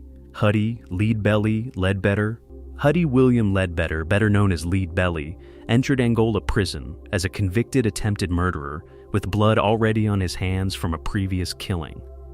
Born on January 21, 1888, near Mooringsport, Louisiana, this man lived a life defined by savage violence and raw survival inside the walls of one of the most brutal prisons in America. Angola, also called the Louisiana State Penitentiary, sat on 18,000 acres of former slave plantation land. Inmates there worked the same fields their ancestors had under the scorching sun, chained and guarded like animals. Beatings, disease, and death were routine. Thousands of men had died on those grounds over the decades, their bodies dumped in unmarked graves. Lead Belly arrived in 1930 and became one of its most notorious inmates, not because he terrorized the place daily, but because his past crimes and the way he clawed his way out turned him into a legend of brutality wrapped in music. Before Angola, Lead Belly had already proven he was a killer.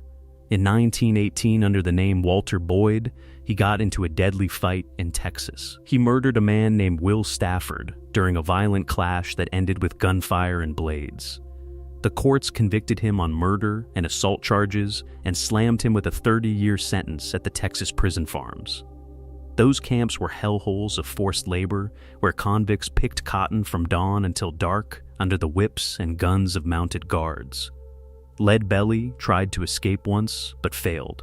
He worked harder than most and earned a reputation as a strong laborer. Yet his real weapon was his voice. He composed a pleading song for Texas Governor Pat Morris Neff and performed it during one of the governor's visits. The lyrics begged for mercy and highlighted his supposed change of heart.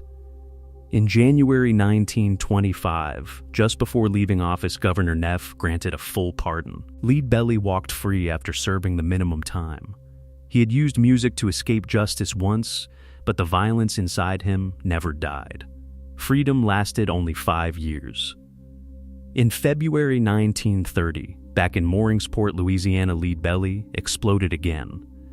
He attended a Salvation Army concert and got into a heated argument with a white officer who ordered him to stop dancing. The confrontation turned savage. Lead Belly pulled a knife and stabbed the man repeatedly in a brutal attack that left his victim fighting for life. Witnesses described the stabbing as vicious and unprovoked. Police arrested him on the spot. In a fast trial, the court convicted him of attempted murder and assault with intent to murder. The judge handed down a sentence of 10 years at hard labor in Angola prison. This was no light punishment. Angola operated under a system of chain gangs and field work that mirrored slavery. Inmates like Lead Belly rose at 4 a.m, ate meager rations of cornbread and beans, then marched in leg irons to the cotton or sugar fields. Guards on horseback carried shotguns and whips. Any slowdown brought beatings or worse. Disease killed many. Heat stroke claimed others. The prison earned its nickname, the Alcatraz of the South, for good reason. Escape attempts ended in blood. Lead Belly entered this nightmare in 1930, assigned to the back-breaking labor crews. He chopped cotton-hauled logs and survived the daily brutality that broke lesser men. Inside Angola, Lead Belly kept his guitar close. He played during rare breaks and sang the old work songs that echoed across the fields. His 12-string guitar rang out with a speed and power few could match. The warden noticed and allowed Sunday performances for visitors. Guards brought picnics and let him entertain. But his past remained violent. He had killed once and nearly killed again. Angola did not reform him, it only contained him temporarily. In July 1933, folklorists John Lomax and his son Alan arrived with recording equipment from the Library of Congress. They traveled southern prisons hunting authentic black folk music. The Angola warden directed them straight to Ledbetter, calling him one of the strongest musicians locked up. In a prison building they set up and recorded hours of his songs. Lead Belly performed classics like Goodnight Irene and Midnight Special. His voice was raw and thunderous. His fingers flew across the strings. The Lomaxes were stunned. They had captured something powerful from a man serving time for stabbing another human. Lead Belly saw his chance. He recorded a direct plea song aimed at Louisiana Governor Oscar K. Allen. The lyrics poured out desperation. He sang about leaving his wife wringing her hands and crying out, "Governor O.K. Allen, save that man of mine." John Lomax took the recording and a formal petition to the governor's office in Baton Rouge. He left the disc with the secretary. Meanwhile, Lead Belly kept working the fields and earning good behavior credits. Louisiana law allowed double good time for model prisoners. He had served over 4 years of his minimum sentence without major incidents.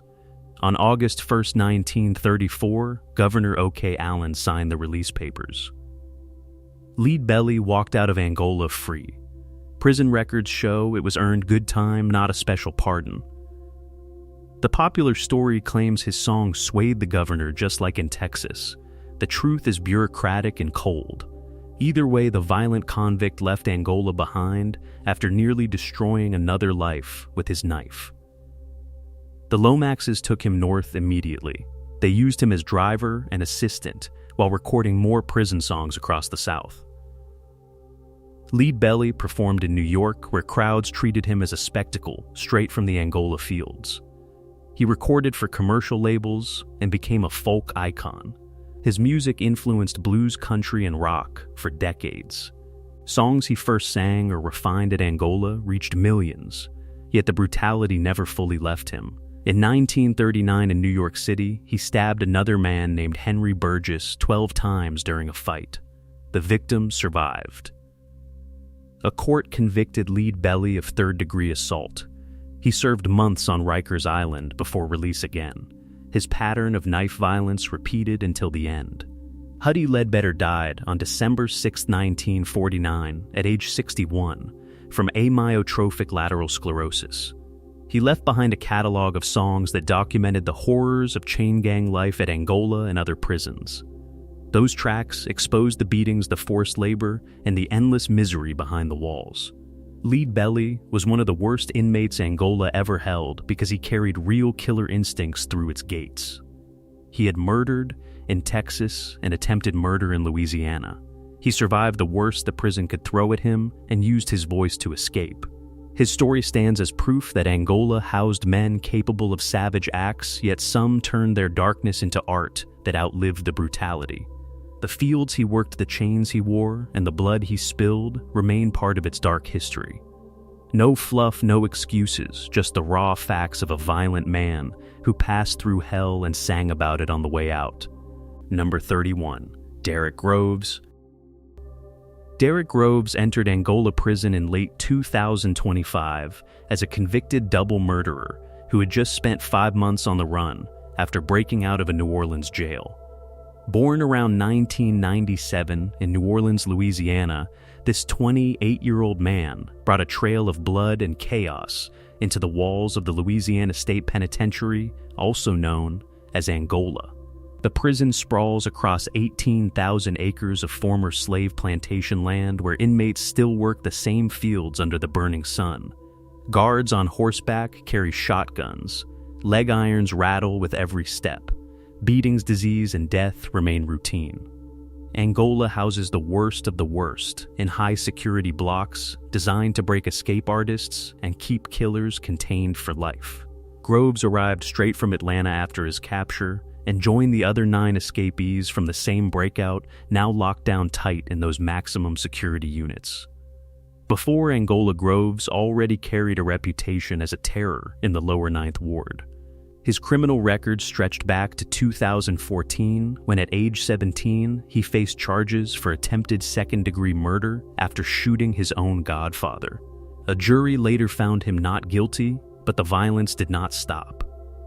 By 2018, he and his partner Kendall Barnes had turned into hired guns for street hits. On Mardi Gras Day, February 13th, 2018, what should have been a night of celebration exploded into massacre on the 5400 block of St. Claude Avenue. Groves and Barnes opened fire with assault-style rifles modeled after AK-47s. They sprayed dozens of bullets into a car carrying 3 people and into bystanders on the sidewalk. 26-year-old Jamar Robinson and 21-year-old Byron Jackson died instantly, their bodies riddled with gunfire. 2 more men inside the car and on the street suffered serious wounds from the barrage. Prosecutors proved the pair had been paid to kill one specific target, but instead slaughtered 2 innocent men at a party and wounded others. Groves later boasted on social media, showing familiarity with the weapons and taking credit for the bloodshed. He had already been linked to 4 homicides in just 18 months. He ruled through fear, silencing witnesses and snitches with raw brutality that kept the Lower Ninth Ward in terror for over a decade. Police arrested Groves and Barnes shortly after the shooting. Both faced 2 counts of second-degree murder, plus charges for the attempted murders and obstruction. Groves' first conviction came in 2019, but a change in Louisiana law requiring unanimous jury verdicts forced a retrial. In October 2024, a new jury found him guilty on every count 2 second-degree murders and 2 attempted second-degree murders. The evidence included ballistics witness testimony and his own online posts bragging about the killings. While locked in the Orleans Parish Justice Center awaiting sentencing, Groves plotted his next move. On May 16, 2025, he joined 9 other inmates in one of the most brazen jailbreaks in recent Louisiana history. They crawled through a hole cut in the wall directly behind a toilet in their cell block. The escapees left mocking graffiti that read, quote, "To Easy Low L," unquote. 10 men vanished into the streets of New Orleans that night, turning the city into a manhunt zone. Most of the escapees were recaptured within days, but Groves stayed free for nearly 5 full months. He fled to Atlanta, Georgia, living underground and evading a massive multi-agency search that included the United States Marshals, New Orleans Police, and Atlanta authorities. During those months, he became the face of the breakout. News outlets across the country tracked his flight. Law enforcement warned he was armed and dangerous, a convicted killer with nothing to lose. On October 8, 2025, the manhunt ended in a southwest Atlanta neighborhood. Police surrounded a house after tips placed him there. Groves hid in the crawl space beneath the home. A standoff followed.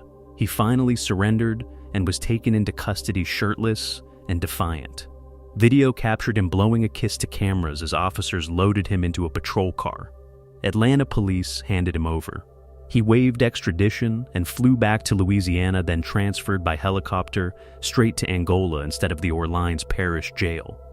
The escape added fresh charges of simple escape, carrying 2 to 5 extra years, but they meant nothing next to his existing life sentences. Sentencing came on December 12, 2025 in a New Orleans courtroom. Groves stood in shackles and an orange jumpsuit, while ad hoc Judge Dennis Waldron delivered the hammer. 2 consecutive life sentences without parole, plus 100 years for the murders and attempted murders. The judge called him a fugitive from justice, who had disrupted the entire system with his 5-month run. He told Groves he would live a lonely existence inside state prison. District Attorney Jason Williams noted the case had dragged on far too long, partly because of the escape, and stressed that Groves had already cost the city and families years of pain. Groves laughed and smiled through parts of the hearing, showing no remorse for the 2 dead men or the wounded victims who still carry scars from that Mardi Gras night. The court made clear the sentences would run one after another, guaranteeing he dies behind bars. Now Groves sits in the high-security blocks of Angola, exactly where the state sends its most dangerous escape risks and lifers. The prison rules here are ironclad. Inmates rise before dawn for fieldwork or lockdown. Guards watch every move. Escape attempts trigger immediate lethal force. Disease and heat, still claim, lives on the old plantation grounds. Groves earned his spot among Angola's worst, because he gunned down 2 men at a public celebration, then humiliated the justice system by vanishing for 5 months and forcing a nationwide hunt. His breakout delayed closure for the victims' families and exposed holes in jail security that let 10 killers hit the streets. The other 9 escapees share his cell blocks, but Groves stands out as the last man caught, the one who ran longest and mocked authorities the entire time. Prison records show he arrived in late 2025, already labeled high risk, with no chance of ever walking free again. Derek Groves will spend the rest of his days inside these walls, paying for the bullets he sprayed across that Mardi Gras crowd and the chaos he unleashed when he crawled out of that toilet hole. No appeals, no second chances, just endless lockdown in one of America's harshest prisons. The lower 9th Ward he terrorized no longer fears his name on the streets, but Angola will make sure the violence he carried ends here in concrete and chain link under the constant watch of armed guards. That is the brutal end of a killer who thought he could outrun justice twice and lost everything both times. Number 32, Willie Francis. Willie Francis entered the Louisiana State Penitentiary at Angola as a 16-year-old convicted murderer already sentenced to die in the electric chair. Born on January 12, 1929 in St. Martinville, Louisiana, this black teenager carried a single killing on his record that landed him on death row inside the 18,000-acre former slave plantation known as Angola. The prison operated under chain gang rules, where inmates worked the fields from before dawn under shotgun-wielding guards on horseback. Disease, heat stroke, and beatings claimed lives every year. Angola stored and operated gruesome Gotti, the portable 300-pound oak and metal electric chair that traveled by truck to parish jails for executions. Francis arrived after a swift trial and waited in a death row cell, knowing the state planned to strap him into that chair. In December 1944, 15-year-old Francis shot and killed Andrew Thomas, a white pharmacy owner in St. Martinville, who had once employed him. Thomas died in his bed from gunshot wounds. The murder stayed unsolved for 9 months. In August 1945, Francis was arrested in Texas on suspicion of drug trafficking. Police claimed he carried Thomas' wallet, though no such evidence reached the jury. Under interrogation without a lawyer, Francis confessed in writing. He first blamed others, then admitted the killing, stating, quote, "It was a secret about me and him," unquote. He even led officers to the holster he had discarded. The murder weapon, a gun stolen from a deputy sheriff, disappeared along with the bullets before trial. Francis later wrote on his cell wall, quote, "Practically I killed Andrew by accident. It will happen once in a lifetime," unquote. The trial in St. Martinville lasted barely 2 days in 1945. Court-appointed lawyers called no witnesses, presented no defense, and filed no objections. They did not challenge the confessions or question the all-white, all-male jury. Francis pleaded not guilty at first, but the defense changed his plea without consent. 12 jurors convicted him in 15 minutes. The judge imposed the mandatory death sentence. No appeals were filed by the original attorneys.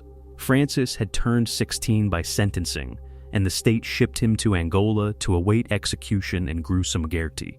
On May 3, 1946, at age 17, Francis faced the chair inside the St. Martinville Parish Jail, where the portable device had been trucked from Angola. An intoxicated prison guard named Captain Edward Foster and an Angola inmate trustee named Vincent Venezia set up the wiring and grounding. Both men reeked of whiskey and had spent time drinking before the procedure. Witnesses later described them as so drunk they could barely function. At 12:08 in the afternoon, guards strapped Francis into the oak seat, buckled the leather straps across his chest, arms, and legs, and pulled the black hood over his head. Electrodes touched his shaved scalp and leg. The switch flipped. Electricity surged, but the wiring failed. The chair bucked and skittered across the floor. Francis strained against the straps, rocking and sliding. Witnesses heard his screams from under the hood, quote, take it off, let me breathe," unquote. He shouted, quote, "I am not dying," unquote, and begged the sheriff to stop. The current toggled on and off for several minutes. Francis gasped, quote, "I cannot breathe," unquote. Someone answered, quote, "You are not supposed to breathe," unquote. The executioners finally halted the procedure. Francis survived the shock. Sheriff E.L. Risweber later said, quote, "This boy really got a shock when they turned that machine on," unquote. Francis told reporters, quote, "God fooled with the electric chair," unquote. The botched attempt marked the first known failed electrocution in United States history. Francis was returned alive to Angola. He spent the next full year inside the prison walls on death row. The state announced it would try again.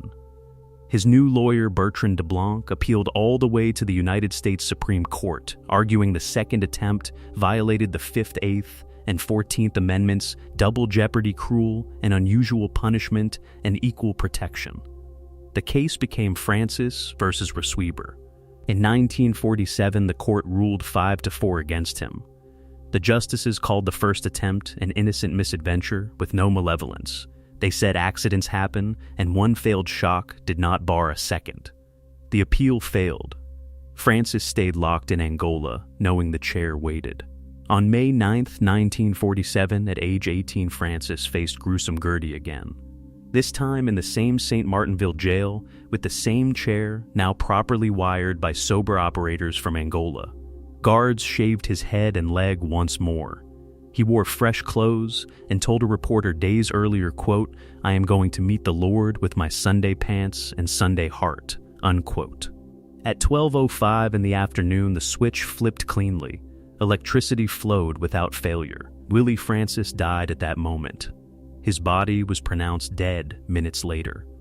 Willie Francis became one of Angola's most notorious inmates because he alone survived the full force of gruesome Gotti and then waited 12 long months inside the prison walls before the state killed him the second time. He entered Angola a teenager, convicted of shooting his former employer in the back. He left in a coffin after enduring screams, pain, and the terror of knowing exactly what the chair felt like, yet still facing it again. The botched setup by drunken Angola guards exposed the sloppy brutality of the system. The Supreme Court ruling let Louisiana finish the job. No other inmate in Angola history walked away from that chair alive, only to be strapped back in a year later. His case exposed the raw mechanics of death row inside the old plantation prison, where men lived every day under the shadow of a machine that had already failed to kill once. The fields he never worked, the chains he never wore, and the screams he left behind still mark him as proof of the worst Angola could do to a man twice. Number 33, Sean Vincent Gillis. Sean Vincent Gillis is one of the most depraved inmates held at the Louisiana State Penitentiary in Angola. He is serving multiple life sentences without the possibility of parole for the murders of at least 8 women in and around Baton Rouge, Louisiana, between 1994 and 2004. His crimes involved strangulation with zip ties, stabbing, dismemberment, necrophilia, and cannibalism. Gillis remains in preventive segregation at Angola at his own request because he is a high-profile serial killer. Born on June 24, 1962, in Baton Rouge, Louisiana, Sean Vincent Gillis was raised by his mother Yvonne and his grandparents after his father Norman abandoned the family shortly after his birth. His father had held a gun to the infant Sean's head during a drunken episode. Gillis had a criminal record starting in 1980 with arrests for traffic violations, driving under the influence, possession of marijuana, and contempt of court. He held low-paying jobs, attended some community college, and lived with his mother until she moved away in 1994. He developed an obsession with pornography and showed disturbing behavior such as peeping into neighbors' windows and fits of rage. His first known murder occurred on March 21, 1994. Gillis entered the apartment of 82-year-old Ann Bryan at an assisted living facility after she left the door unlocked for her nurse. He intended to rape her, but when she screamed, he slit her throat and stabbed her nearly 50 times in the face, the breasts, and the genitals. The attack nearly decapitated her and disemboweled her. A bicyclist found the body the next day. Ann Bryan's murder remained unsolved for a decade. Nearly 5 years passed before Gillis struck again. On January 4, 1999, he lured 29-year-old Catherine Ann Hall, a prostitute, into his car. He overpowered her, placed a cable tie around her neck, stabbed her in the throat and the eye, then raped her. He dumped her body after the attack. On May 30th, 1999, Gillis stalked 52-year-old Hardy Schmidt for 3 weeks. While she was jogging on Quail Run Drive, he struck her with his car. He wrapped a heavy-duty wire plastic tie around her neck, forced her into the vehicle, drove her to a park off Highland Road, raped her, and later dumped her nude corpse in a bayou off Highway 61 in St. James Parish 2 days later. On November 12, 1999, he murdered 36-year-old Joyce Williams. He strangled her, stabbed her, and dismembered the body, severing one of her legs. Gillis later pleaded guilty to second-degree murder in this case. In January 2000, he killed 52-year-old Lillian Robinson, also known as Lillian Gorham Robinson. Her nude body was found by an angler a month later in a remote location showing signs of strangulation and mutilation. On October 20th, 2000, he murdered 38-year-old Marilyn Nevels. The attack followed his pattern of strangulation, stabbing, and post-mortem mutilation.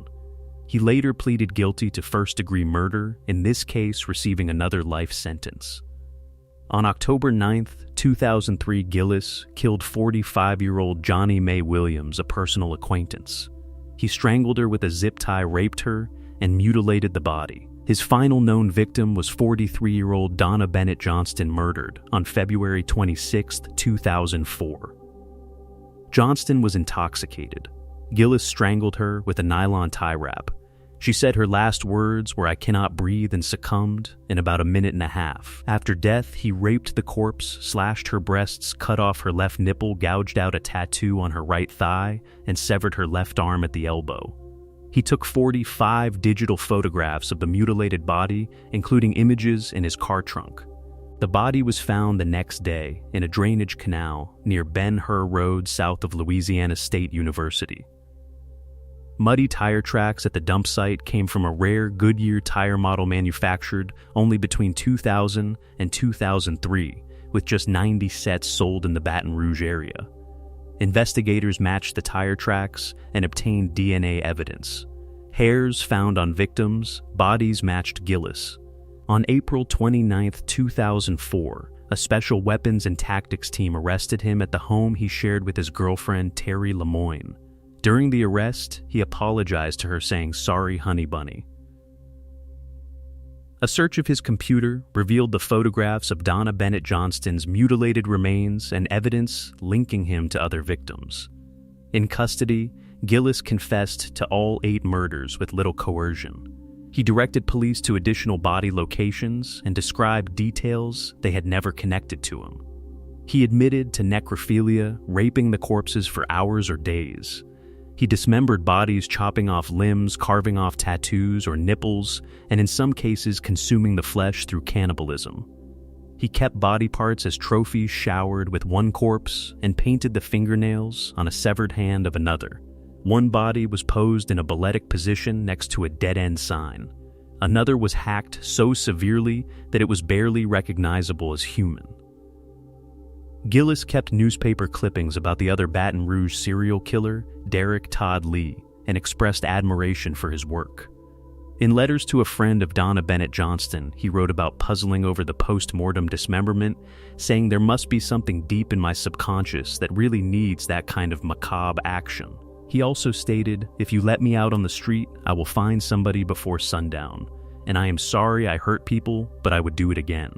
M. Gillis was initially charged with 3 counts of first-degree murder and 3 counts of ritualistic acts in the deaths of Catherine Ann Hall, Johnny Mae Williams, and Donna Bennett Johnston. Parts of his confession were ruled inadmissible in court. He pleaded guilty to second-degree murder for the killing of Joyce Williams in August 2007. His trial for the first-degree murder of Donna Bennett Johnston began on July 21, 2008 in East Baton Rouge Parish. The jury found him guilty after less than 3.5 hours. During the penalty phase, the jury deadlocked, so he received a life sentence without parole instead of the death penalty. On February 17, 2009, he pleaded guilty to the first-degree murder of Marilyn Nichols in Lafayette Parish, receiving yet another life sentence. He was never tried for the remaining murders, but authorities confirmed his confessions through evidence and body locations. Gillis arrived at the Louisiana State Penitentiary in Angola in 2008. He is housed in maximum custody in preventive segregation. This placement is at his request and due to his status as a high-profile serial killer to protect the facility, the staff, other inmates, and the public. Preventive segregation keeps him locked in a cell for most of the day with at least 2 hours outside if he chooses. He has no work detail and has declined educational classes. He interacts minimally with others under strict security. As of 2026, at age 63, he remains there with no possibility of parole and no recorded transfers. Sean Vincent Gillis committed acts of pure evil over a decade, while Baton Rouge lived in fear from 2 active serial killers at once. His extreme brutality, including rape of the dead, cannibalism, and trophy taking, sets him apart even among the worst inmates at Angola. He continues to serve out his multiple life sentences in isolation, knowing he will never walk free again. This is the documented record of his crimes and punishment based on court records, police investigations, and his own confessions. Number 34, Daniel Blank. Daniel Joseph Blank entered the Louisiana State Penitentiary at Angola as a convicted serial killer sentenced to death for slaughtering 6 people in a 10-month robbery spree fueled by his gambling addiction. Born on June 28, 1962 in Paulina, Louisiana, this 35-year-old white mechanic from the river parishes brought a trail of bludgeoned and stabbed bodies into the 18,000-acre former slave plantation prison, also known as the Louisiana State Penitentiary. Angola operates under the same brutal rules it has enforced for decades. Inmates rise before dawn for field work or permanent lockdown on death row. Guards on horseback carry shotguns. Leg irons and chains still rattle. Disease, heat stroke, and violence kill regularly. Blank arrived on death row after his convictions and joined the most dangerous men inside those high security blocks where escape is impossible and lethal injection waits. Blank lived a quiet life as a car mechanic in rural Paulina before the killings started. He worked on vehicles for locals and seemed ordinary to neighbors, but his gambling habit consumed him. He lost heavily at Louisiana casinos and needed quick cash. Between October 1996 and July 1997, he targeted elderly or vulnerable victims in their homes across Ascension, St. John the Baptist, and surrounding river parishes. He robbed them after the attacks to feed slot machines and table games, where he later flashed $100 bills like a rich man. The spree began on October 17, 1996. Blank went to the home of Victor Rossi, 41 years old, in St. Amant. Rossi owned a car repair shop where Blank had worked. Blank beat Rossi to death inside the residence, leaving the body in a pool of blood. He stole cash and valuables, then drove straight to a casino. Police found no forced entry. The killer had known the layout. Next came April 9, 1997, in Gonzales. Blank entered the home of Lillian Philippe, 71 years old. He beat her savagely, then stabbed her repeatedly in the bedroom. She died from the combined assault. Blank took money and fled.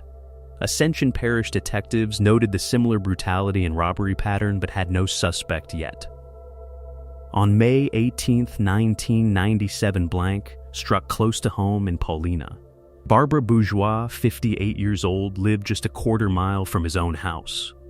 He stabbed her to death inside her residence. Again, he robbed the scene and gambled the proceeds. Neighbors later said they never suspected the quiet mechanic the killings escalated in LaPlace. Blank murdered Sam Arcuri, 76 years old, and his wife Luella Arcuri, 69 years old, in their home. He attacked both with blades and blunt force, leaving the elderly couple dead in a robbery gone lethal. The couple had lived peacefully for decades until Blank chose them for quick cash.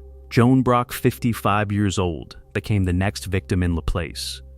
Blank stabbed her in the backyard and left her to bleed out. She died from the wounds. He robbed her property and continued his casino runs. Blank also attempted 2 more murders. On July 7, 1997, he attacked Leonce and Joyce Millay in their Gonzales home. Both survived the brutal assault, but suffered severe injuries. The pattern was identical: home invasion robbery followed by savage beating or stabbing. The spree lasted 10 months and claimed 6 lives. Blank confessed later that every killing paid for his gambling. He drove between parishes picking targets who lived alone or seemed easy. No sexual motive, pure greed. He left bodies where they fell and made no effort to hide them beyond a quick exit. The break came from his own spending. After the final attacks, Blank fled to Onalaska, Texas in November 1997. He told neighbors he had left Louisiana to escape crime, but casino records and witness tips flooded in. He had thrown $100 bills around Louisiana gambling halls right after each robbery. Polk County, Texas sheriff deputies picked him up on a tip. Ascension Parish Sheriff Jeff Wiley flew in. Blank waived extradition and returned to Louisiana. In custody, Blank confessed on videotape to all 6 murders. He described stabbing, bludgeoning, and shooting details matching every scene. He admitted the gambling motive. His girlfriend Cynthia Bellard drove him to some homes and later testified against him. Prosecutors dropped her charges in exchange. Blank faced 6 counts of first-degree murder plus 2 attempted murders. Trials stretched across years because of the volume of cases. In 1998, during one hearing, Blank escaped briefly through a second-floor bathroom window. Guards caught him after a short chase. The incident added to his notoriety but changed nothing. In May 1999, a jury convicted him of Lillian Philippe murder. They sentenced him to death by lethal injection. In 2000, a second jury convicted him of Joan Brock murder and handed another death sentence. He pleaded guilty to the Arcuri couple killings and received 2 consecutive life sentences without parole. The state dropped remaining counts, but kept him on death row at Angola. Blank arrived at the Louisiana State Penitentiary death row unit in 2001. He sits in a concrete cell smaller than most closets. No field work for capital inmates. 23-hour lockdown with 1 hour of solitary recreation in a cage. Guards check every movement. The electric chair era ended, but lethal injection chambers wait inside Angola. Blank has spent over 25 years there fighting execution. He now claims his 1997 confession was coerced by Louisiana State Police. Appeals have dragged on. In 2001, 1 death sentence was overturned on technical grounds, but the Philippe conviction stood and another death sentence replaced it.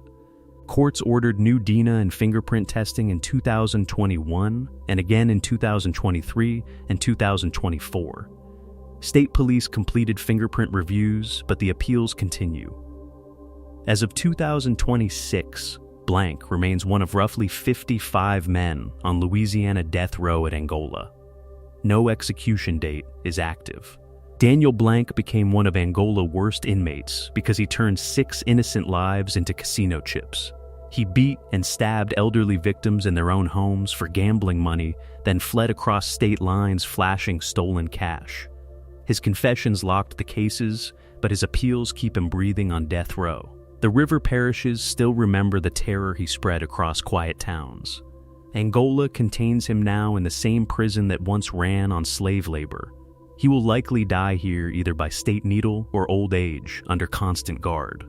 The mechanic who slaughtered for slots has no release, no freedom, and no more $100 bills.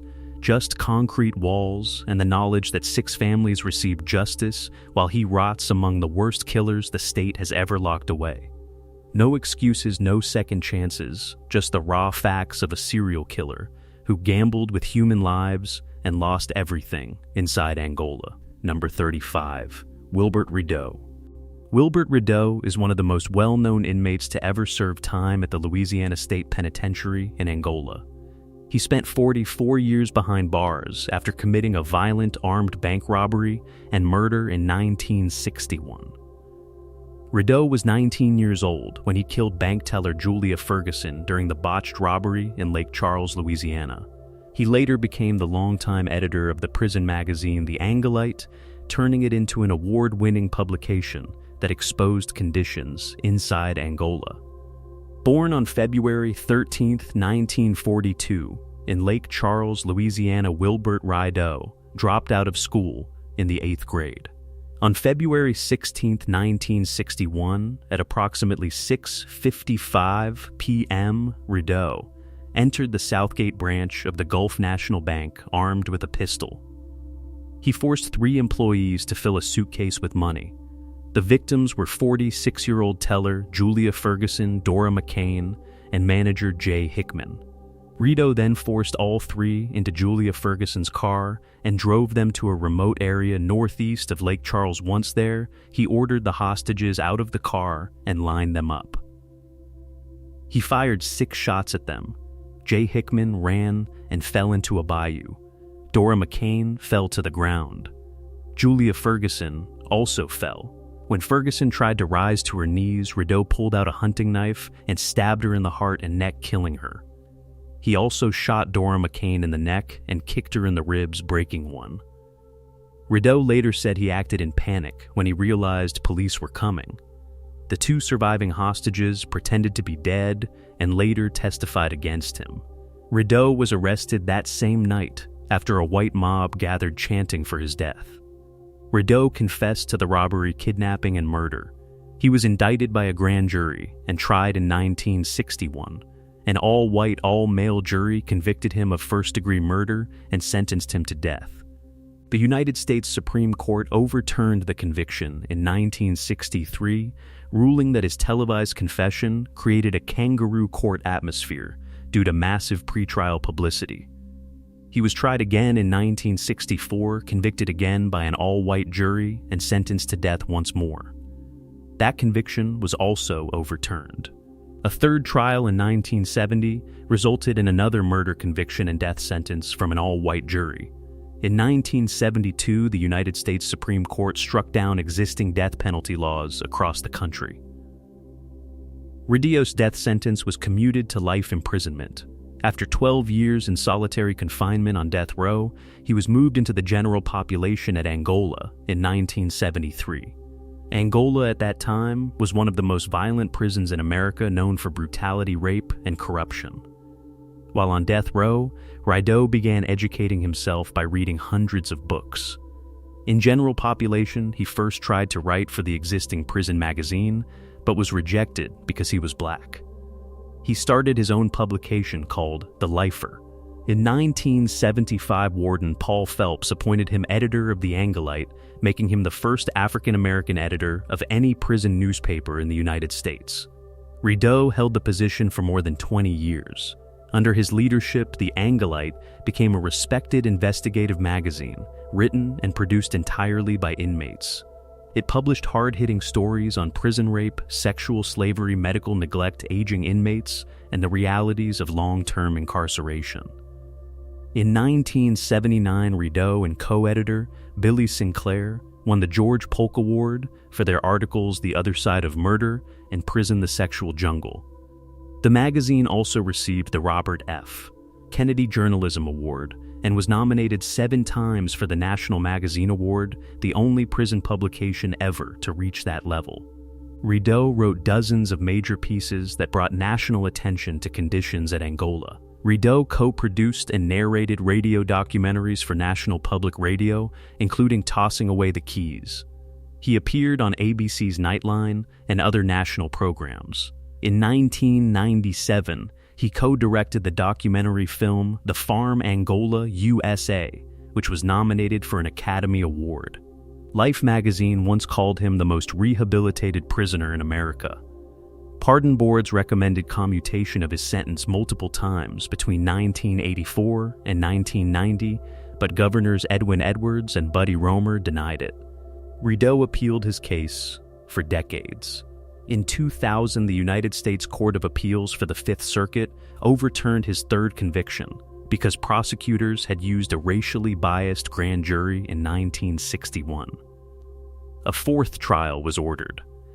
In January 2005, a jury in Calcasieu Parish convicted him of manslaughter instead of murder.